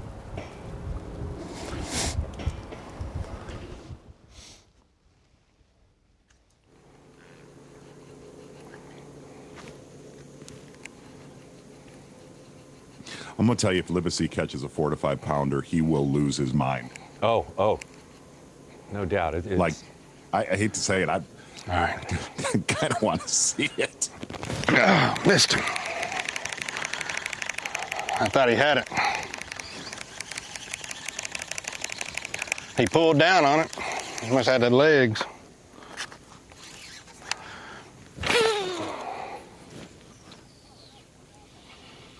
My braid was dug in a little bit, so he definitely had a piece of it.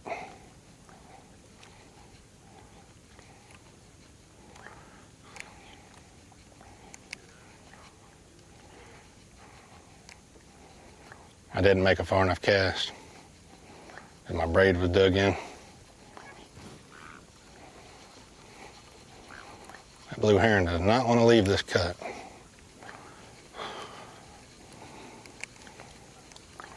Can't get bit right there. It gets too dirty right there in the middle. It's got to be barely on the edge where it's clear. Just like out of that little cut. Those little cuts are real dirty. As soon as you get in those mats, it's clean as a whistle. I'm just saying there's no sense in frogging right here in the middle.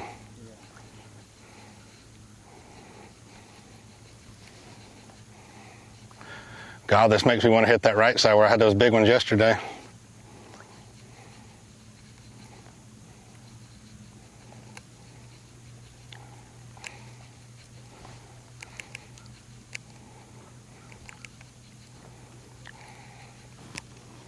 Oh man, I don't want to leave, but I feel like I need to in my head.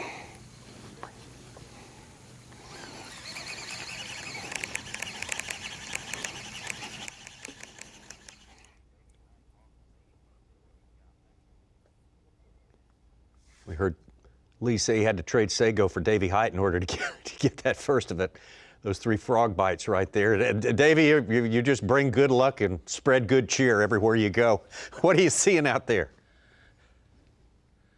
Well, it's the plan's all coming together for Lee Livesey. He has done a good job this week. Number one, stay close to the boat ramp, maximize his time fishing.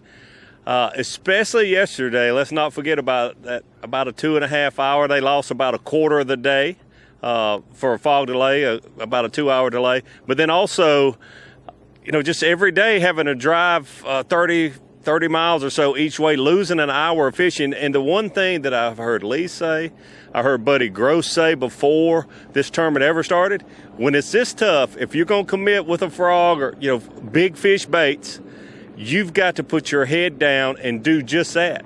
You can't switch around and do a lot of different things. And Lee Livesey has done that. He's maximized his time. He's put his head down. 2 rods on the front deck on the final day. He has been consistent. And the only angler this week that has been consistent every single day. And it really hasn't had that big bite. I'll admit, I talked about that. I thought that whoever wins this tournament will have to do what Mike Huff did. At least have 1 big fish, maybe even 2, but he just caught rock solid fish. That cull he made just a few minutes ago was huge. The afternoon has been better for him. So many of the anglers are driving that last 30 minutes before they have to check in. Lee Livesey is fishing and catching a lot of his fish in the second half of the day. So, Mike Huff or somebody else will need another one of those big fish, because I truly believe Lee Livesey is going to continue to upgrade. It might be a 1/4 pound to a 1/2 pound at a time, but I really think he will continue to upgrade as the afternoon moves on. Davey, something that you hit on the very first day of this tournament, when that cold front set in, basically the first and second day of that front, there was a lot of anglers that committed to a frog and got burned on it because of how much shad was in the grass. Lee Livesey said, man, the biggest key, get inside of that shad where basically the only thing that's there is bluegills. How did nobody else really find that to really get inside of how many shad were in these mats? Yeah, Z, you know this. Typically, you want to be around shad. You want to be around the bait. But when they're small this time of the year and there's so many of them that those fish get dialed in on that small bait, and it makes it tough to catch them, to get them to commit on an artificial. But what Lee has done, there's several things. Number one, just like you mentioned, Z, he's going back in shallow. He goes as shallow right now as far as his boat can go in, and then he makes a long cast. So being shallow certainly helps. But here's another thing I've noticed. I didn't want to talk about it too much until today. He is making super long cast. Goes as far as his boat will go, making a 75-yard cast, and only fishes for about 25 yards of it. He is determined to fish where basically nobody has probably fished in several weeks. Those fish have been pressured, and we talked about the pressure. A lot of big tournaments here, a lot of people just fishing here all year long because of the pandemic, more than normal, and there's always a lot of people fishing here. But he is making super long casts with a frog. I mean, it looks like he's throwing a big crankbait. It's really impressive, probably 75, maybe even 80-yard cast. And once he gets within about 50 yards, he reels it in and makes another presentation. Davey, if you're looking at the grass beds that Lee Livesey has executed on, you see a lot of hydrilla, but you see the greasy cheese, that neon greasy cheese. For somebody at home, and look, I watched you win a championship in some greasy cheese. Why is that neon green algae always the area where those fish congregate underneath? So I learned this a long time ago, but to be honest with you, Z, it was one of the few things that a lot of guys in the know wouldn't talk about very much, but I'm going to talk about it here right now because I don't have to cast anymore to catch a fish in these situations. That is algae, and it produces a tremendous amount of heat. So if it's early in the year when the water temperature is cold, you think, well, yeah, that's the deal. But for some reason, and I've always thought of it like this, even if it's not really cold, as long as it's not super hot, if there's heat, if there's a heater in the room, if there's a fire, if there's a wood stove, people congregate around it. And I really think the bait fish and the bass get around that cheese that you talk about, that brighter green, it's algae, and it's producing a lot of heat. And I think a lot of the bait fish, the bluegill, like to be around that, and so do the bass. But if you ever just reach down and pull up a little clump of that green, what we call cheese algae, it's much, much warmer than any of that hydrilla around it. Davey, great job. Good stuff out there. Man, what we have seen. And Davey, close up, has seen from Lee Livesey out there today, bringing him a little good luck. Two more. Lee claimed right there. Seeing if I can big motor out. Gonna get the two greasy more casts cheese, in. Tommy Sanders. Greasy cheese. Greasy all you cheese. need to know. That's the two what words. it is. That's all you need to know, Jack. That's the cast I've been trying to make right there. Next to last Boy, cast. he's covered it. Oh man, he has tracked it up. It's doesn't look like it did when he got here. What do we have on Bass Track? Do you know? Got the results to show for it.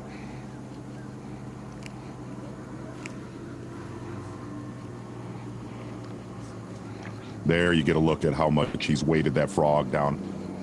Last cast, I'm rolling. Grass.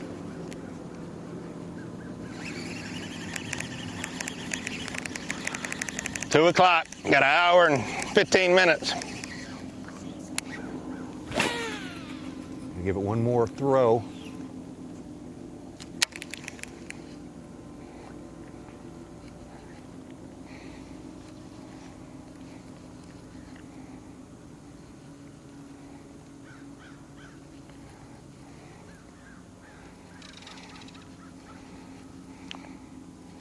Come on, I need another big one.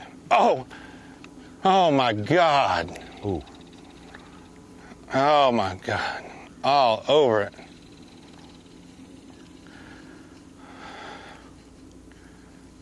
How did that fish not eat it? That was a big one too. I mean, I can't leave if they're gonna keep biting. I just gotta hook one of them. I mean, my head's saying leave, but the fish are saying stay. That was a big one. He like sharked it too. Came out of the water after it. Big old black one. That's not the same fish I've been missing either. That's a different one.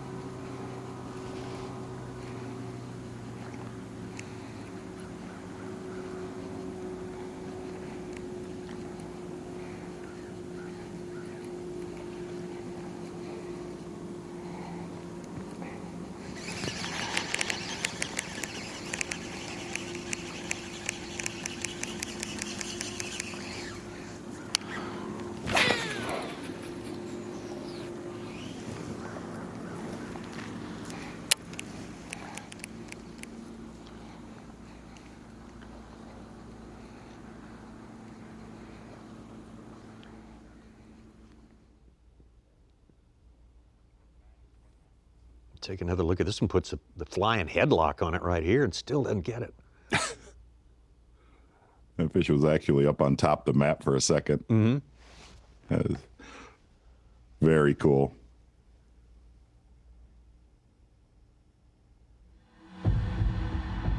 That surprised everyone right there. Lee Livesey, man, oh man.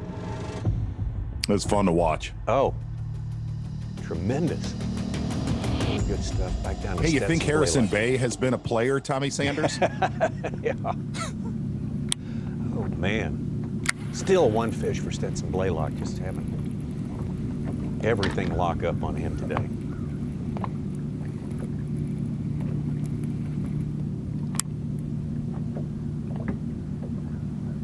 Boy, surprise for Stetson how bad it's been today. Yeah, just a great tournament up until today. I mean, That's a big one. What's he doing? What's he doing? I can't tell where he's going or what he's doing.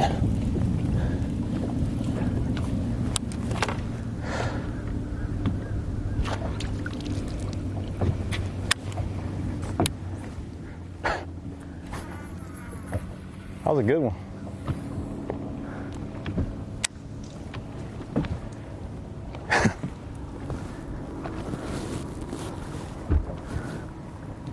Ew.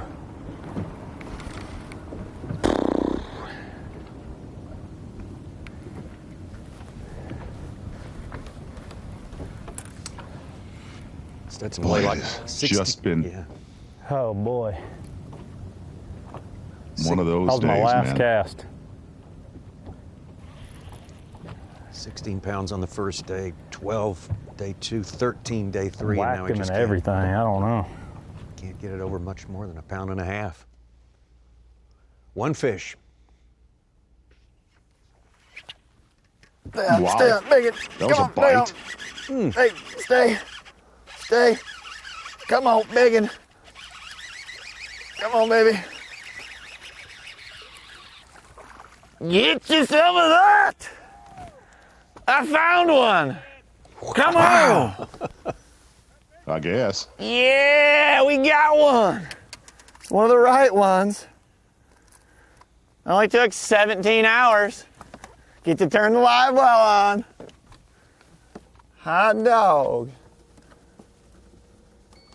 Dude, he just, it's a good one. Long. Welcome to the team, Mr. Fish. I told you one should be eating right about now. Dude, he got it. Cool. Boy, Tommy, when you combine that bite with those pants, Oh, you man. are money. Oh, You are absolutely. Championship Monday money, That my is friend. spot on for great fight. Championship Monday, no doubt about that. Chad Pipkins, like he said, he waited 17 hours to get on the board here, but he is on the board, not with a little one. This guy's not interested in numbers. He's interested in big fish. He's proven it time and time again. Chad Pipkins. Just needs 4 more like that. It was only 21 pounds behind the leader before that fish. There you go right now. Well, those help. Yeah. So they're saying there's a chance, Such. That's good. And Yeah. we always say there's a chance. He's got our big bass of the week at 7-Eleven. Absolutely. It's been a great week for Chad Pipkins. How about a little B.A.S.S. trivia? Oh. In the Dayton, Tennessee famed Scopes monkey trial of 1925. Who was Joe? Is it Mendy? Mendy, I believe. Joe Mendy. Was that the man accused of teaching evolution? Was that the government prosecutor? Was it the ACLU defense attorney? Or D, one of the chimps? Boy, I hope it's D. Wait. Such, did you come up with this question? Yes, I researched Dayton, Tennessee. Now it's promoting fishing on Lake Chickamauga. Fish Dayton. Oh, boy. All right, so, yeah, put your thinking Oh, cap boy. on that one there. Think about the monkey trial. Yeah, why don't you? Back in the day, 100 years ago, Lee Livesey. In the present, man, oh man, with a 2.5-pound lead right now over Mike Huff, that's starting to look bigger and bigger the further the clock ticks into this afternoon of Championship Monday. Todd Auten, Jake Whitaker, and Stetson Blaylock looking to bust out of a bit of a slump. We'll take our break and come back. The Guaranteed Rate Bassmaster Elite at Chickamauga Lake is being brought to you live by Toyota.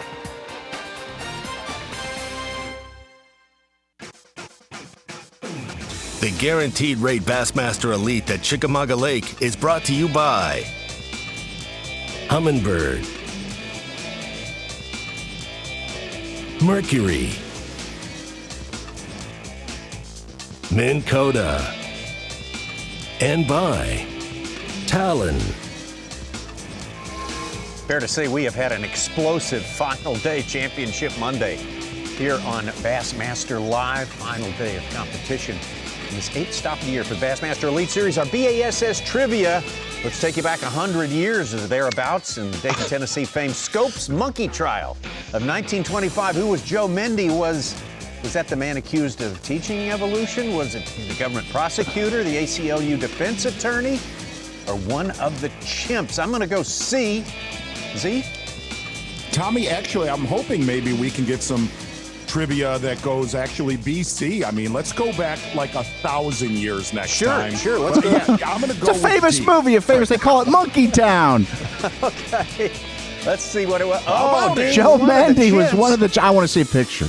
I want to see the Since when picture. does a chimp have a last There name? he is. Joe Mendy. Good grief. Boy, the answer. It looks like me She's in my a looker Easter on the suit when right. I was 3 years old.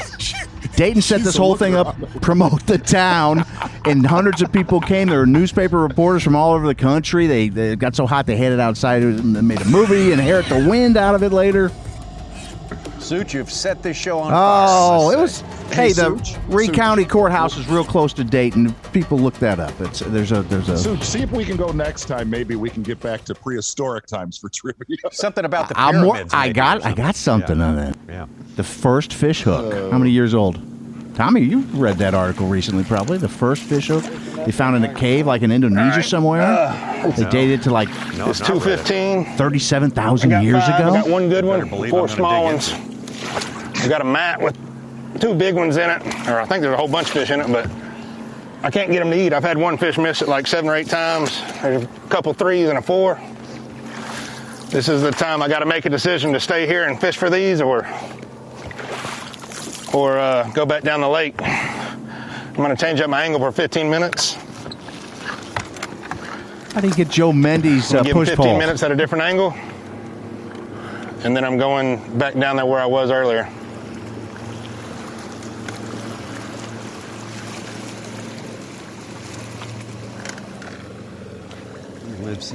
See, it's caught them Nope, out of that you're fine. first mat. I ain't going nowhere. Uh-oh. I'm going to get right there. Oh, yeah. taking a look at Lee Livesey's day. What was amazing was the chimp had like a little suit on. Yeah. Had like a little That's my favorite question of the year. little one. Oh, pretty special. Gosh. It is special. It is exactly what this tournament's been. Special. And Lee Livesey has had a special day today. Really kind of started off slower for Lee Livesey. Yes. He had a couple key mats right outside of Dayton that really kind of just blew away. Number 5, maybe. Well, he got to this one key mat that he's managed all week long. Really backed out of here yesterday. Only pushed this mat for about 90 minutes yesterday. Did not want any other competitors or locals to see him right here. Well, he has leaned on it, and this fish right here, a big, Let's go, baby. Oh. Yes! Yes! Need one more, baby. Yes!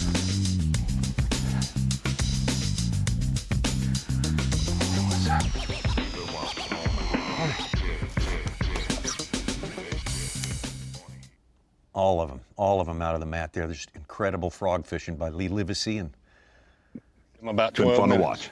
Yeah. What's that? All right, let's see if we can get a bite, guys. We're gonna give this spot 12 more minutes. I just changed angles for a minute. We still got 3 or 4 fish in here. One of them's a good one, one of them's a decent one. We just need them to eat it. I need 2 more good bites, and I got a shot at this for sure. But I'm not gonna win with what I have for sure. I need one more big one, or 2 like 3.5, 3 3/4. And they're both right here.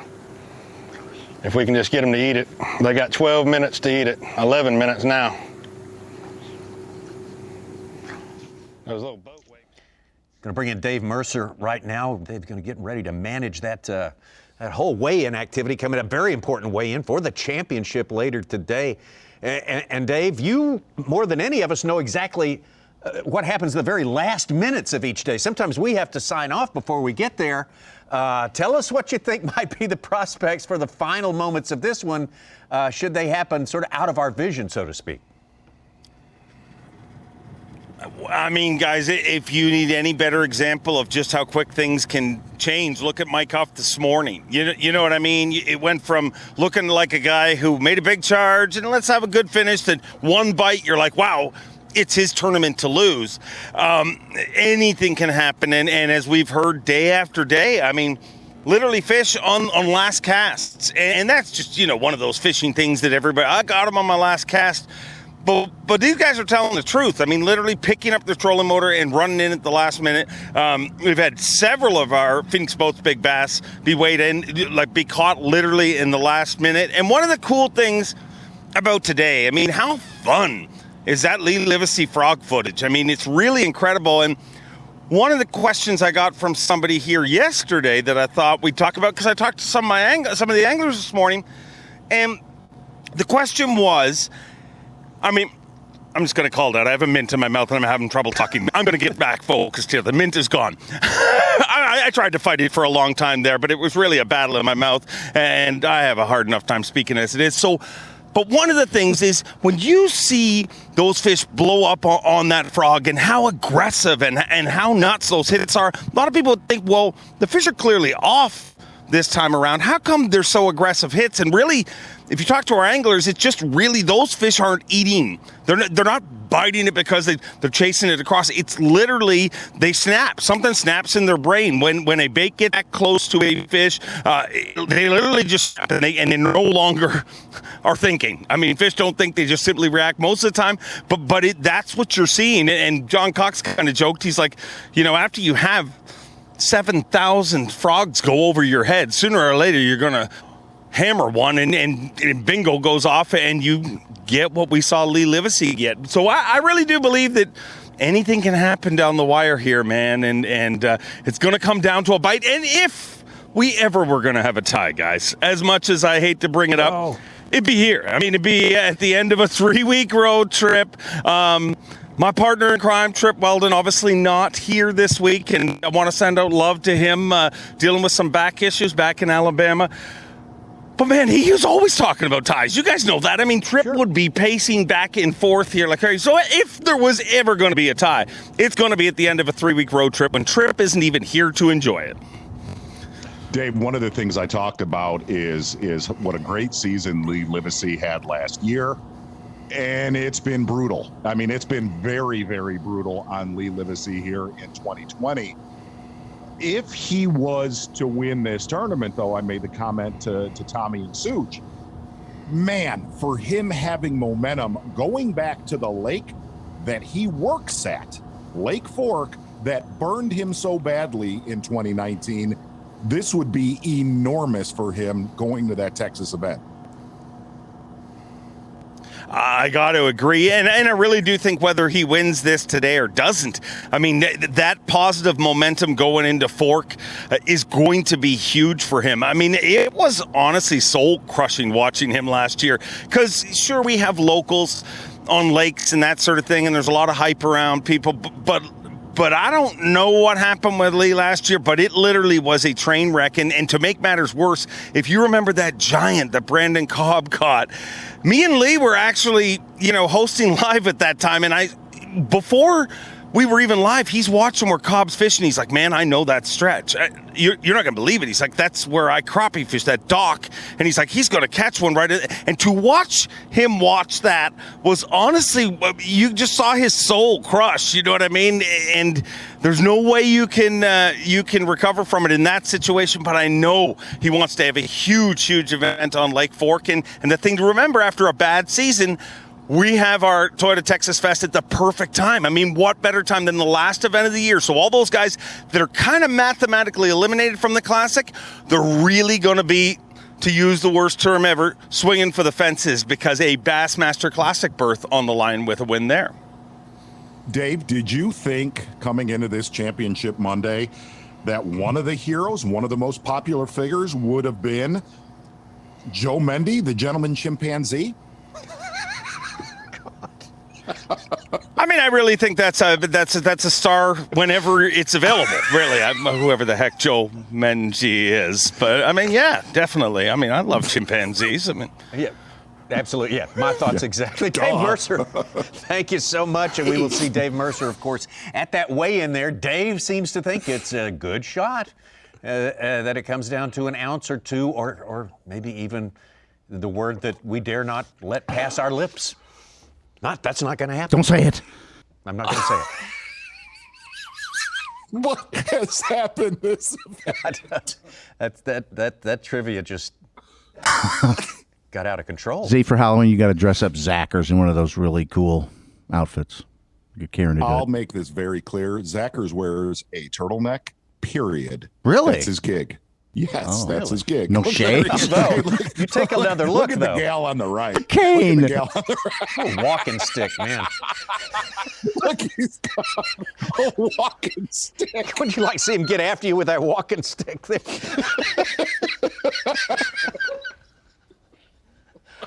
Oh, dear. Yes, we're off the I rails saw here. that and had to write a trivia around that. Oh, tighten it up. Oh, dear is right. Oh. But at what point do you have a pet chimpanzee and you're like, I gotta dress this dude up? It's a famous vaudeville chip. I grew up with Lancelot Link Saturday mornings. Lancelot Link Secret Chimp. They had a spy network. Lancelot Link was against chaos. I don't know if you call that growing up. Oh, no, you're right. Uh-oh. Look here. Here we go. Ooh. Hey.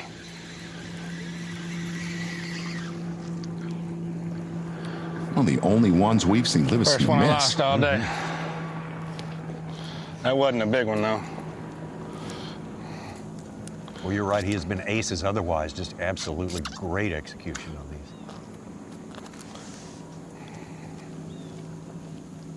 Wow, that's a good one, man. Take a look at that again. Wow. He had him stuck.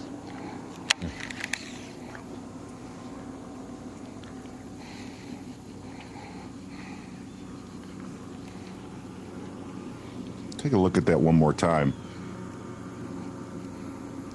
That was a good one.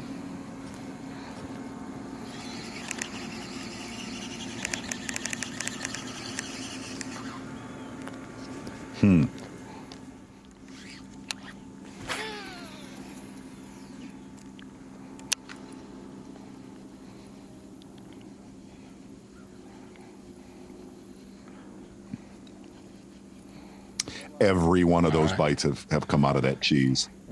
Exactly. That's the first one we lost all day, but it wasn't one of the big ones. So that's at least a little positive note for losing one.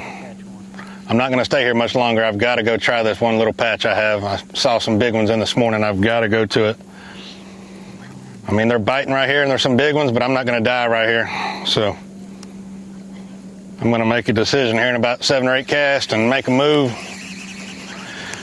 and hope it's the right decision. That's all you can do. Hope you make the right choice and they eat it. Less than an hour's fishing. I should get one bite down there. For all of our anglers, maybe much less than that, depending how far away you are. Yeah.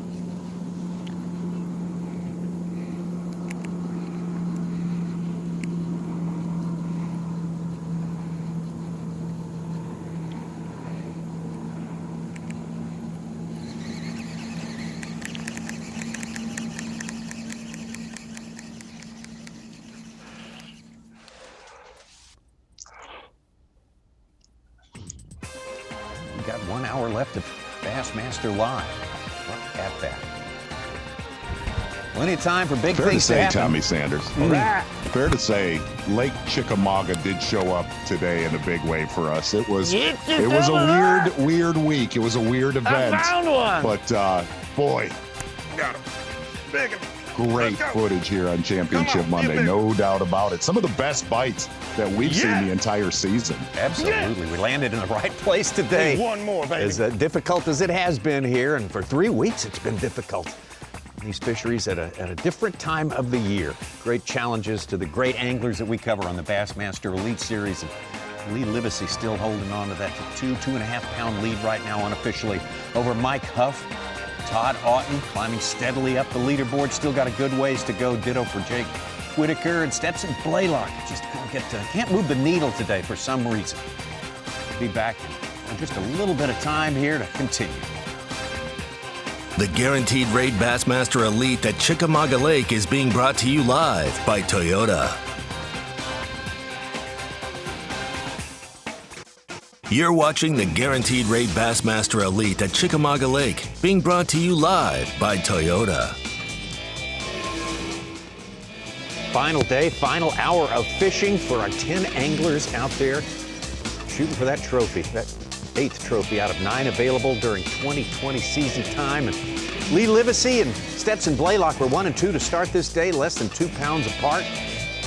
Wasn't too long before Mike Huff broke up that party in a big way with a giant bass up the river just a little bit here, doing a little bluff fishing there. It's been a battle between those two, Livesey and Huff right now, with certainly Lee Livesey holding the upper hand right now with a flawless performance, fishing its frog on the mats. Oh, look at those guys. It is that time of year, Tommy Sanders. It is definitely, I would say a lot of our anglers right now that are not fishing today are probably headed for the tree stand. A lot of you viewers know what I'm talking about. Take a look at our hummingbird lay of the lake. See Jake Whitaker. He has lived in one marina all week long, just outside of there. You can see Todd Auten.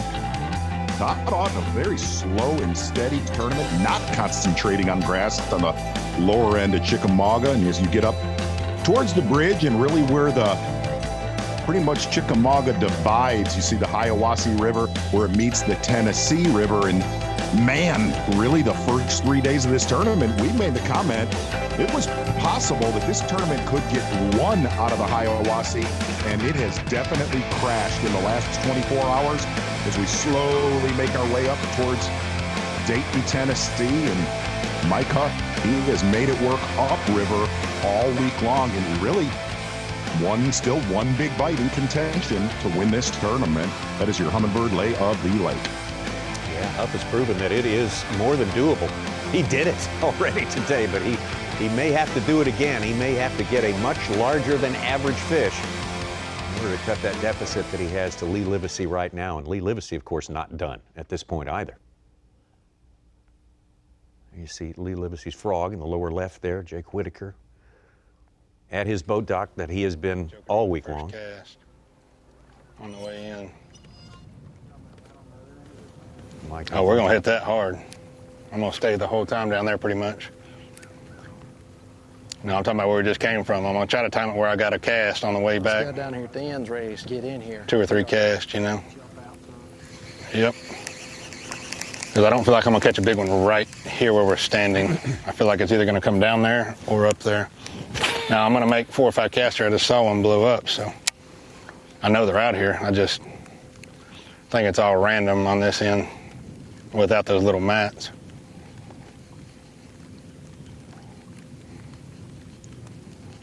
Not much time of fishing left right now, and Livesey still really has his foot on the gas. 13 pounds day 1 and 2 for Lee Livesey, and today right at 13 pounds. Had a better day than that yesterday, which really made the difference for him. Big one over there. Very consistent in an unbelievably inconsistent event. Mm-hmm.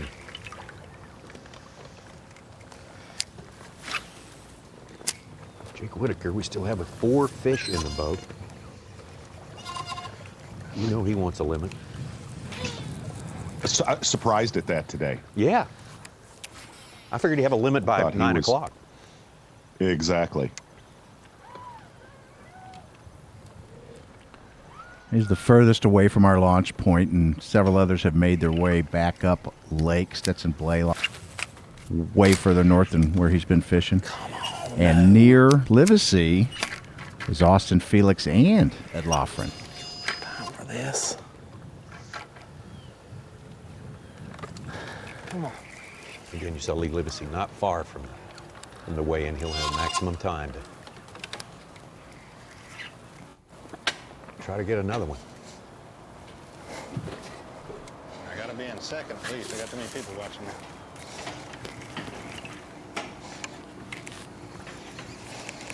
Z, now is the portion of the show where we check the estimates of these guys' weights and see how much they fudged them. Chad Pipkins, his fish we saw, they put that in as a 2-pound, 2-ounce. No. It was a solid 2-2. Wow. Yeah, every bit of 2-2. There it is right there. I think we're low on Mike Huff, and I think we're low on Lee Livesey. Yeah. Well, Livesey started 5 pounds ahead of Huff this morning. Let's go. Come on, baby. Uh-oh. Give me a bite. Just need a bite.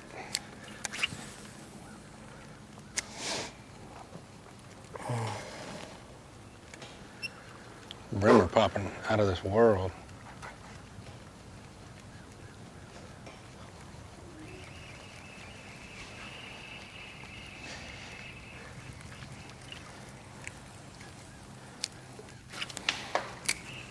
Gonna have to go down there and hunt those down. We didn't get bit right here, you know.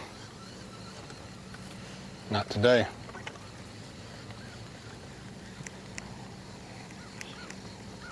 I've got to be throwing where I know one's at. This late in the game. A big one, at least. There's fish everywhere, but I know there's 2 or 3 good ones down there by that damn blue heron. All in my juice. Trying to eat my bass.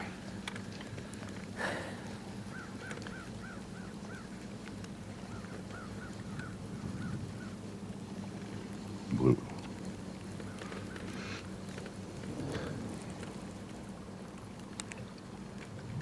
Kyle Welcher Blue herons. caught a fish. Everybody's on the board. Man, slow day for Kyle Welcher. Yeah. I'm very surprised. But, I understand he is relocated. I mean, he's living up in this area now, and boy, he's got plenty more years of good fishing ahead of him. Right. That is for sure. Let's look in on some of our other anglers right now. Felix, bonus coverage of Austin Felix. 1 of 4 with the limit today.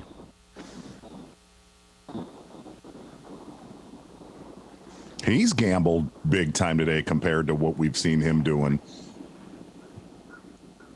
Felix concentrating a lot more in the grass beds south of Dayton. Yeah, he told us very early today he thought that was the big fish bet. Do exactly that. So he's going to go out and try to put on a show. Yeah. Kyle Welcher. Absolutely. Tough day for Kyle. Yeah, needs to get one. He's a gambler, man. You know, for a guy that, you know, lived up the Hiawassee, we listened to his mental calculator earlier this morning. He said, look, I'm going to need 18 to 20 pounds to win, and I cannot do that up the Hiawassee. He didn't come here for a point or maybe rise up in the standings a position or two. He went for it today, and that's solid. Speaking of standings, left to right, that is position 1 and position 2 in the Rookie of the Year race right there. Yeah, 20 points difference to start the day, and Felix may gain a couple 3 It today. didn't come together for me today. We're still optimistic, though.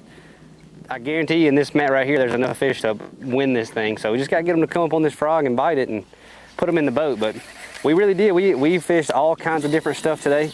And this time of year, it's so tough to get bites. You just can't get any clues like you need to get to really make it come together for a day.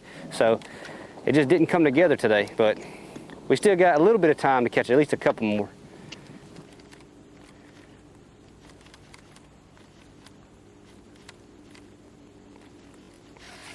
I just had one wake up on it.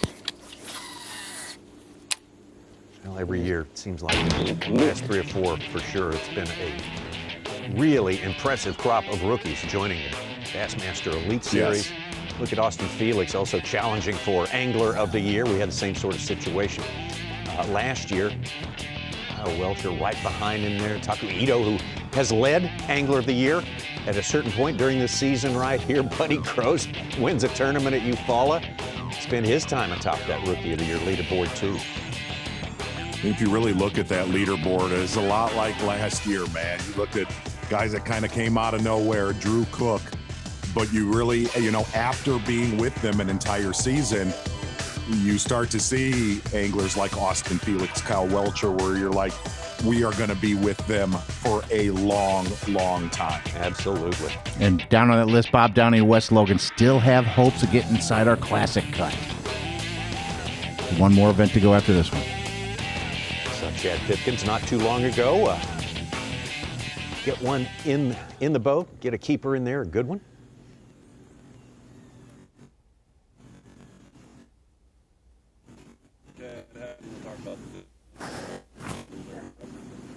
Yeah. It's just a tough day. The couple places that I really caught the majority of my fish never fired today. This morning, I definitely had one or hooked one. I brought a scale in and then on a crankbait, and I had the same thing happen on a spoon. Those are the only 2 fish I even touched out in those 2 deep schools. Went to the grass where I caught some good today. I caught 4 keeper hour on a crankbait that I got yesterday. Did my roommate's little tackle boxes, seeing what everybody had, and I really thought that was the deal. It was special yesterday, and today, I caught 4 fish over there just now. As it comes. Yeah, a little bit hard to get full service from Chad Pipkins right now. Pipkins and a little sketch. Yeah, a little bit sketch. That's a good way to put it. And on the right, there's Ed Lochran. Ed Lochran, who I think put the first fish in the boat for us today. He did. Exactly right. And one of the things that really surprised me with Ed Lochran was a lot of his fish that he caught upriver, up the Tennessee River, not the Hiawassee. Okay. He caught on a jerkbait this week. It's been a tough day. Really have only had 2 keeper bites. Caught both of those. Had one other one that might have been a keeper, but it missed a swim jig.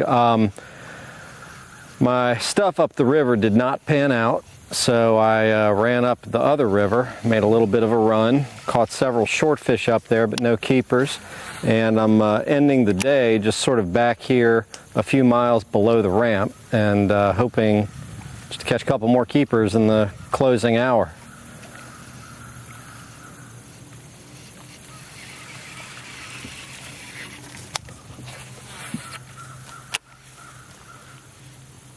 Lochran, very interesting guy, a practicing attorney in the D.C. area. May well be this time tomorrow he's in federal court trying a case. So that's a that's a full load. I can relate. Yeah, right. Yeah, exactly. Aren't we all going to be doing that tomorrow? I'm going to be a case. Yeah, that's what I'm going to be.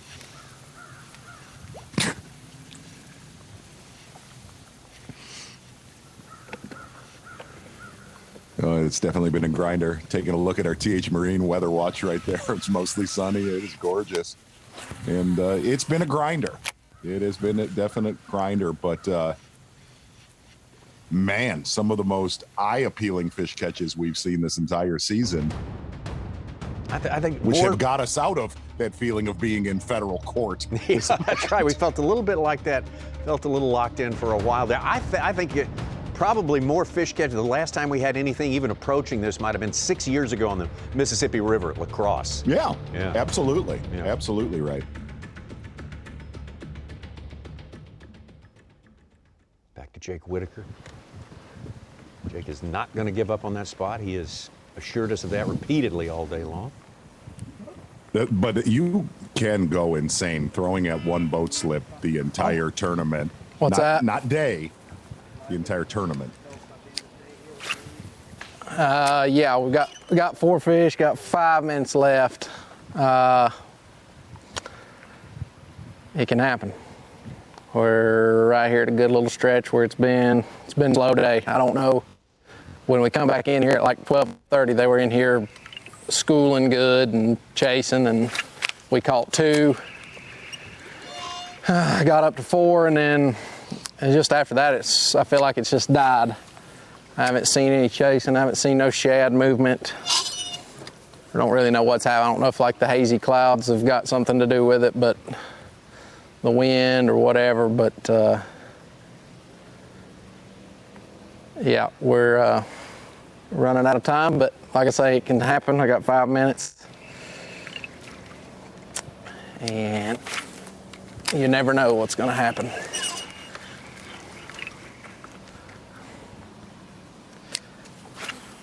I am tickled with how this week has been. If you'd told me I'd have been in the top 5 coming into the last day with a chance to win, I wouldn't complain at all, and I'm still not complaining. So, great week, fun week, stressful week, but fishing how I like to fish and doing stuff that I'm comfortable with paid off for me this week. So. We pretty much locked ourselves in for the Classic in Texas next year. That's the goal for all anglers. This will be my 3rd one, and they never get old. So we get to go to Lake Fork, relax, fish for the big ones like this one right here.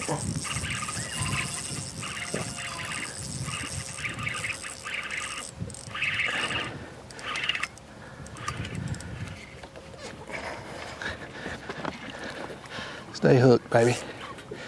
Stay hooked.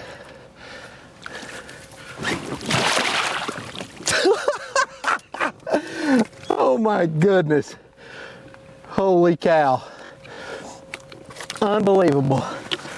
Unbelievable. What time is it? Dude, we gotta go. Oh my gosh. Number 5, not a giant, but dude, what is going on? Why do we have to wait for the last minute to catch our 5th fish all the time? Unbelievable. Holy cow. We got number 5, but we gotta go. I gotta make 1 or 2 more casts and we gotta go. Oh my gosh. Thank you, Jesus. Right, dude, when you least expect it. Thank you, Jesus. I may not win this tournament, but man, I am proud with what I've done. 4 days of catching limits. I can't even, I'm out of breath just from catching 15-inch fish.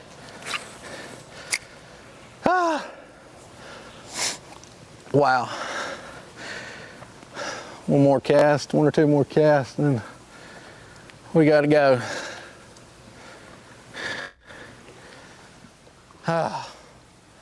Tommy, that's a $5,000 Ray fish. Roberts, we get to go to the Classic next year, so that's good. It jumps him up from 4th to 3rd. Give him 5,000 more paycheck today. Oh my Lord! Worth the wait. He's fished a good tournament. Good tournament. Could be one of 2 That's why you keep guys to throwing. limit every day. And that's it. That's it. That's exactly why you keep throwing.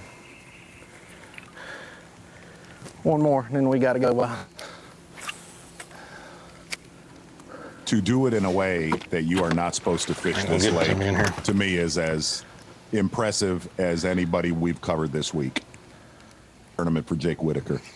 And we always love it when guys do their favorite thing. Yes. Whitaker's done that. Otten's done that. Chad Pipkins has done that. John Cox.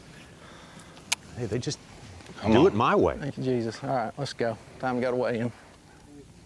I need one of those to eat it right now. It's 254.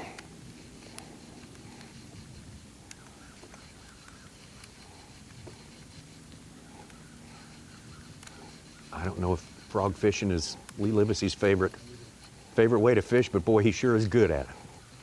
Yeah, he's. Tell me they would try to eat it this morning, but not now.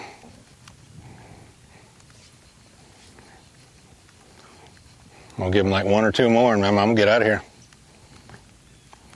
I got fish biting over there, and I'll throw once on my little mat over here on the island. We saw that big one eat it, or eat on the edge earlier.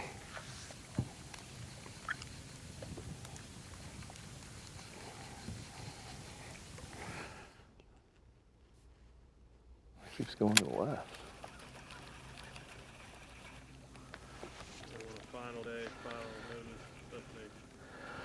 Well, guys, it's it sucks. It's just not going too good. We tried to find them. We haven't been able to find them. I don't know. We've missed a few this morning. We really haven't had many bites at all. I don't know. I think we're going to regroup, head to Lake Fork. Well, actually, I'm going to head home for 10 days and then get ready for Fork. And be happy that today and yesterday weren't the first 2 days. Because it could have been a disaster of a tournament. Because these last 2 days have been 2 of the toughest days I've ever fished. Especially on a place that you kind of know. So, yeah. So we'll get them next time. Maybe.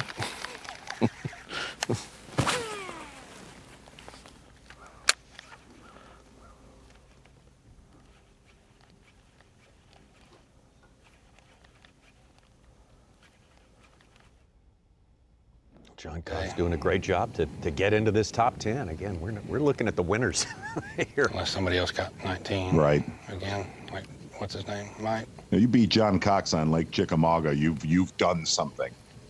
No Come doubt. on. I'm gonna make 2 casts there. Freaking gone.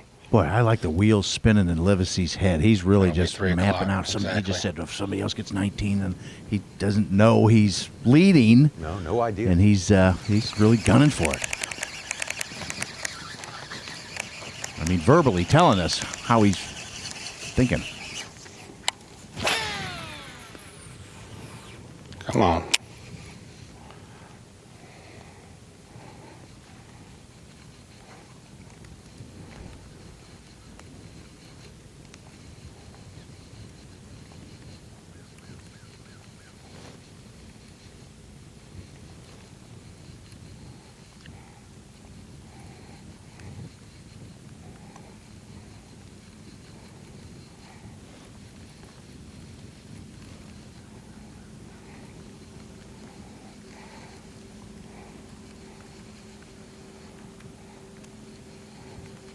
We had heard that it would take close to 60 pounds to win this tournament. We kind of made fun of that number about 4 hours ago. Livesy's gonna scare it. Yep, yep. Going to Stetson.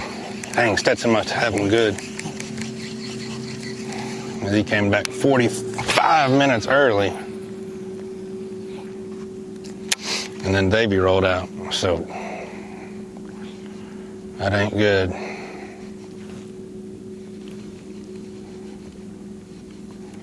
Yeah, you listen to Livesey. When you see Davey leave, kind of spinning out up in his skull right now. Done a good job, though. One more cast.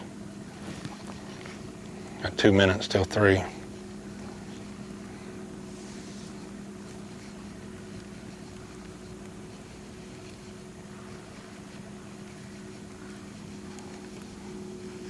he's got it timed out to the minute. How is he going to negotiate the rest of the day?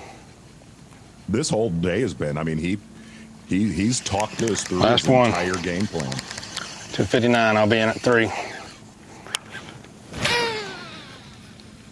And executed on it. Mm-hmm. Yeah, he's the train is running on time today.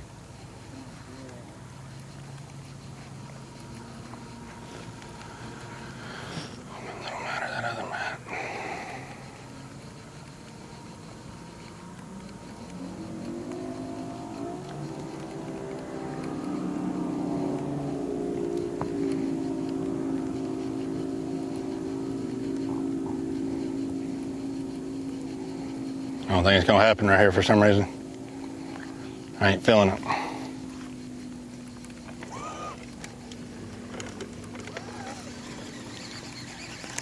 We're rolling out of here with a big motor. We gone.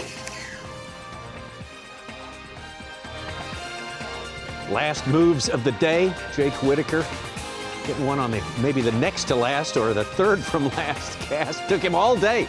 First keeper came at 8:25 this morning, got his second one just a minute later. About an hour after that, 2 more came in, and finally, number 5 for Jake Whitaker on his way back in. He's got the longest way to travel of any of our 10 anglers to get back to weigh-in time. Meanwhile, Lee Livesey, Mike Huff will fish on. Livesey for longer than Huff. Huff made his right turn and went up the river.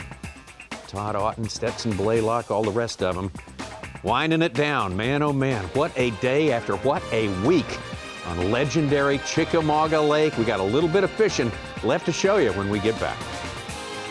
The Guaranteed Rate Bassmaster Elite at Chickamauga Lake is being brought to you live by Toyota.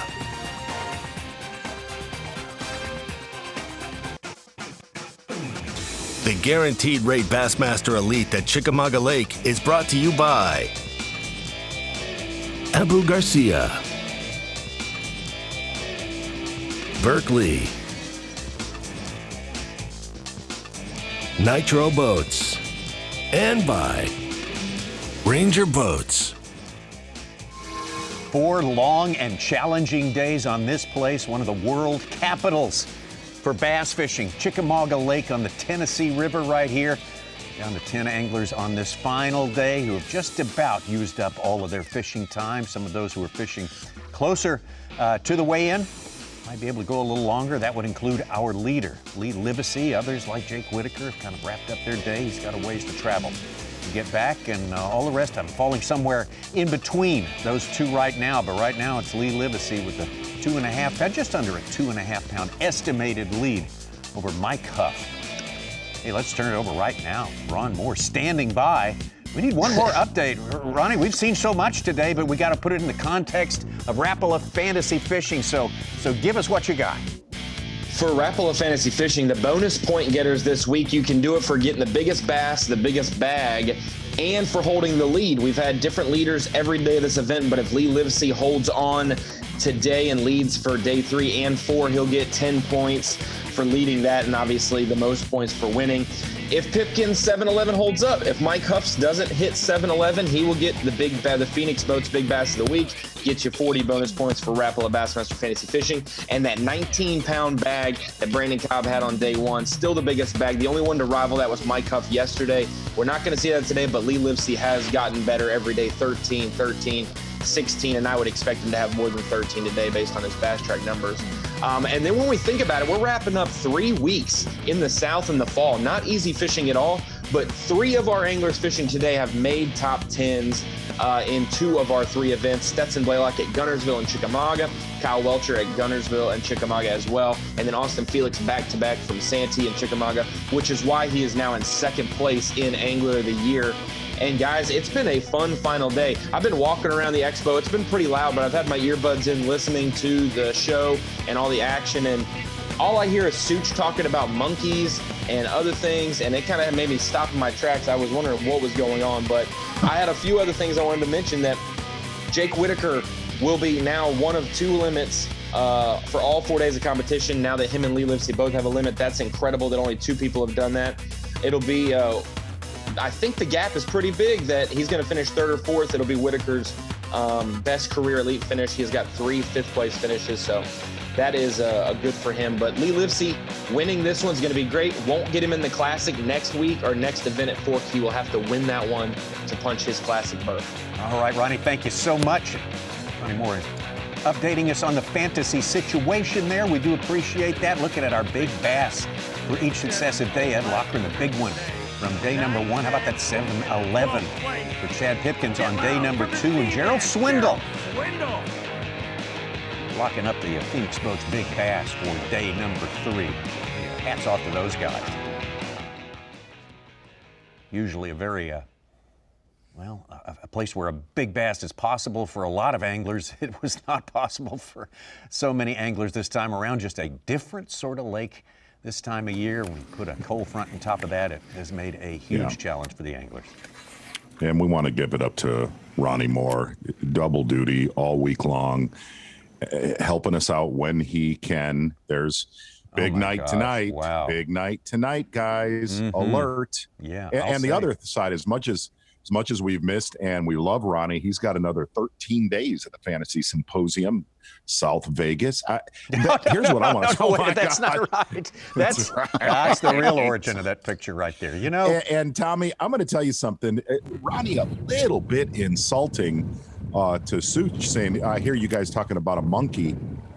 It's Gentleman Joe Mendy, my friend. Yeah. Hey, I only did that trivia because that's my great uncle, Z, Joe Mendy. Well, I can tell you it's some of your best work you've done. Why would people take Not this event, ever. Why would people take a critter that's a 1/3 your size, yet 5 times as strong as you are? Oh, yeah. Bring him in your house and give him a stick. That's why people didn't live so long back 100 years ago. Right. Bite your fingers off. Oh, my gosh. Sorry. That's bad. Bet we get a bite. We got about 12, 13 minutes. It'll take me longer to coal than it will to catch them. I should have won it. Yeah. Lee Livesey on his final spot of the day, a spot he No, has it's going back, confidence in. remember?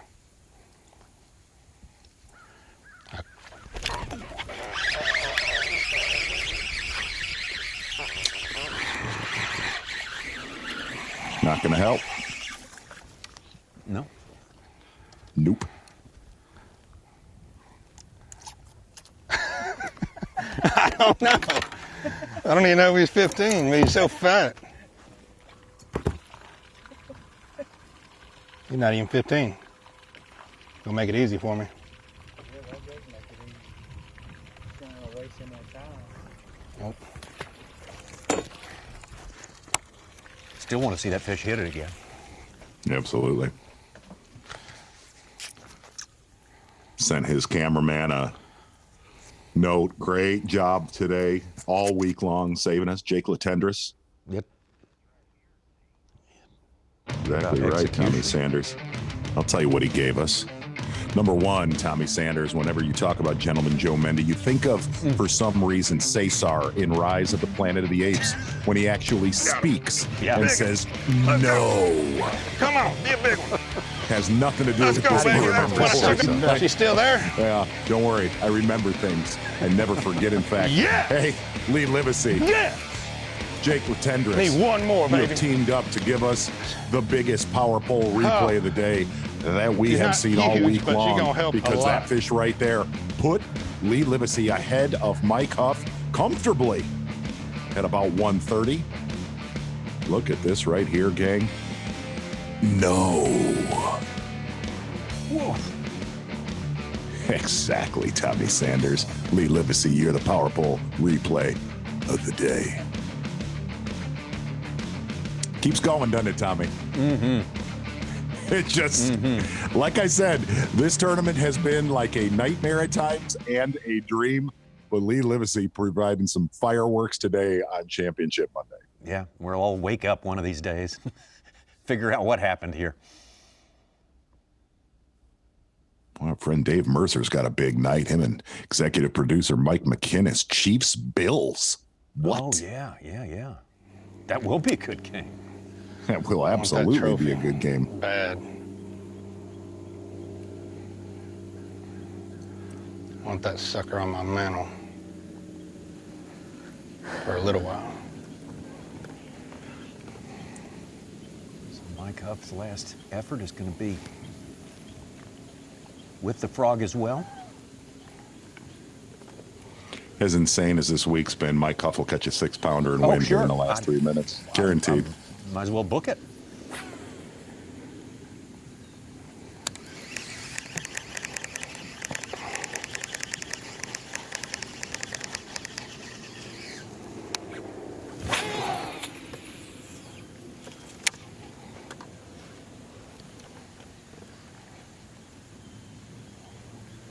Come on, right here. Be ready.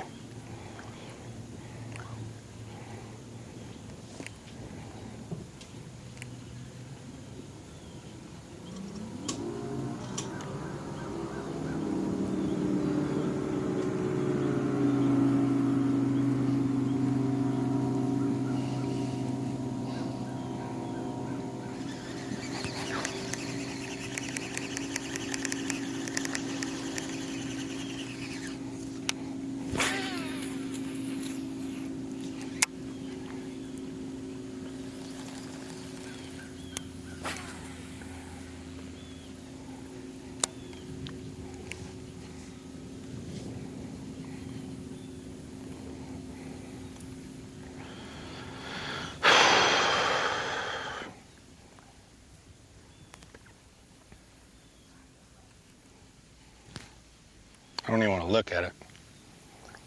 I want to work it. Hear one blow up, set the hook. Need a big one in a bad way.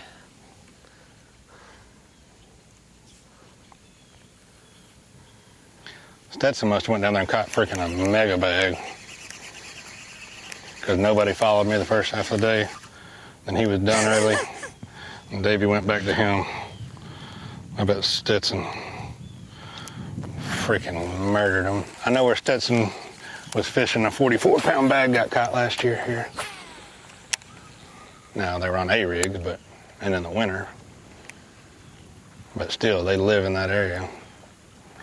Somebody's bound to have caught a mega bag this whole week. Probably happened today on a Monday.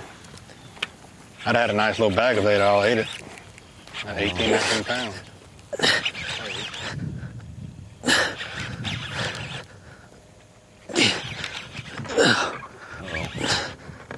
Uh-huh. Come on. Come on.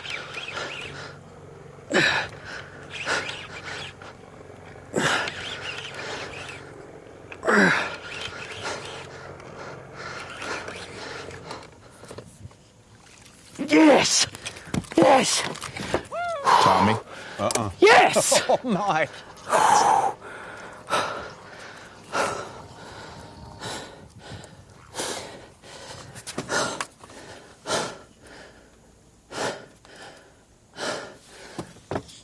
Yes! that gives me a shot.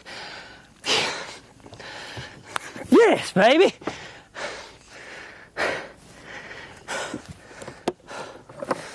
Okay. That's a good upgrade right there. That's a good upgrade. Make sure that's the little 2 pound upgrade. Get that one. Bass Truck has him 2 pounds, 6 ounces back.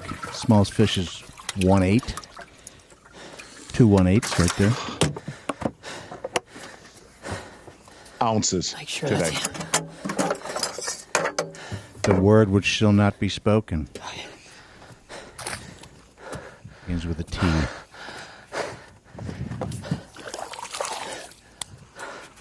How much time we got?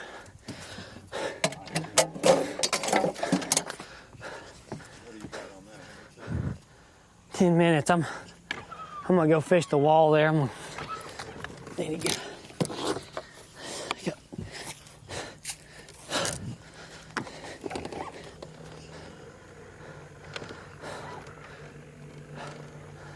That was huge. I got a shot now anyway. That's 3.5. That's a good one. Got rid of that one that I don't even know if it touched.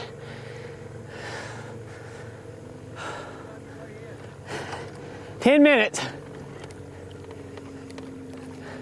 Thanks for following me today. Said thanks for following me. Thank you, buddy. I really appreciate that. Where? Yeah, I now remember. Yeah. Are you serious? There's so many fish in here. You can hear all the bluegill.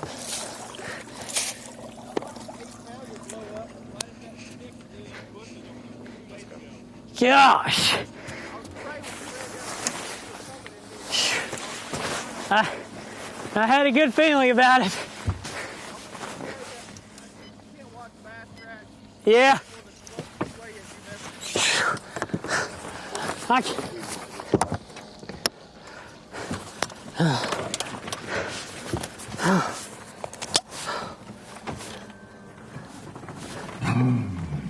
Man. Well, we knew something was going to happen here. Well, as crazy as this tournament has been, if you really look at all of the events that we have covered this year, I did not think this days 1 through 3, but this is one of the most interesting tournaments we have covered on the Bassmaster Elite Series in a long time. One of the major reasons because of this bass right here for Mike Huff, who had a ton of ground to make up on Championship Monday.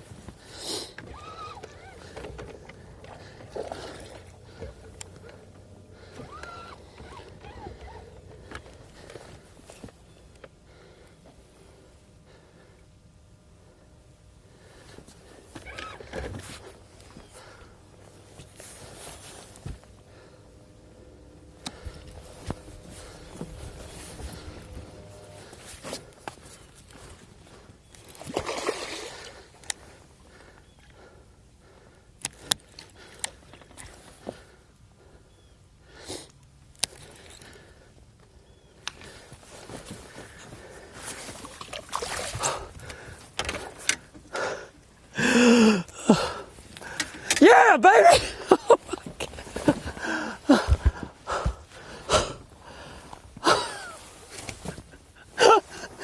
Oh my gosh!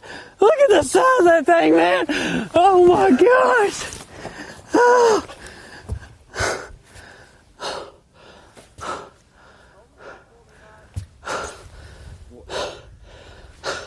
About to have a heart attack.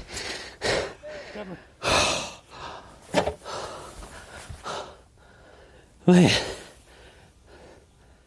Look at that thing.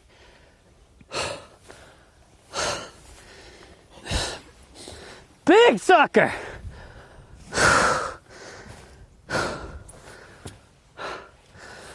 Oh my gosh. Dude, that's close to 7.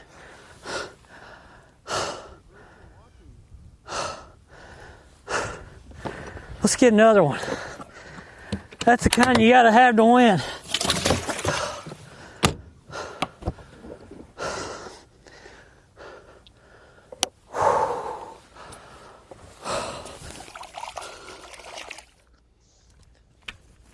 And then just moments ago, Mike Huff, 5 bass in his live well, 1 line burner that may not have touched the line, needing about a 2 pound to 2.5 pound call.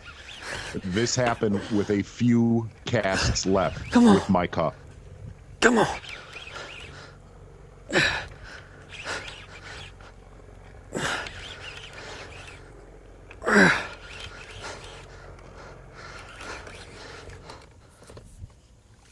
Yes!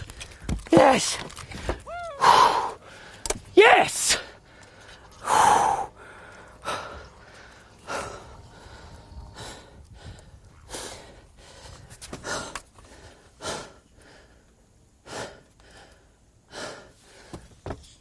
Yes, that gives me a shot.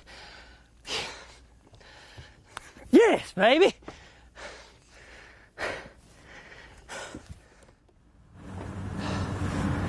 Grass on my prop.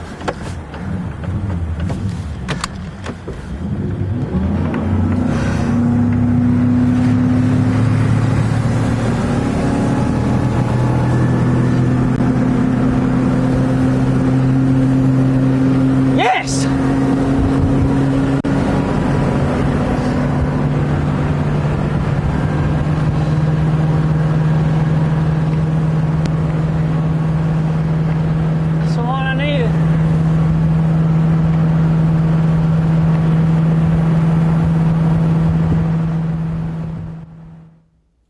What a move. That is what the Bassmasters is, man. 2 minutes, Jake.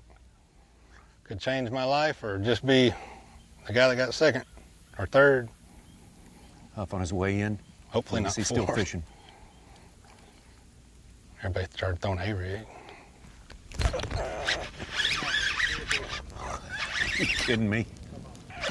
Of course. It's not a big one, it's just full of grass.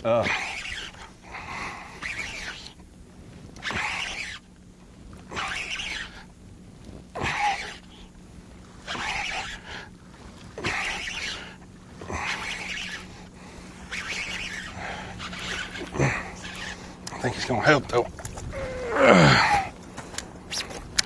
Yes, he's gonna help. Wow. All right, I got a call. I got like no time.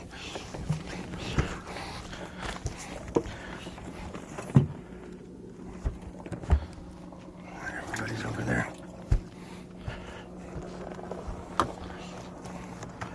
What time is it? 24. Shit.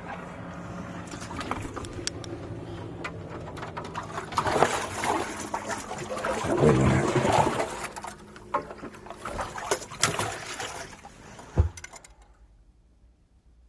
Crank, man. Think you got enough? I think it's going to be so close. I mean, I gave myself a chance with that last one. I just had a feeling. I knew I did not have it. And that last one, I'm going to be close.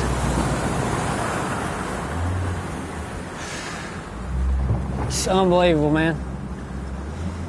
I mean, I was talking to Skylar before this tournament started. I didn't know if I could even catch a keeper.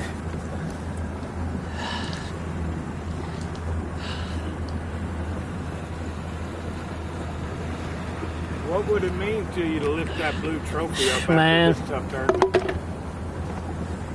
tournament? Especially in this one, it's like, I mean, I've dreamed about it. You know, you're in the bathroom, washing your hands, you look at the mirror, and you, yes. I don't know if in about an hour, that may happen. it's going to be close. I gotta hope Lee and Stetson, you know, have less than 12, 13 pounds. I don't know what I have, but they had a pretty good lead. What do you think you got it, man? I think I got 16 pounds. Thank you.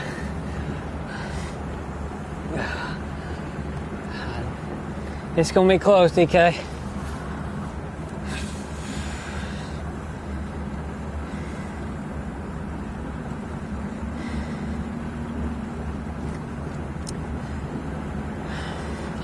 I'm still shaking. I mean, I couldn't have played that out any better. I wanted to leave like 10 minutes to fish there. Oh,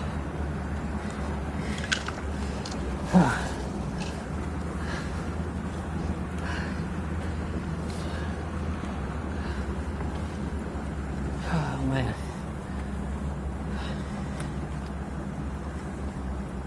Dude, I enjoyed it.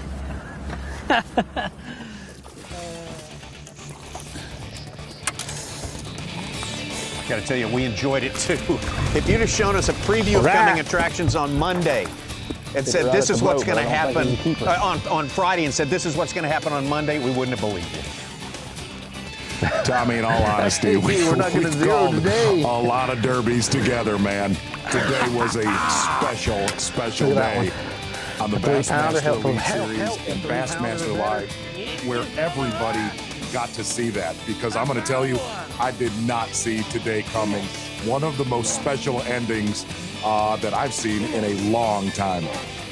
Weigh-in coming up at 3:30 p.m. It is right upon us on Bassmaster.com.